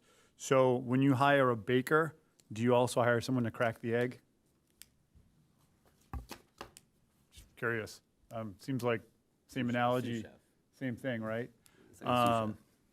No, baker can crack an egg themselves. If you have a restaurant and you're doing it's not, just so no, you don't. If my daughter bakes cookies, she cracks her own eggs. I'd also like to ask Deputy Mayor James, where in the council direction did it say that the arborist would lead UFAC? Because I remember specifically the discussion was, if we have an arborist, we've now replaced UFAC. It's actually in the city ordinance, in ordinance 1502, defines the staff liaison. No, that's not what I Oh, said. sorry. I said, where in council direction did it say hiring a urban forester that UFAC, that they had to lead UFAC? Where was council's direction on that? Because that's what I hear coming from over there, and that wasn't council's direction. Yeah, I didn't hear that coming, and I didn't hear that in council direction. He answered your question and said that. He said the urban forester would lead the UFAC. Oh, lead. I'm sorry, I misunderstood Yeah, you. just to be clear, It's- who's he? Deputy mayor, assistant deputy mayor, or deputy, Deputy city manager. City manager. Yeah. Okay, thank you. Just want to be clear. But that wasn't in council direction. So we're running off on something that wasn't even in council direction. So if we're in court, we'd strike the whole record of that whole conversation, right? I just think, I think we should move this as a subcommittee. I don't think it makes a difference whether we have an urban forest advisor. The urban forester can do everything we have here, forwards and backwards. City of San Diego uses an urban forester. Our local municipalities use an urban forester, and those people all handle this all themselves. I'm a substitute motion. I'd like to see this work plan move forward. If we're going to do this and we're not going to do what we should do, I'm going to move it forward, and I'd like to just see items 1, 2, 4, and 5. Let's trim this thing up, bring it back, and see if they can actually perform at this point. And do we have a second on that? So it's item 1, which is tree and fire safety guidance. Item 2, heritage tree ordinance review. Item 4 is public education and outreach. And I will say that, Tony, you were incorrect. You were the only person that showed up because members of your committee had talked about being under a tent and being there and being there the whole time. One of them showed up for about 15 minutes, took some pictures, and left. You were the only person who was there, and you did a fantastic job. Great job. Your presentation was amazing. I was super proud of you. But you were the only one there. And then item number 5, which is annual reporting and standing items. I think those are pretty good tasks. I think they're paramount to what we want to do here, and they're all things that you'll be able to accomplish.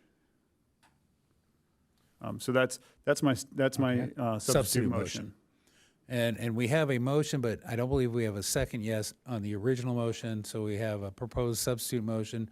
If I don't see a second for that. The urban forester, what's their salary? What would that be?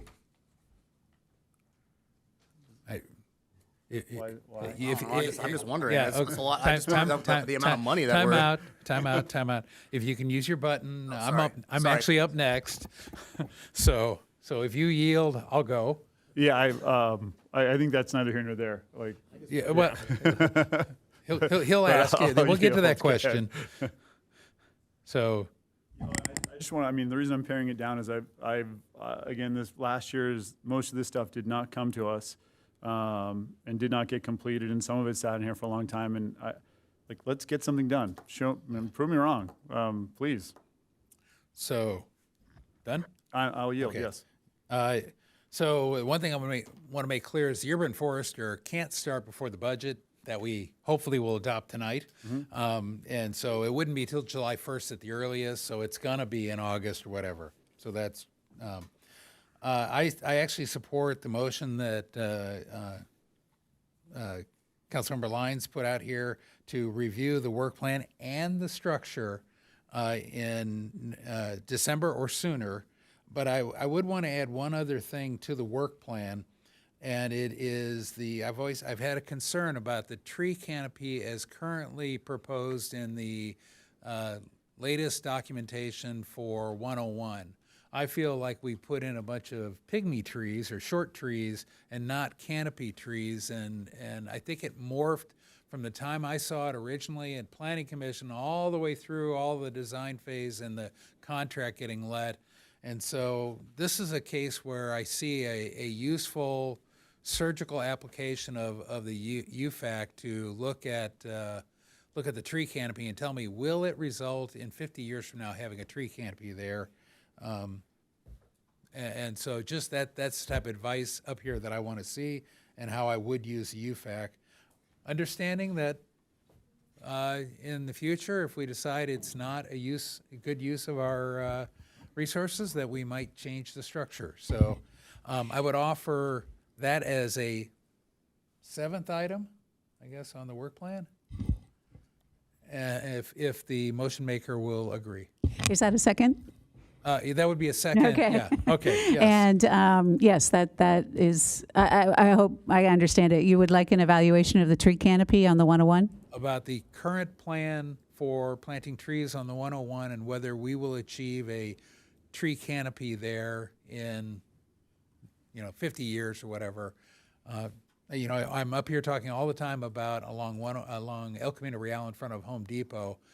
I think we're further along now on that segment than 101, and one of the reasons I supported the streetscape back when I was on Planning Commission was the replacement of the 800 to 1,000 trees and restoring the tree canopy. And I think that's what most of us envisioned there, but I feel over time, over many hands, it's changed and morphed.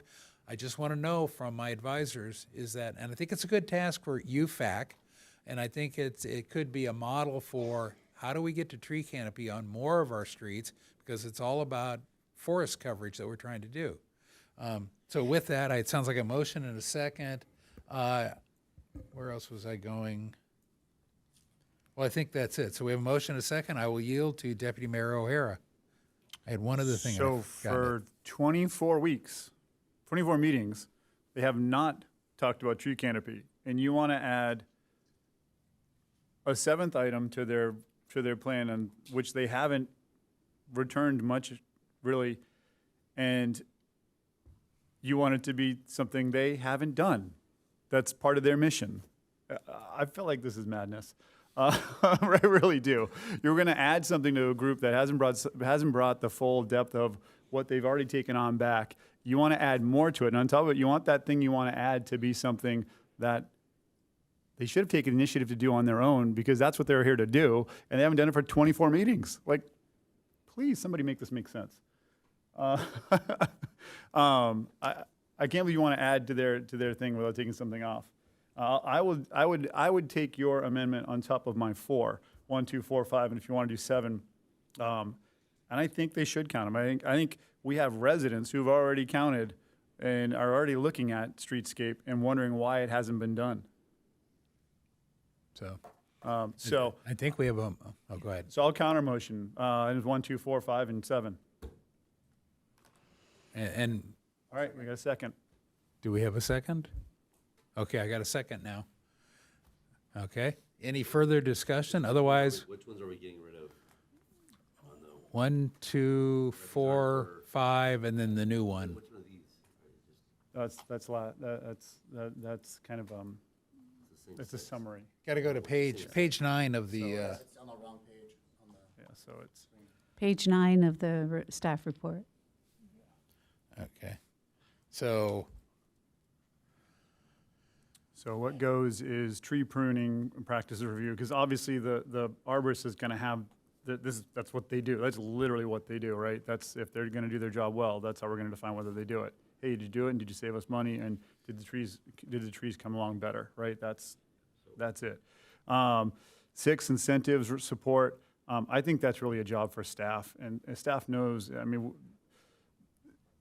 you're talking about getting into finances, and you're getting into resource use there, and that's not what UFAC is. That's why I would remove that. So you remove 3, And 6. 6. Just 3 and 6. Just 3 and 6. And and as a courtesy to the mayor, we're adding 7 to see if they'll go ahead and do it. So they'll have 5 now instead of 6. Yeah.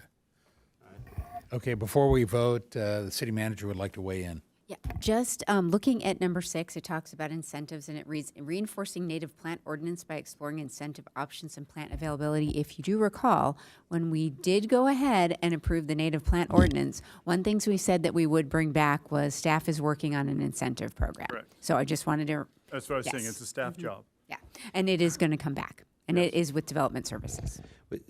Just real quick on that point. So the idea was that we were requiring all of the new builds to have 50% native trees. The incentive was to try to get residents to do it on their own, get on the website, which the company that we were working with changed their whole website because we were doing so well. They changed their entire website because of our ordinance, and really because of the UFAC, right? I mean, that's a big part of the thing there. So they're kind of an outreach part of our staff. So we want to put more back on our staff when our staff is saying, hey, we're kind of burdened and we have a group that's volunteering to go do this. That's why we're hiring somebody. Correct, but it's kind of asinine. We're the ones that put this in on the incentive program. We're trying to incentivize our residents to come do this. We gave it to staff to do. So I'm still on the floor, Yeah. so. Oh, yeah, okay. Right? I mean, it is, number 6 is what we gave, it's what we gave it to the staff, and they're already coming back with it. That's redundant. That's even worse than. Yeah, but, and here, I'll just ask the staff, do you enjoy working with the UFAC, or would you prefer to have the UFAC or not have the UFAC? It's irrelevant. It's not Don't relevant. answer that, and it's my floor anyways. Yeah, it's Jim's floor, so I was just trying to get who you control enjoy here. working with is not the concern of the residents and the money that we choose to spend up there. What they want is results, and they want good results. So whether the staff enjoys it, that's irrelevant, and I hope they do, because it's a great place to work, and great volunteers. They're all really nice. This is nothing to do with the people. This is to do with the process. Well, it's not. Okay. So use your button. Yeah, do you yield? I'll yield. Okay, Councilmember Schaefer. Staff, not do you enjoy, is the work that they do valuable to the work that you do or do not have to do because they're there? In my opinion, yes, it's valuable. Okay. So. Okay, so I have. And for the amount of money, I have a motion money in a second. that we don't spend on this, and for the amount of, it just doesn't make sense. So I'm just voicing it out. So I'll leave it there. Okay, now, Deputy Mayor. How many trees did you guys count last year? I'll go back to that question. I'm sorry, How can you many repeat the trees did we question? net last year, net loss? I don't have that exact number right now. I That's can their get back to you job. that. They're supposed to tell you that.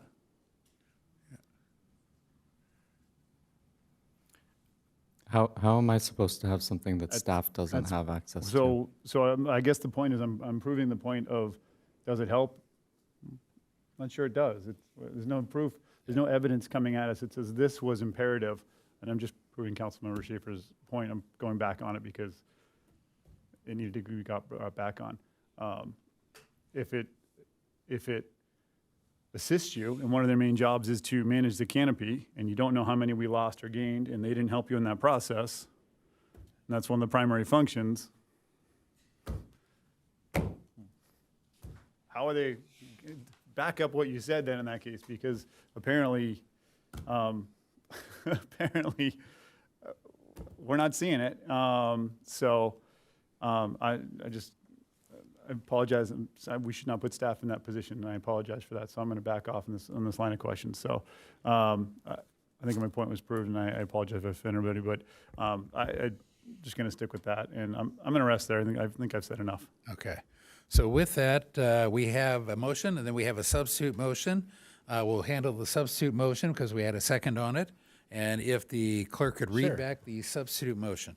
It's the approval of the 26-27 work plan with the deletion of the removal of item 3 and 6, the addition of item 7, which was to explore the tree canopy, review and explore the tree canopy current plan on the 101.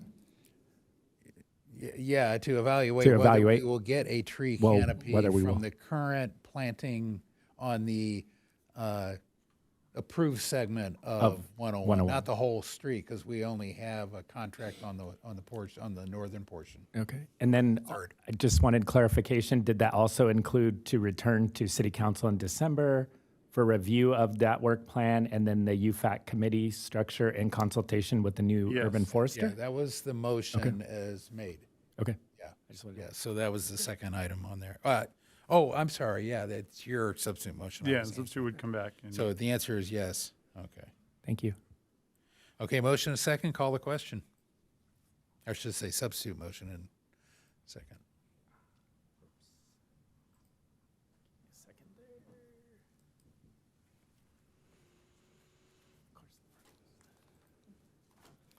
We're waiting. Slow computers.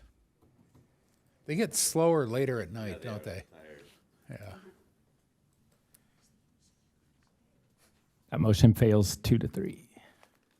Okay, so now we go back and wait, read it back for the next one, for the motion, the base motion. The base motion by Lines and Ehlers, I believe, is to approve the work plan with the addition of number 7, which was discussed, the evaluation of the tree canopy on the segment of the 101 to evaluate if it's going to come to fruition, and then also to return and to City Council by December earlier for council review of the 26-27 work plan and then the UFAC committee structure and consultation with the urban forester. Yes. Call the question.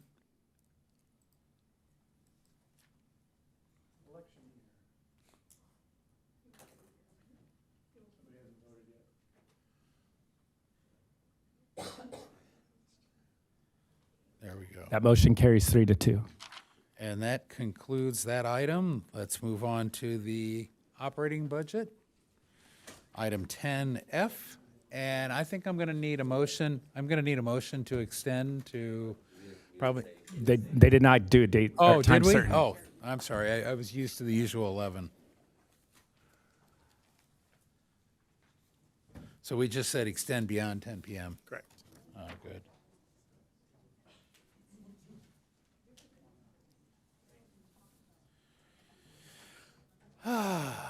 So this is item 10F, which is approve the fiscal year 26-27 operating budget and fiscal 26-27 to fiscal 30-31 capital improvement and financial plan, and adopt a whole bunch of resolutions. And the contact person is Finance Manager Sanders.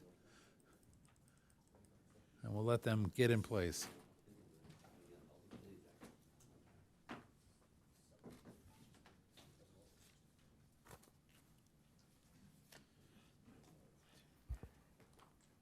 Good evening, Honorable Mayor, Deputy Mayor, and members of the City Council. Tonight marks the final milestone in our annual budget cycle as we present the operating and capital appropriations for adoption prior to the start of the fiscal year on July 1st. This brief presentation summarizes the proposed budget and highlights the changes made since the introduction on May 20th.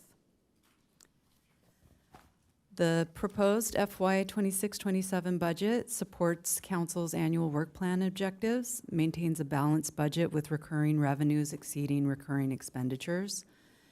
It meets the general fund reserve policy, which includes $2.4 million in the budget stabilization reserve, which is 2% of revenue, $22.6 million in the contingency reserve.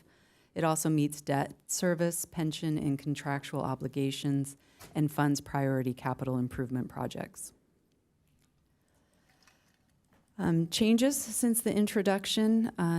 At the May 20th meeting, City Council directed staff to include an additional $33,000 in general fund operating budget to support enhanced economic development services.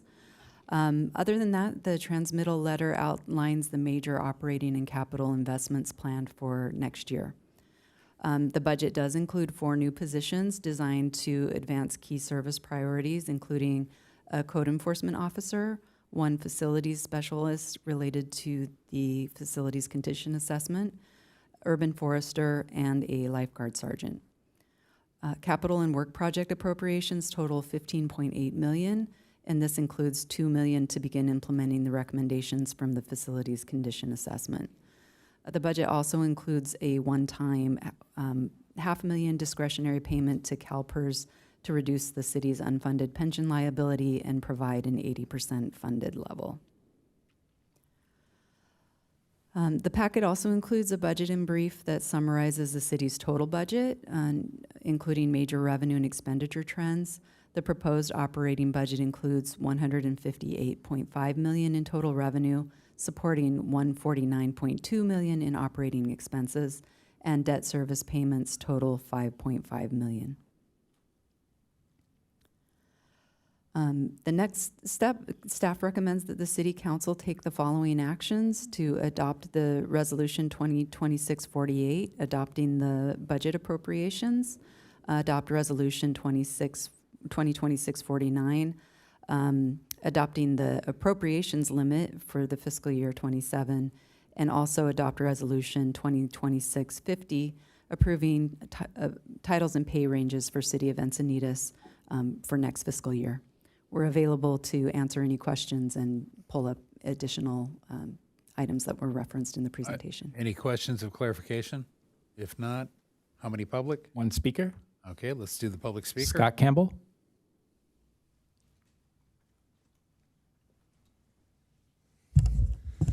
My name is Scott Campbell. I live in Encinitas District 1, and I became inspired to talk tonight after listening to all this stuff. This is a big deal. We're spending $150 million, and I don't know why we're waiting till 11 o'clock at night to talk about it when we wasted an hour of our time debating a use case of something that's not even on city property with the UFAC, and it's not even clear what they do.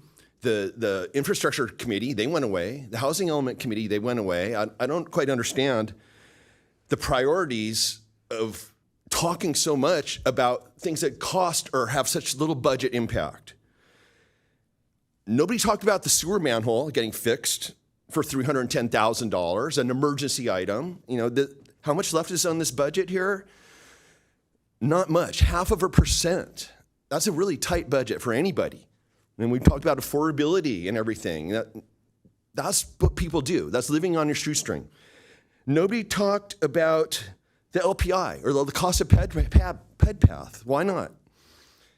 The facilities condition assessment, I'm really shocked that nobody talked about that. That's money we're going to be spending in the future. A lot of money, and it didn't get discussed. And once again, we talked about, they called a farmer's market. I called a street fair. These are priorities. I think things that are really expensive should be on the budget or on the meetings first. Everything that was talked about is related to the budget, so I'm not going off topic here. I realize there's a bunch of people in the room here, but financially for the city, there was zero impact. How much does the farmer's market even bring into the city in revenue? Not much. It brings into the Acadia's Farmers one. There's some sales tax on some of the prepared items. I don't know if they collect it. It's about perspective. It's really hard to support the council when so much frivolous stuff gets discussed. Nobody talked about the storm drains. How much was that on the budget? Lake Drive, another emergency repair. Once again, everybody was bogged down on railroad tracks, which is important, and this farmer's market. I would look today, earlier, I looked at the original streetscape stuff. There was going to be 6 crossings. There were going to be bridges. Now we're talking about rubber mats. I support this budget. I support this council, but got to make it easy for me.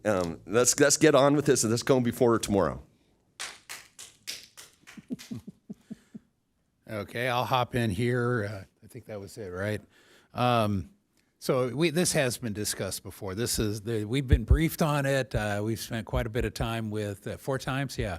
And I mean, this is the essentially final adoption. So we've had draft, and of course, all the little items in here, all big items in here, have been discussed elsewhere and budgeted. We had the goal setting session, so I'm happy. And in fact, I think the maturity of this budget is reflected in the fact that it's been pretty minimal changes as we headed down the final glide path here to tonight. So I'll make a motion to approve this budget, and I got a second already, and I'll go on. I'll yield to Councilmember Lyons.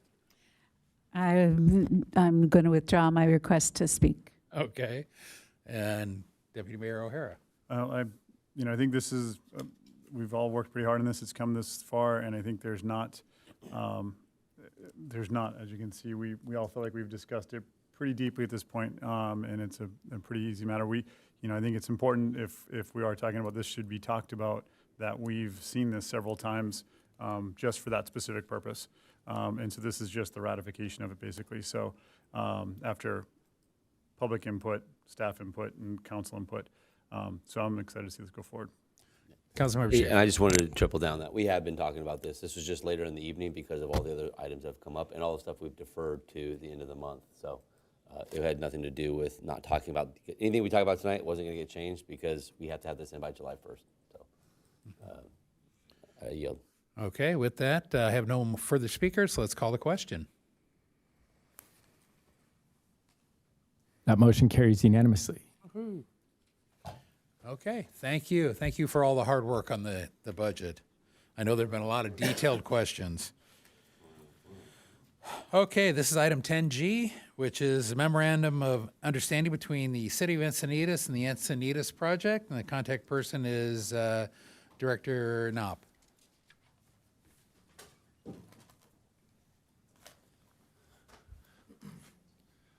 Good evening, and I'm here with David Norgard, our Parks Program Manager, who will lead us through our presentation. Good evening, Mayor Ehlers, Deputy Mayor O'Hara, and members of the council. My name is David Norgard. I'm the Park Operations Manager.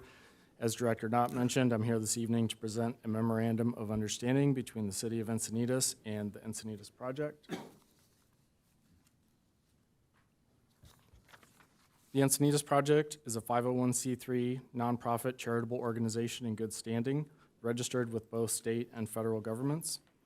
On February 25th of this year, the organization donated $10,000 to the city's Senior Activity Assistance Program, which provides up to 50% of a parks, recreation, and culture arts program registration fee for qualifying senior citizens. The proposed memorandum of understanding memorializes city-recommended priorities for the Parks, Recreation, and Culture Arts projects and programs that are shown here. Under the MOU, the Encinitas project would intend to support targeted improvements such as bottle filling stations, adult fitness equipment in parks, and program enhancements including intergenerational field trips and equipment for youth music classes. The draft MOU clarifies that grant opportunities in which a partnership is a requirement or a benefit of receiving a grant must be approved in writing by the city and the nonprofit. And as a part of the MOU, a written annual report will be provided by the organization to staff and city council. The recommended action before you this evening is to authorize the city manager to execute a memorandum of understanding with the Encinitas project in conjunction with the city attorney in substantial form to actively support and work together to supplement traditional sources of city funding to enrich the lives of Encinitas residents and visitors through June 30, 2027. This concludes my report, and staff are available for questions. Okay, any questions of clarification? How many public? At 5. 5. Let's hear the public. First speaker is Ross Ritter with a time donation from Pat Magnarella, who I believe is present. Followed by Molly Hantlian with a time donation from Ellen Burr, who is present. Then John Spencer, Farhad Mahmoudi, and finally Rachel Graves.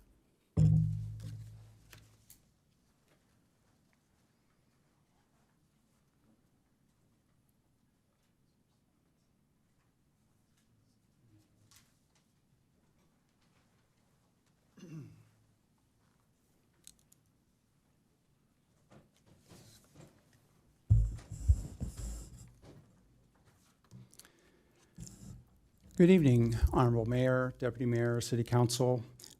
My name is Ross Ritter, and I'm president of the Encinitas Project. As city staff just outlined, our roots in Encinitas run deep. Our 501c3 nonprofit organization was originally incorporated decades ago as Patrons of Encinitas Parks, or PEP, and has a track record of advocating and raising funds for the community for Encinitas projects. This effort is deeply personal to me. I've spent 5 years serving on your Parks and Recreation Commission, including 2 years as chair and 2 years as vice chair. During that tenure, fellow commissioner and Patrons of Encinitas Parks board member Brad Hansen and I worked on a commission ad hoc that was tasked to support patrons of Encinitas Parks. I joined Brad on the PEP board while serving as a commissioner on that ad hoc. We thoroughly researched successful local nonprofits like the Friends of San Marcos Parks and Recreation, San Diego Parks Foundation, and others to help build a professional framework designed specifically for our unique community. Next slide, please. In 2024, we rebranded, it's the next. Perfect. In 2024, we rebranded the nonprofit to better reflect our evolving comprehensive mission to champion and fundraise for not only the city of Encinitas Parks, but also for city arts and recreation initiatives, thereby expanding our mission to fundraise for the entire Department of Parks, Recreation, and Cultural Arts. We approach our mission with a modern, rigorous business mindset. The Encinitas Project operates with professional corporate governance, uses advanced customer relationship management software to track donations and build deep donor relationships, and enforces a strict policy of absorbing zero administrative fees from restricted project-specific community donations as detailed in the MOU. We are also an all-volunteer organization. That means no donations are used for salaries. We have built a robust website that many informative links to the city website under our City Resources tab. Finally, we uplift other local nonprofits by featuring them on our calendars, community network, and blog web pages. Our fundraising is designed strictly to supplement and never to replace traditional city funding. This MOU carries no direct fiscal impact or expenditure risk for the city. Instead, it opens a brand new private stream of support for public assets and community enhancements that might otherwise remain deferred or underfunded. We are not looking for an exclusive relationship with PRCA. We are happy to support any interested parties or nonprofits who wish to fundraise and support PRCA and the city, as we've done with the in the past with Encinitas Friends of the Arts and the Encinitas Trails Coalition. We have already proven our potential impact. This past December, we launched the Senior Scholarship Challenge, and in just 3 weeks, our generous community stepped up and we raised $10,000. On February 25th, we were honored to present a check to fund the city's Senior Activity Assistance Program, immediately cutting registration fees by 50% for qualifying seniors. Next slide, please. We have been enthusiastically embraced by the community, as evidenced by the letters of support posted to this agenda item. First, by nonprofits like Encinitas Friends for the Arts, Encinitas Trails Coalition, and Nature Collective that currently engage with PRCA regularly. We also have extensive support from the Encinitas business community, with letters of support from the Encinitas Chamber of Commerce and all 3 Main Street organizations, as well as Cardiff Town Council. Our local businesses are eager to participate through targeted sponsorships that demonstrate their civic commitment to our arts, parks, and recreation. In fact, business owners have already proactively approached us to initiate these partnerships before we've even begun marketing our business sponsorships. This MOU represents a profound win-win for everyone involved. It empowers our residents and businesses to directly invest in the public spaces and arts that they love, using a transparent, accountable nonprofit partner, as well as earn a tax deduction. Our community wants this MOU and the good things that it will bring. I strongly urge your approval of this MOU agreement tonight. Last slide, please. We look forward to making many more of these check presentations in the future. Thank you very much for your time and your continued service to Encinitas. Thank you.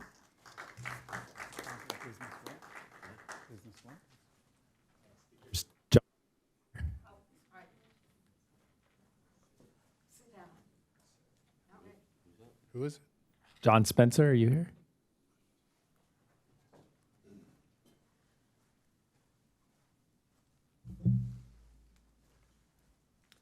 Good evening, Mr. Mayor, City Council members, and everyone else present.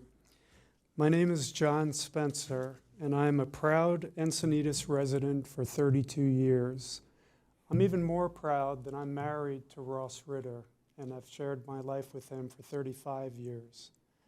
I had no intention of coming to speak tonight until I learned of the inaccurate information circulating about the Encinitas project and accordingly Ross. Because of that, I felt I had to speak, just as many of you might if your loved one was subject to the same situation. As a spouse and a community member, I'd like you to know Ross like I do, valedictorian of his high school class, nominated by his congressman to attend the United States Air Force Academy, served as an Air Force officer commanding a satellite operations team for Space Command, Encinitas business owner for 23 years, Parks and Rec commissioner for 5 years, and volunteer at dozens of events over the last 32 years, including Dog Days of Summer, the Holiday Parade, and many others. In short, Ross has a lifetime history of being effective, honest, and ethical. As an Encinitas resident, he has a decades-long history of volunteering his time and energy to help make our community even better. But don't just take my word for it. As shown by the outpouring of public comments, the Encinitas project and this MOU have the support of all three 101 Main Street associations, Encinitas Friends of the Art, Encinitas Trails Coalition, Cardiff by the Sea Town Council, Nature Collective, and the Encinitas Chamber of Commerce. These are the nonprofit backbone of our community, representing both residents and businesses. Each organization recognizes the value the Encinitas project and this MOU will bring to the community. Your yes vote tonight enriches our community and improves quality of life. It enables residents to make a donation and proudly say, I helped make Encinitas better. And it tells your constituents that you as a council member moved forward with a win-win solution that helps the city reach its objectives while the community reaps the rewards. A no vote sends a very different message that has immediate, practical casualties. Sorry, seniors, you need to spend more time alone. Sorry, kids and parents, you won't get the new equipment you were hoping for. Sorry, nonprofit organizations, your collective judgment and endorsements aren't convincing enough for us. So, thank you. Yeah.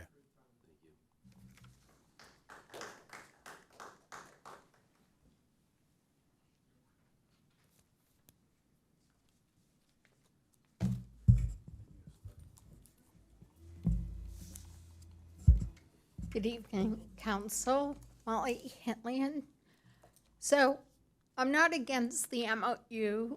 I have an issue with how our MOUs are written and the details. So I want to walk you through some things that I discovered. Transparency is important. While state law doesn't force us to disclose, the city of Encinitas has the authority to request transparency. So history of the patrons of the parks, it's been dormant for 8 years. Last recorded account balance was $11,000. I just request that the city define MOU stipulations. The history of Encinitas Park, or patrons of the park, was very notable and very appreciated. But since they've been dormant, we now have a new group, very passionate, as they've spoken. They've taken over the inactive nonprofit, but there's some things that are not very clear. So they've had some past filing that went dormant. This is what I found. It's only prudent to look at a past nonprofit's performances. So my biggest issue is donations and project alignment. The city received the $10K donation designated as a scholarship fund for senior programs. How many people have applied for this grant? How many programs has the funding supported? None. I asked for a PRA, trying to find out, but really, when I've looked at this scholarship application, there's a lot of hurdles for just 50% off a program that you may or may not be interested in. And partly because you have to disclose a lot of personal information to the city. This isn't the IRS. So prior the donation, there was no MOU. So it was lacking city guidance for public outreach. City was supplied of donation with very strict use. Well, I think it's very nice. We have $10,000 to work with. The donation is not being used. And now city is spending staff time to promote scholarship applications for programs that perhaps seniors don't want to take. And I'm going to use an example. A resident wanted to bring back ballroom dancing. The Parks and Recreation had dropped the program, and it was dropped because they increased the cost to run the ballroom classes, and therefore the people participating dropped off because they didn't want to pay for it, or it was too expensive, and they found another place. The resident came and spoke at City Council in oral comments. She really stood out to me. She was recommended to go talk to Parks and Rec. I saw her when she spoke to Parks and Rec, and then she presented to the Senior Commission. So I find it ironic that they've been fundraising and using the image of the ballroom dancing, the very program cut by Parks and Rec because of a funding deficit. So it begged the question, why wasn't the money, hey, maybe we should bring back ballroom dancing? So they did some very fast fundraising, and all of a sudden we have $10,000. My concern is the scholarship's not being used. The city should be directing the framework of what arts programs we want to partner with the nonprofits, not the other way around. Nonprofits determining what projects we should be bringing without public input. My concerns are how the MOU is structured and the request of the city versus the city making requests of the nonprofit. So I do ask that the city engage with staff or city attorney to rewrite the scope of the MOU, and we have a standard MOU language to go forward, because I'm going to point something out I learned in comparing. So an example of the MOU that had concern from me is that the request that the city was to put forth for the Encinitas project is that they want press releases, social media, and presence at city council meetings. And it will be a restricted donation as outlined. But the Encinitas project, they should be promoting the projects and services for which the TEP is providing. Further concerns was the way the staff time is being outlined, that the Encinitas project anticipates approximately $4,400 in staff time. How is that calculated? What specific project is it aligned with? Is that an ongoing staff time or comparison? So when I look to the other MOUs, which is the EFA, I discovered something, and I have 17 seconds here.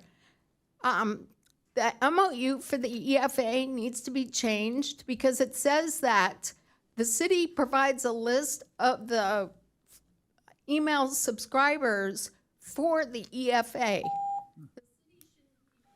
Thank you. Yeah, I think we got the message there.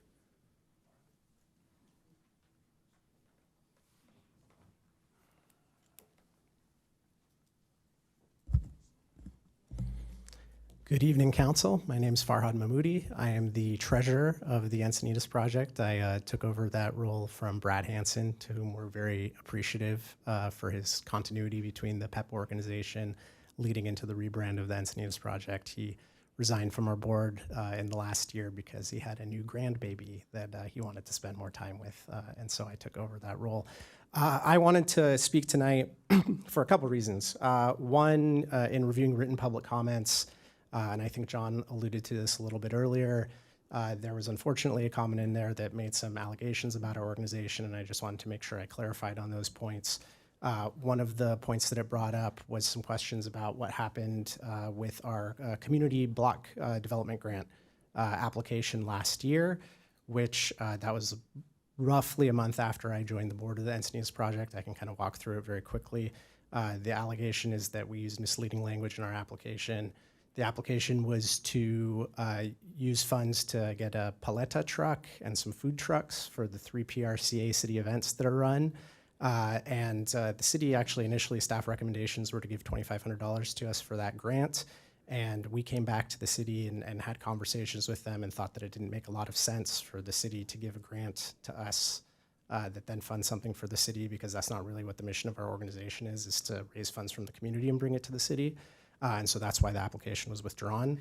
And then secondarily, the other allegation being made is that we had Director Dave Knopp speaking to one of our board members in the hall about having our back last week at the council meeting. That board member was me. I was here to speak about safety improvements in support of the direction that City Council was going at Village Parkway and Parkdale Lane. I happened to see Dave in the hallway, and I asked him if he needed any supporting materials for his presentation this week, and he said, no, we have it covered. Which is a pretty normal conversation to have. We were just talking to, Ross and I were just talking to Dave about Wero Park and the sandbox going in there, which I thought, that might be something the council member San Antonio's kids are interested in, since we have young kids and live in that area. So I think it's pretty normal for us to have conversations like that with our PRCA director. Anyway, I wanted to clarify those items. I appreciate the comments that Molly Hintlian had earlier. I think the fact that the whole reason we want an MOU is so that we are specifically working to fundraise on initiatives that are coming direct from the city, from council, from the city manager. We want to have that direction. I'm really excited to hear from you all tonight about the actual substance of the MOU when it comes to the initiatives that we could be fundraising for, because that way we know that we're aligned with what the city's objectives are, what PRCA's objectives are, because that lets us actually focus our efforts into things that we think will be valuable for our entire community. So I appreciate all your time and looking forward to your deliberation later. Thank you.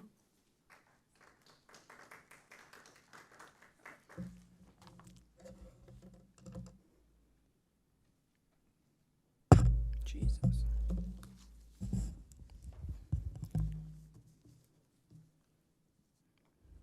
Good evening, Council.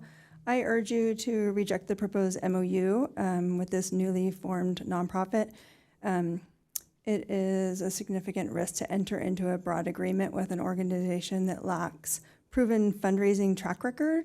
They're trying to piggyback on an old nonprofit to give them kind of status, but I'll show you that nonprofit was delinquent in 1990, delinquent in 1993, delinquent in 2002, penalty in 2002, pending suspension in 2002, delinquent in 2002, delinquent in 2003, delinquent 2017, penalty 2017, suspended in 2018, revived in 2019, delinquent in 2021, penalty 2021, pending suspension 2021, suspended 2022, revived 2022, suspended again, revived again, and then name changed. We should not do business with you would not do business with this organization if your wife came home and asked you to hire this company to do business with you. They need to show somehow that they have a track record of knowing how to do business in fundraising. And unfortunately, we would normally recommend a test run, but we just did that. They gave $10,000 and it's not being used. Why? Because they chose what to use it on. We need to have the city needs to decide what to use it on, not have this organization who doesn't have a good track record with the state deciding what to do and having it go to waste. Furthermore, they did repeatedly misrepresent themselves to the city. They did indeed say that they had an MOU with the city when they applied for the application, and I know for a fact they did that. And I know most of you also know that. They also have been asked to correct their website statements, misrepresenting themselves as city partners, and have publicly misrepresented themselves at Glen Park as a partner of the city. If you look closely at the support letters submitted, they're bragging that the nonprofit is an advertising and marketing partner, promoting, coordinating a tireless megaphone, and a strategic ally. This doesn't sound like a group that wants to install drinking fountains. The Encinitas 101 thinks they will focus on Pacific View. They claim that they are positioned to fund the margin of excellence. We're spending over $1 million, losing over $1 million a year on Pacific View. This newly resurrected nonprofit isn't going to activate Pacific View. And I think we have bigger fish to fry if we're relying on this group to reactivate Pacific View. $4,400 budget, not a good idea. I can't finish, but anyway, I think you get my point. Thanks. That concludes speakers on this item. Okay, with that, we'll move to Deputy Mayor O'Hara.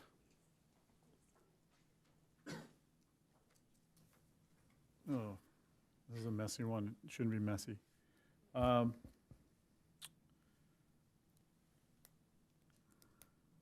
You know, I'm gonna hold off and let somebody else talk for a little bit first. Right now, we don't have anybody else up. Anybody want to speak? Well, I'll recognize first, I'll go to the city manager, then to Councilmember Lyons. So thank you. I do want to thank Molly for her presentation. Part of the reason that we're here with an MOU is exactly the reason. The items that we want them to fundraise for in the MOU, they were actually discussed and picked by the Park and Rec Department. We do appreciate the $10,000 donation for senior scholarships, but again, that's something that the group wanted to fundraise for, but since they didn't have an MOU.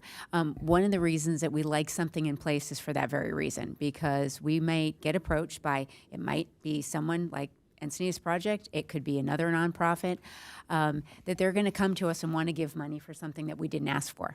And then what that does is that actually puts, if it's under 100,000, it puts me in the hot seat on whether or not to accept it, because our donation policy says that we go according to the purchasing policy. Well, I can approve things under 100,000. Anything over that, council has to approve. So it puts me in a weird position to, I'm now the authority going, I'll accept or I don't accept. And maybe it's the right thing to do, maybe it's the wrong thing to do. So if we don't want to do MOUs where we specifically spell out what we want to fundraise for and get money for, then my suggestion would be to change the donation policy, and all donations, whether it's $1 or $1 million, will need to go to City Council for approval. Because that is, I think that that's just too much on staff. And again, I want to make sure that Council is wanting that money for the right purposes. So we do appreciate the $10,000 for the scholarship. Would that have been something that we necessarily picked? Not sure, because we didn't have an MOU and didn't have that input. But that's why we're here tonight, to try to set up, hey, this is what we would like money for, and these are the only things you can fundraise for. If you fundraise for something else, we're not obligated to take it. So just that's where I kind of wanted to put that, and that's a little bit why we're here tonight. Because obviously I did talk to Director Knopp. I actually did meet as well with the Encinitas project, and I think it's trying to just, honestly, it's trying to lay out guidelines. It's trying to put an agreement together that's binding, that is something that if you break it, there's termination clauses. If you don't abide by it, there's termination clauses. And that's, I think, what we're trying to do here. If council wants to do that, that's great. If not, then I will bring back the donation policy in August, and I'm going to change that staff will not be accepting any donations unless council approves it. Okay, with that, Councilmember Lyons. Yeah, thank you, City Manager, for giving that overview. I do have a question for you, or it might be for Director Knopp. Is the Encinitas project in good standing? I mean, have they submitted documentation that they're in good standing with the IRS as far as their nonprofit and with their business license as far as what we would expect them to be? Are they in good standing? Thank you for the question. What we've received is correct IRS paperwork. They are attributed to the IRS. Their new name, same number ending in 801, as identification, so yes. Good. Okay. I just wanted to be clear on that. It was implied that they weren't. So I appreciate that. It really caught my attention when I heard that they raised $10,000 in 3 weeks. But I'm actually not surprised. I have to say, many people from our community have come forward to me and asked how they can donate, how can they donate? Not specifically to that issue, not specifically to what you were raising money on, but for other things. And we've kind of been in a bind of not having really clear policies and practices for how our engaged residents and voters, when they want to help support us, how they can contribute to the city. I appreciate, Jennifer, your insights as far as you weren't saying you were frustrated, but things aren't really quite the way they would feel most comfortable when someone comes forward and says they want to donate to us. So having an intermediary that's a nonprofit is absolutely the way to go. People would prefer to donate to a nonprofit than to the city directly. There's financial benefits to that.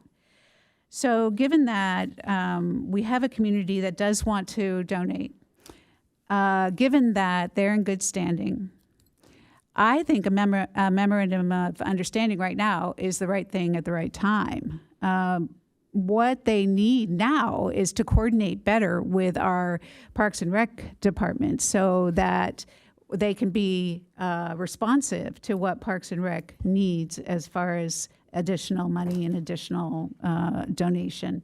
So I think this memorandum of understanding is coming at the right time for us to say, listen, they're good, they've reactivated, they have demonstrated they can raise money. Now we just need to connect them better to what the city wants and for them to be responsive in their fundraising to what the city wants. And I see that as the missing piece.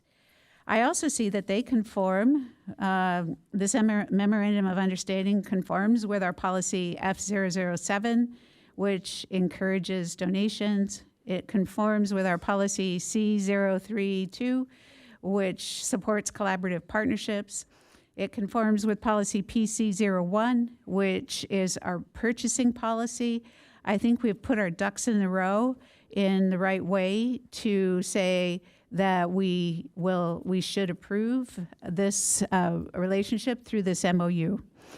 I think it's really bad practice for us to tell our voters and our citizens that we don't want their donations. So the sooner we can solve this issue, in my mind, the better and the more competent we look.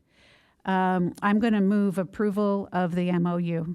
I'm going to move the recommended action. Okay. Do you yield? I'll yield. Okay. Deputy Mayor O'Hara. So Dave, how many IRS forms do you validate a year? Almost none. Okay. So how'd you validate this one? This is just, I guess I have a letter from the IRS stating that they are 501c3 under that number. The letter doesn't include anything negative. I'm not saying I'm a tax expert. Right. Was it the same number that PEP had, or is it a different number? Same number. That's right. And that one had, as I can tell from the IRS, kind of gone defunct and actually fallen off of our MOU. Did you happen to check ProPublica or GuideStar, any of those websites? I went through using the identification number. I did not get anything. So, and I don't expect you to. It's not your forte, is what I'm pointing out, and it shouldn't be. You're Parks and Rec. So his establishment of IRS for me really isn't what we should be looking at here. I looked it up. No form of a 990. So they're making less than. They don't have to report if they're 25. Any nonprofit doesn't report if they're $25,000 or less. They do have to report a 990. I don't see one on there. I see 0 assets. $0 in the bank. Not sure where they're claiming their stuff, but it is what it is. That's as transformative it could be. I don't think the city went that far to look into it, and I could go farther, but just to point that out. So all that, we didn't prove anything in that last conversation. I'm gonna get a few things out here. Farhad, you didn't tell the truth just now. You stood up there and what you said wasn't accurate. Dave could tell you it wasn't accurate that during the grant process and how that all went down. That's not the way it went down. It wasn't about $2,500 that way. It may have been presented to you that way, but it shouldn't have been presented to you that way, and that's not the way it came to that conclusion. I think this concept that you keep putting it forward as patrons of the park feels like it's there to mislead people or to grab onto something that you're not. You're Encinitas project, which is great. It's a new brand. It's a new thing. Grabbing onto something, though, when you start off with some of these other issues that have come up, is a really tough taste, right? And I'm sitting up here. I would recommend, please stop talking about patrons of the park. Talk about Encinitas project, because you're not the same people. It's on a defunct MOU. They handed it off to you so you could get running out of the gates, and it's great that they did it. Patrons of the park was amazing. You have you're up next, and blaze your own path.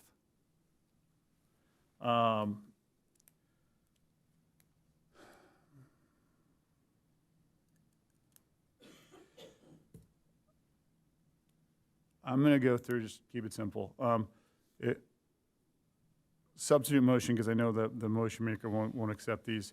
I would like to eliminate the city and coordinate communication and processing, the $4,400 value. I don't think that's necessary. A staff time and dedication to that is unnecessary. That's just something we do as part of the job. So let's take that line out. I'd like to see us remove line A1 and B1 as well. And then we can go from there. Yeah. So that's my motion. Just out of curiosity, A1 and B1, so we're... A1 are in our memorandum of understanding, City of Encinitas and Encinitas project to raise funds. If you scroll down, A1 on page 4, A1 and B1. Okay. They're very loosely defined. Yeah, thank you. Yeah. Just want to be clear is all I was trying to do. Thank you. A1 is very loose. B1 is not defined, and it makes me pretty uncomfortable at that point to make that an MOU requirement, because it can mean a lot of different things. This is where we're getting into the ground of a discussion about $2,500 that isn't really clear, and other pieces like that makes it really hard to do. So I'd rather take us out of that and say, hey, let's go out a year and see how this works.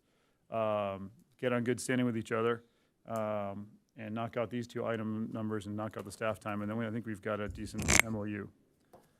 I'll second. Yield? I yield, yes. Okay. I'll hop in here. Boy, I think you went down a path I was going down, that this really is not PEP. I'm going to go back in history, and I remember working with Steve Fitch back when he was PEP. And before my time even, patrons of Encinitas Parks did Mildred McPherson Park, and then it went on and it became, I think it went semi-defunct. So the history that Rachel is giving us is right on. I remember Dan Gallagher taking it over for a while, and Dan had it for quite a while. And then it kind of went dormant, semi-dormant, and then Sandy Shapiro got in there with Brad, and Brad took it over, and that was the 2019 timeframe, as I recall. And fast forward, it kind of went, Sandy let it go dormant or whatever. So what Rachel explained fits exactly what my understanding, and it is new people. I think we all agree with that. I don't see anybody disagreeing with that, and I think you made that point.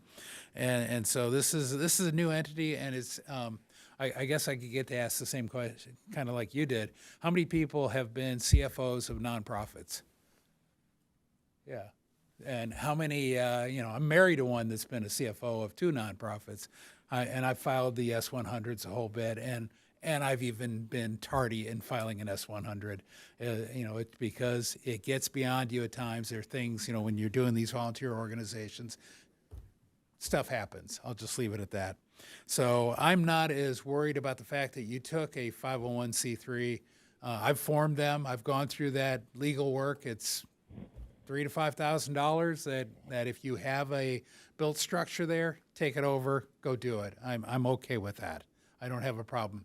I do think the deputy mayor makes a good point in that we need time here too. Now, I want to bootstrap it. So I actually like what the proposal you made. Let's start with I want the MOU. We need an MOU. I've been looking long and hard at the EFA, the Friends of the Arts MOU, and it has very specific projects in there. I'm looking at this MOU, the way it's constructed. It has very specific projects so that we get to tell them, yes, go fundraise on that. We will like that.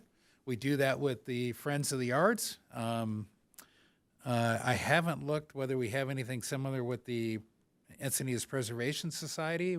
I don't know that we accept stuff from them. No, the Encinitas Historical Society, that's for tree lighting, so it's an No, event. that's historical. There's also there's We do another not have, nonprofit. yeah, we don't have an MOU Yeah. with them. So I think what I like is I'm seeing, and this is a push that this council has been absolutely focused on. Let's distill things down to good MOUs. Let's distill things down to good budgeting and particular budgets. So I actually support I guess it's a substitute motion at this point. Did that include approving the MOU with those deletions? Yeah, with those. Okay. Yes, with those deletions, and then with the line of coordinated communication donation processes for $4,400. And then I wanted to get on Molly's comment about providing the .csv file. I wasn't quite sure, and I'm going to take a little mayor prerogative, and I want to make sure we get that covered. So I'm going to bring Molly back up, and I want you in relatively short, given the time, You can pull the slide up, explain. So I was comparing the two MOUs, EFA, and I wanted to be consistent. Like, hey, look, they had all their stuff, project for project time. It was very clean. On the EFA MOU, it says that the city will provide a list in CSV format of existing subscribers to the Arts and Culture Events weekly newsletter. We should not ever be sharing our email subscriber lists. Okay, that was only EFA. That's not Correct. in the other. Okay. But it was a red flag for me that when I was going through all the MOUs, we have so many different versions. I just wanted to make sure I didn't Thank miss you. something in the proposed TEP. Correct. Okay, But I was thank- just making sure this doesn't happen again and that it needs to be fixed. So thank you. And I think I can explain why it happened there, because they're doing an actual service for us. Mhm. They get $12,000 to do it, and it makes a little more sense there. But when we renew that one, we can have that discussion about should we be sharing it. But we don't have the similar situation here, so I'm good. Okay. Let's see, I think I covered all my points, so I'll be supporting the substitute motion at this point, and I will yield to Councilmember San Antonio. I mean, look, I support the MOU as well, but I definitely, I can see to what city manager, the predicament she can be in, so that this makes total sense to draft an MOU. But I would also, support the substitute motion. Substitute motion. And Councilmember Schaefer. Yeah, and I'm obviously seconding, so I support it. I just think, as we're in this conversation, it might be worth at some point, I'm not sure if it's an actual agendized item or if it's a 2-2-1 model where we talk about the city having its own not-for-profit. I've already talked to Ajit about it. He sent me some stuff on it. There's some variation where we just have our own not-for-profit, and if there's people in the city, especially with the gentrification that's happening on a rapid basis, there might be some value to actually us having some understanding up here of what it would be like to have. There's people here that have some serious tax requirements and might be able to donate large amounts to help the city in certain directions or whatever. So it might be the time right now with all the MOUs of people trying to donate. This could be a time to, get a 2-2-1. Again, I think Ajit and city manager can figure out what the best way for us to get some kind of information, have some questions, and then come back with We something. always have the option of a council-initiated item to Well, I agendize get it. that. I get that. I don't want to put it on. I'm not going to bring it up. I just think that the more we talk and have a conversation, some information, sitting down with obviously Director Gallup and talking about that and what it might look like, getting some questions out, and then if it's appropriate, then we bring it forward. If not, then it dies on the vine there. But worth a conversation. I yield. Oh, okay. Councilmember Lyons. Yeah, I'm happy to hear people are supportive of the MOU, a MOU moving forward, a modified MOU.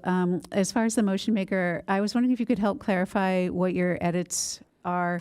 I apologize for asking in a redundant way, but I'm still a little unclear, and it might be because it's 1:45 Sure. On our packet, page 4, the removal of A1 and B1. So if you go towards the bottom of the page. So A1 is city will share information with the Encinitas project about cities' parks and rec activities. Yep. That's removed. Yes. Okay. And B1 is the Encinitas project will promote projects and services in which the Encinitas project provides funding. Yes. Okay. Just because that's not very well defined. It doesn't go into, that could be a whole lot of things. And what we really want to do is get on the same page and keep it simple. So this does a really good job of doing that. And the third one was to eliminate the top line on page 2.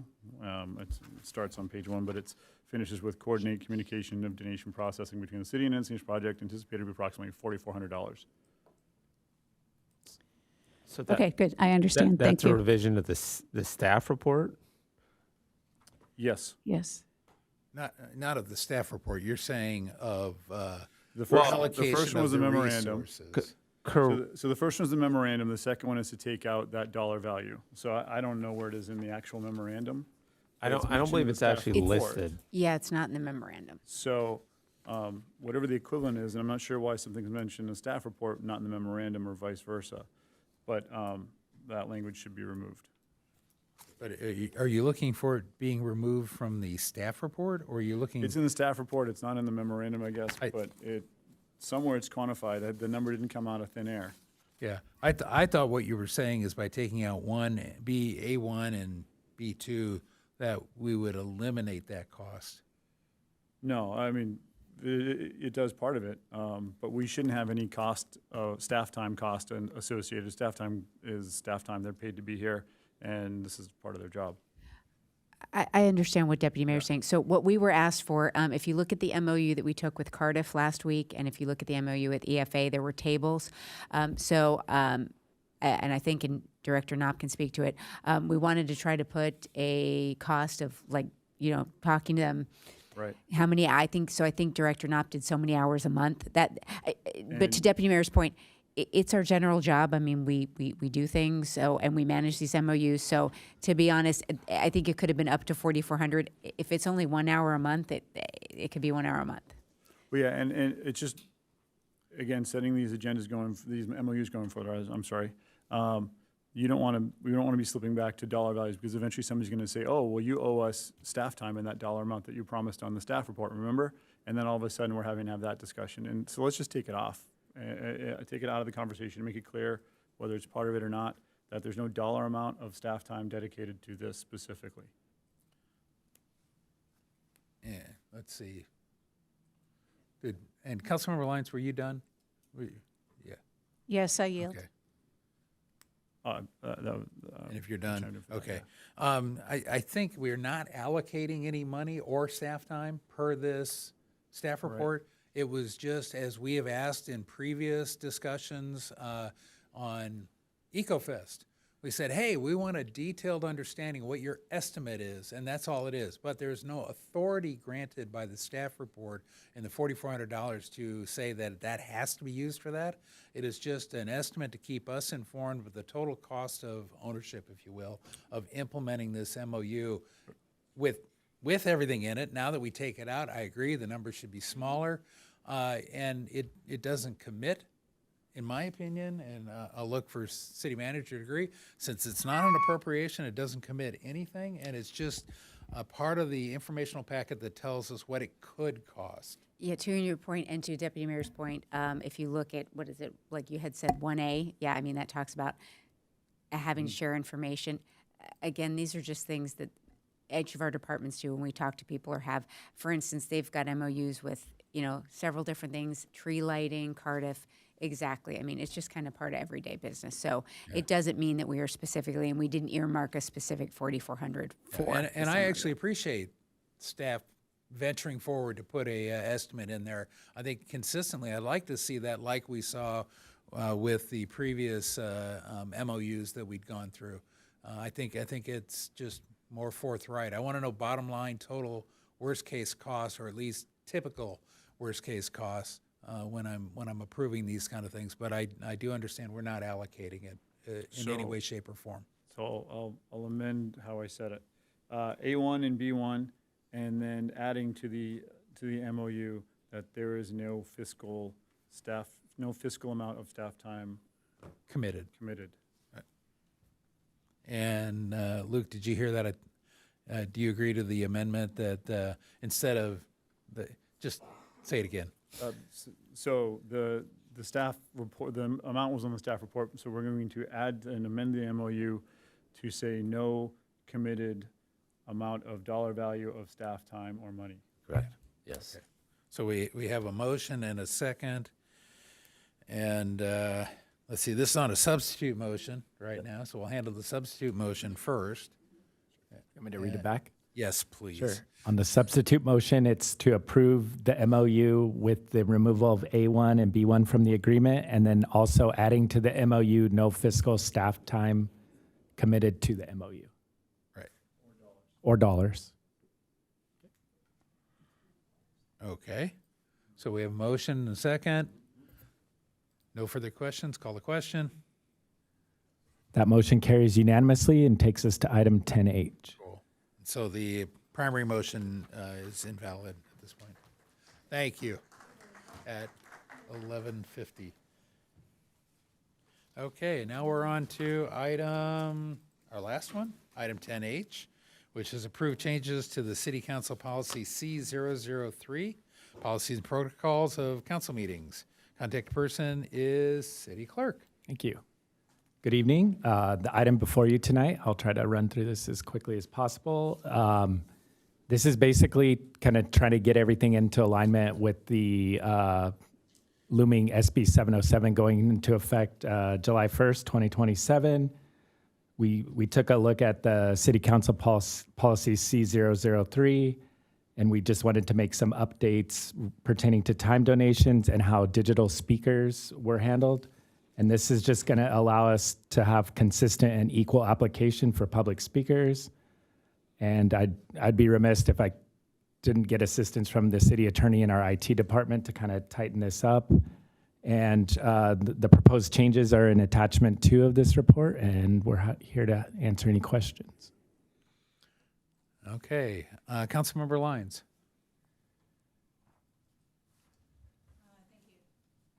Thank you. I guess the thing that's on the top of my mind is to talk about this C003, and I know there's also been interest in editing it in the future. I was expecting to see it in this edit, but we talked about code of conduct, and this would be the policy, the administrative policy, to add that to.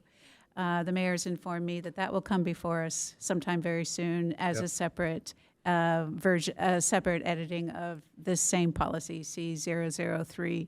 I just wanted to say that out loud and see some heads nodding. Yeah, and the answer is yes. And if you're done, I'll speak to that exactly. I'll yield. Okay, in the interest of time, I had a few edits too that I would like to do, but I'm not going to do them tonight. We need this for SB 707 by July 1st, so we cover. We do have one. Oh, we do have a speaker. I'm sorry. Apologies. Scott Campbell.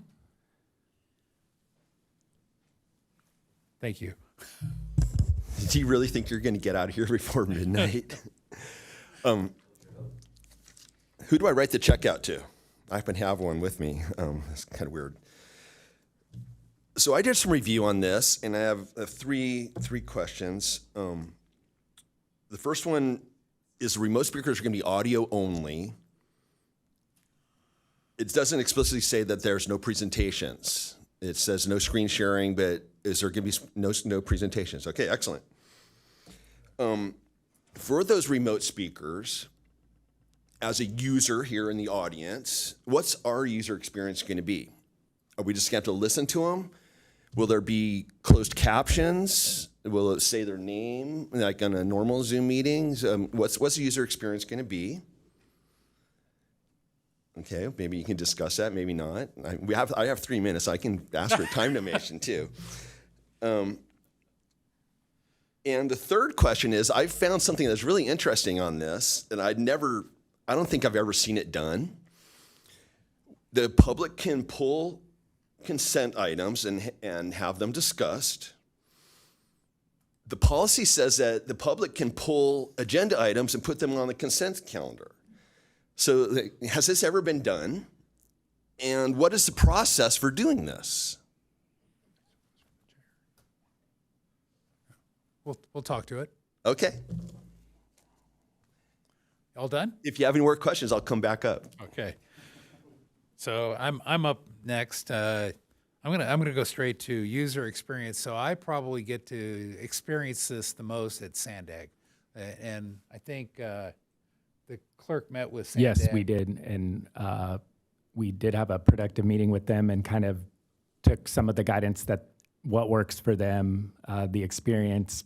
To your point and your question about seeing the speakers, it'll be in a queue that'll be managed by our IT in conjunction with the clerks, and you won't see the speaker's name, but we will be calling on them after the in-person testimony is taken first. And I think you included that the in-person would go first. Correct. And that's what Sandag does. Yep. And then online. Yep. And they announce the names just like the clerk would announce here, and they go down. And they, same minutes, and the timer will be on the screen counting down so that the person remote watching the feed will see their timer and everyone in the room, but it will not be closed captioned so far. Right. Maybe in the future it could be, but right now we want to get off the ground first. So the user experience works, I think, at Sandag, very similar to what we're proposing here. And you've talked to other entities too. Yes, we've talked to a couple of other cities in the county that are doing somewhat of a hybrid approach, like Vista and Chula Vista, and they've had a similar type experience. Just some of the feedback we got is a big chunk of the audio speakers that call in are from out of town. So. Yeah, and I'm sorry, Scott, what was your last one? Just yell it out. Oh, yeah. I think I'm going to ask the city attorney. Wouldn't anything putting it on to consent have to go through the chair? Yeah, it would need to be a request made to the chair to do so, and that's honestly very rare for us to remove a regular item and put it on consent. It usually happens by calling out a consent item instead. So that would be something available, but I have yet to see it in my short term here. But ultimately, we don't have to agree to it. It's really at the discretion of the chair whether we put it on. And by the way, council members could make the same suggestions, and you could today too. And it's either at the changes to agenda or when we get to consent, and we can consider it. So that's correct. Yeah. So to go back and speak to the code of conduct, that is my fault. I got behind on everything, and we will bring this back. My plan is August, if I can see a nod out of the city manager. I had a few other cleanup changes. I don't want to take the time tonight. I just want to get the SB 707. So I have other things I want to get back here to talk about. So with that, I'll move approval. I'll Nobody second. else has? Okay, I'll I got a second. motion and a second. I've got Councilmember Schaefer next. I'll yield. Yeah, the only thing I wanted to point out, thank you, is the speaker slips are no longer, time donations are being canceled. So that's kind of a big one. I just want to make sure that that's been stated. And those who aren't watching, that's kind of the biggest one from here to there, besides people calling in. I yield. Okay, thank you. Anybody else? If not, we'll call the question. That motion carries unanimously. Hip, hip, hooray. And let's see, no informational items, no council-initiated items, AB 1234 reports, starting down at the far end. On Monday, I attended the LoSAN board meeting. Of note is that our primary agenda item was to address a draft report out of the state addressing SB 1098, which is a rail efficiency working group findings. This morning, I attended the Encina Wastewater Authority Capital Improvement Committee. And then on May 28th, since I wasn't here last week, I'll report that on May 28th, I attended the San Diego County Water Authority board meeting. Okay. I don't have anything to report, but I do have, I'd like to read something for possible staff direction. Based on a recent opinion piece by our former fire chief regarding wildfire risks, I respectfully request the City Council place this on the agenda as a council-initiated item. If you haven't read it yet, you should.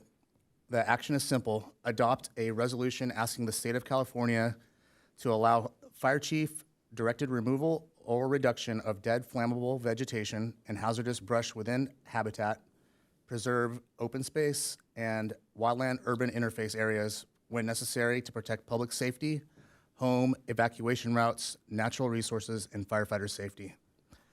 Although a similar fire study was completed by a neighboring city at a reported cost of approximately $300,000, the core information is already clear and likely applies to Encinitas as well. We do not need another costly report to tell us that dead vegetation and hazardous brush next to neighborhoods creates a serious wildfire threat. Delaying this matter to another meeting, another report, or another fire season, or another emergency is not responsible action. Encinitas should be proactive, not reactive. This is a common sense public safety request. Please place this item on the City Council agenda so the city can formally ask the state for authority and clarification needed to make our communities safer. Okay. And I heard you say something about a council-initiated item. I think you're actually asking to have it put directly on. Yeah, yep, sorry. Yeah, so because you could do it as a council-initiated item, but I think you're saying give it to staff and ask if, and this is the appropriate time to do that. And we will bring that back in August. Yep. Okay, so consider it done. It's on the a future agenda item. Next. Yep, myself and Deputy Mayor O'Hara attended the San Leo JPA and all's well over there. As you heard, we attended SEDGPA, and the next part of the day, I attended with the mayor. Councilmember Lyons was also there, and we did ribbon cutting on the San Elijo Dam project. Beautiful project, completely gorgeous location. It's you almost want to pull out a fishing rod.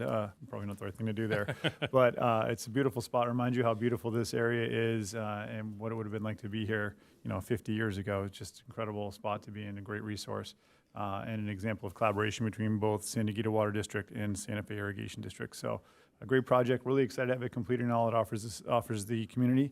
And kudos to the mayor on a great speech. Thank you. It was written for me completely, so I just read it. So I attended one meeting, which would have been the Sandag board meeting. In it, we adopted the fiscal year 2025 ACFR, for last year's report. We adopted the member agency assessment. Ours is $30,000, which is about a 3% increase. And we reaffirmed the unchanged weighted vote. In other words, no changes occurred. I wish we could eliminate it, but it's set in state code. So it has not been used in the last year, though. So that's the good news. And with that, we'll go on to City Manager report. Thank you very much. So this is an event we've talked about several times, but coming up this Sunday, June 28th, from 12 to 4 is EcoFest. It is at the Encinitas Community Park at 425 Santa Fe Drive. This annual event supports the city's climate action plan by highlighting solutions like energy, clean energy, electric vehicles, bikes, zero waste, water conservation, sustainable food alongside live music, plant-based food, interactive education, and hands-on activities for the whole family. So again, Sunday, 12 to 4 at the Community Park. Just wanted to say that we are gearing up for the 4th of July holiday. This is our country's 250th birthday, so happy birthday, America. We will have extra beach patrols and to make sure that our beach is safe. And also, too, Bernie Dillon talked about fireworks. Please don't light those off, and don't be surprised if the Sheriff's Department is not all over that. Also, too, people need to make sure that they celebrate safely, make sure that we're abiding by traffic laws. Please do not drink and drive. And just want to thank Council for all your work. You have a very well-deserved meeting break. I know all of you will still be working hard during that, but I know we do have a break. But just want to thank you very much. Very exciting that we passed a budget. Again, a very well planned out and really good budget. So thank you very much. City Attorney? Thank you, Mayor. No report. And notice I didn't say interim city attorney.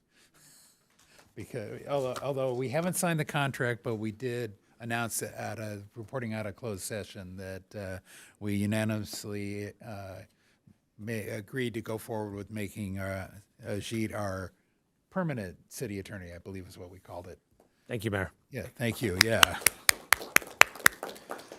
And so moving on to city clerk. Nothing to report. And with that, with that, at 12:04, we are adjourned. Oh, thank you for waiting and staying. Oh, man. Next week.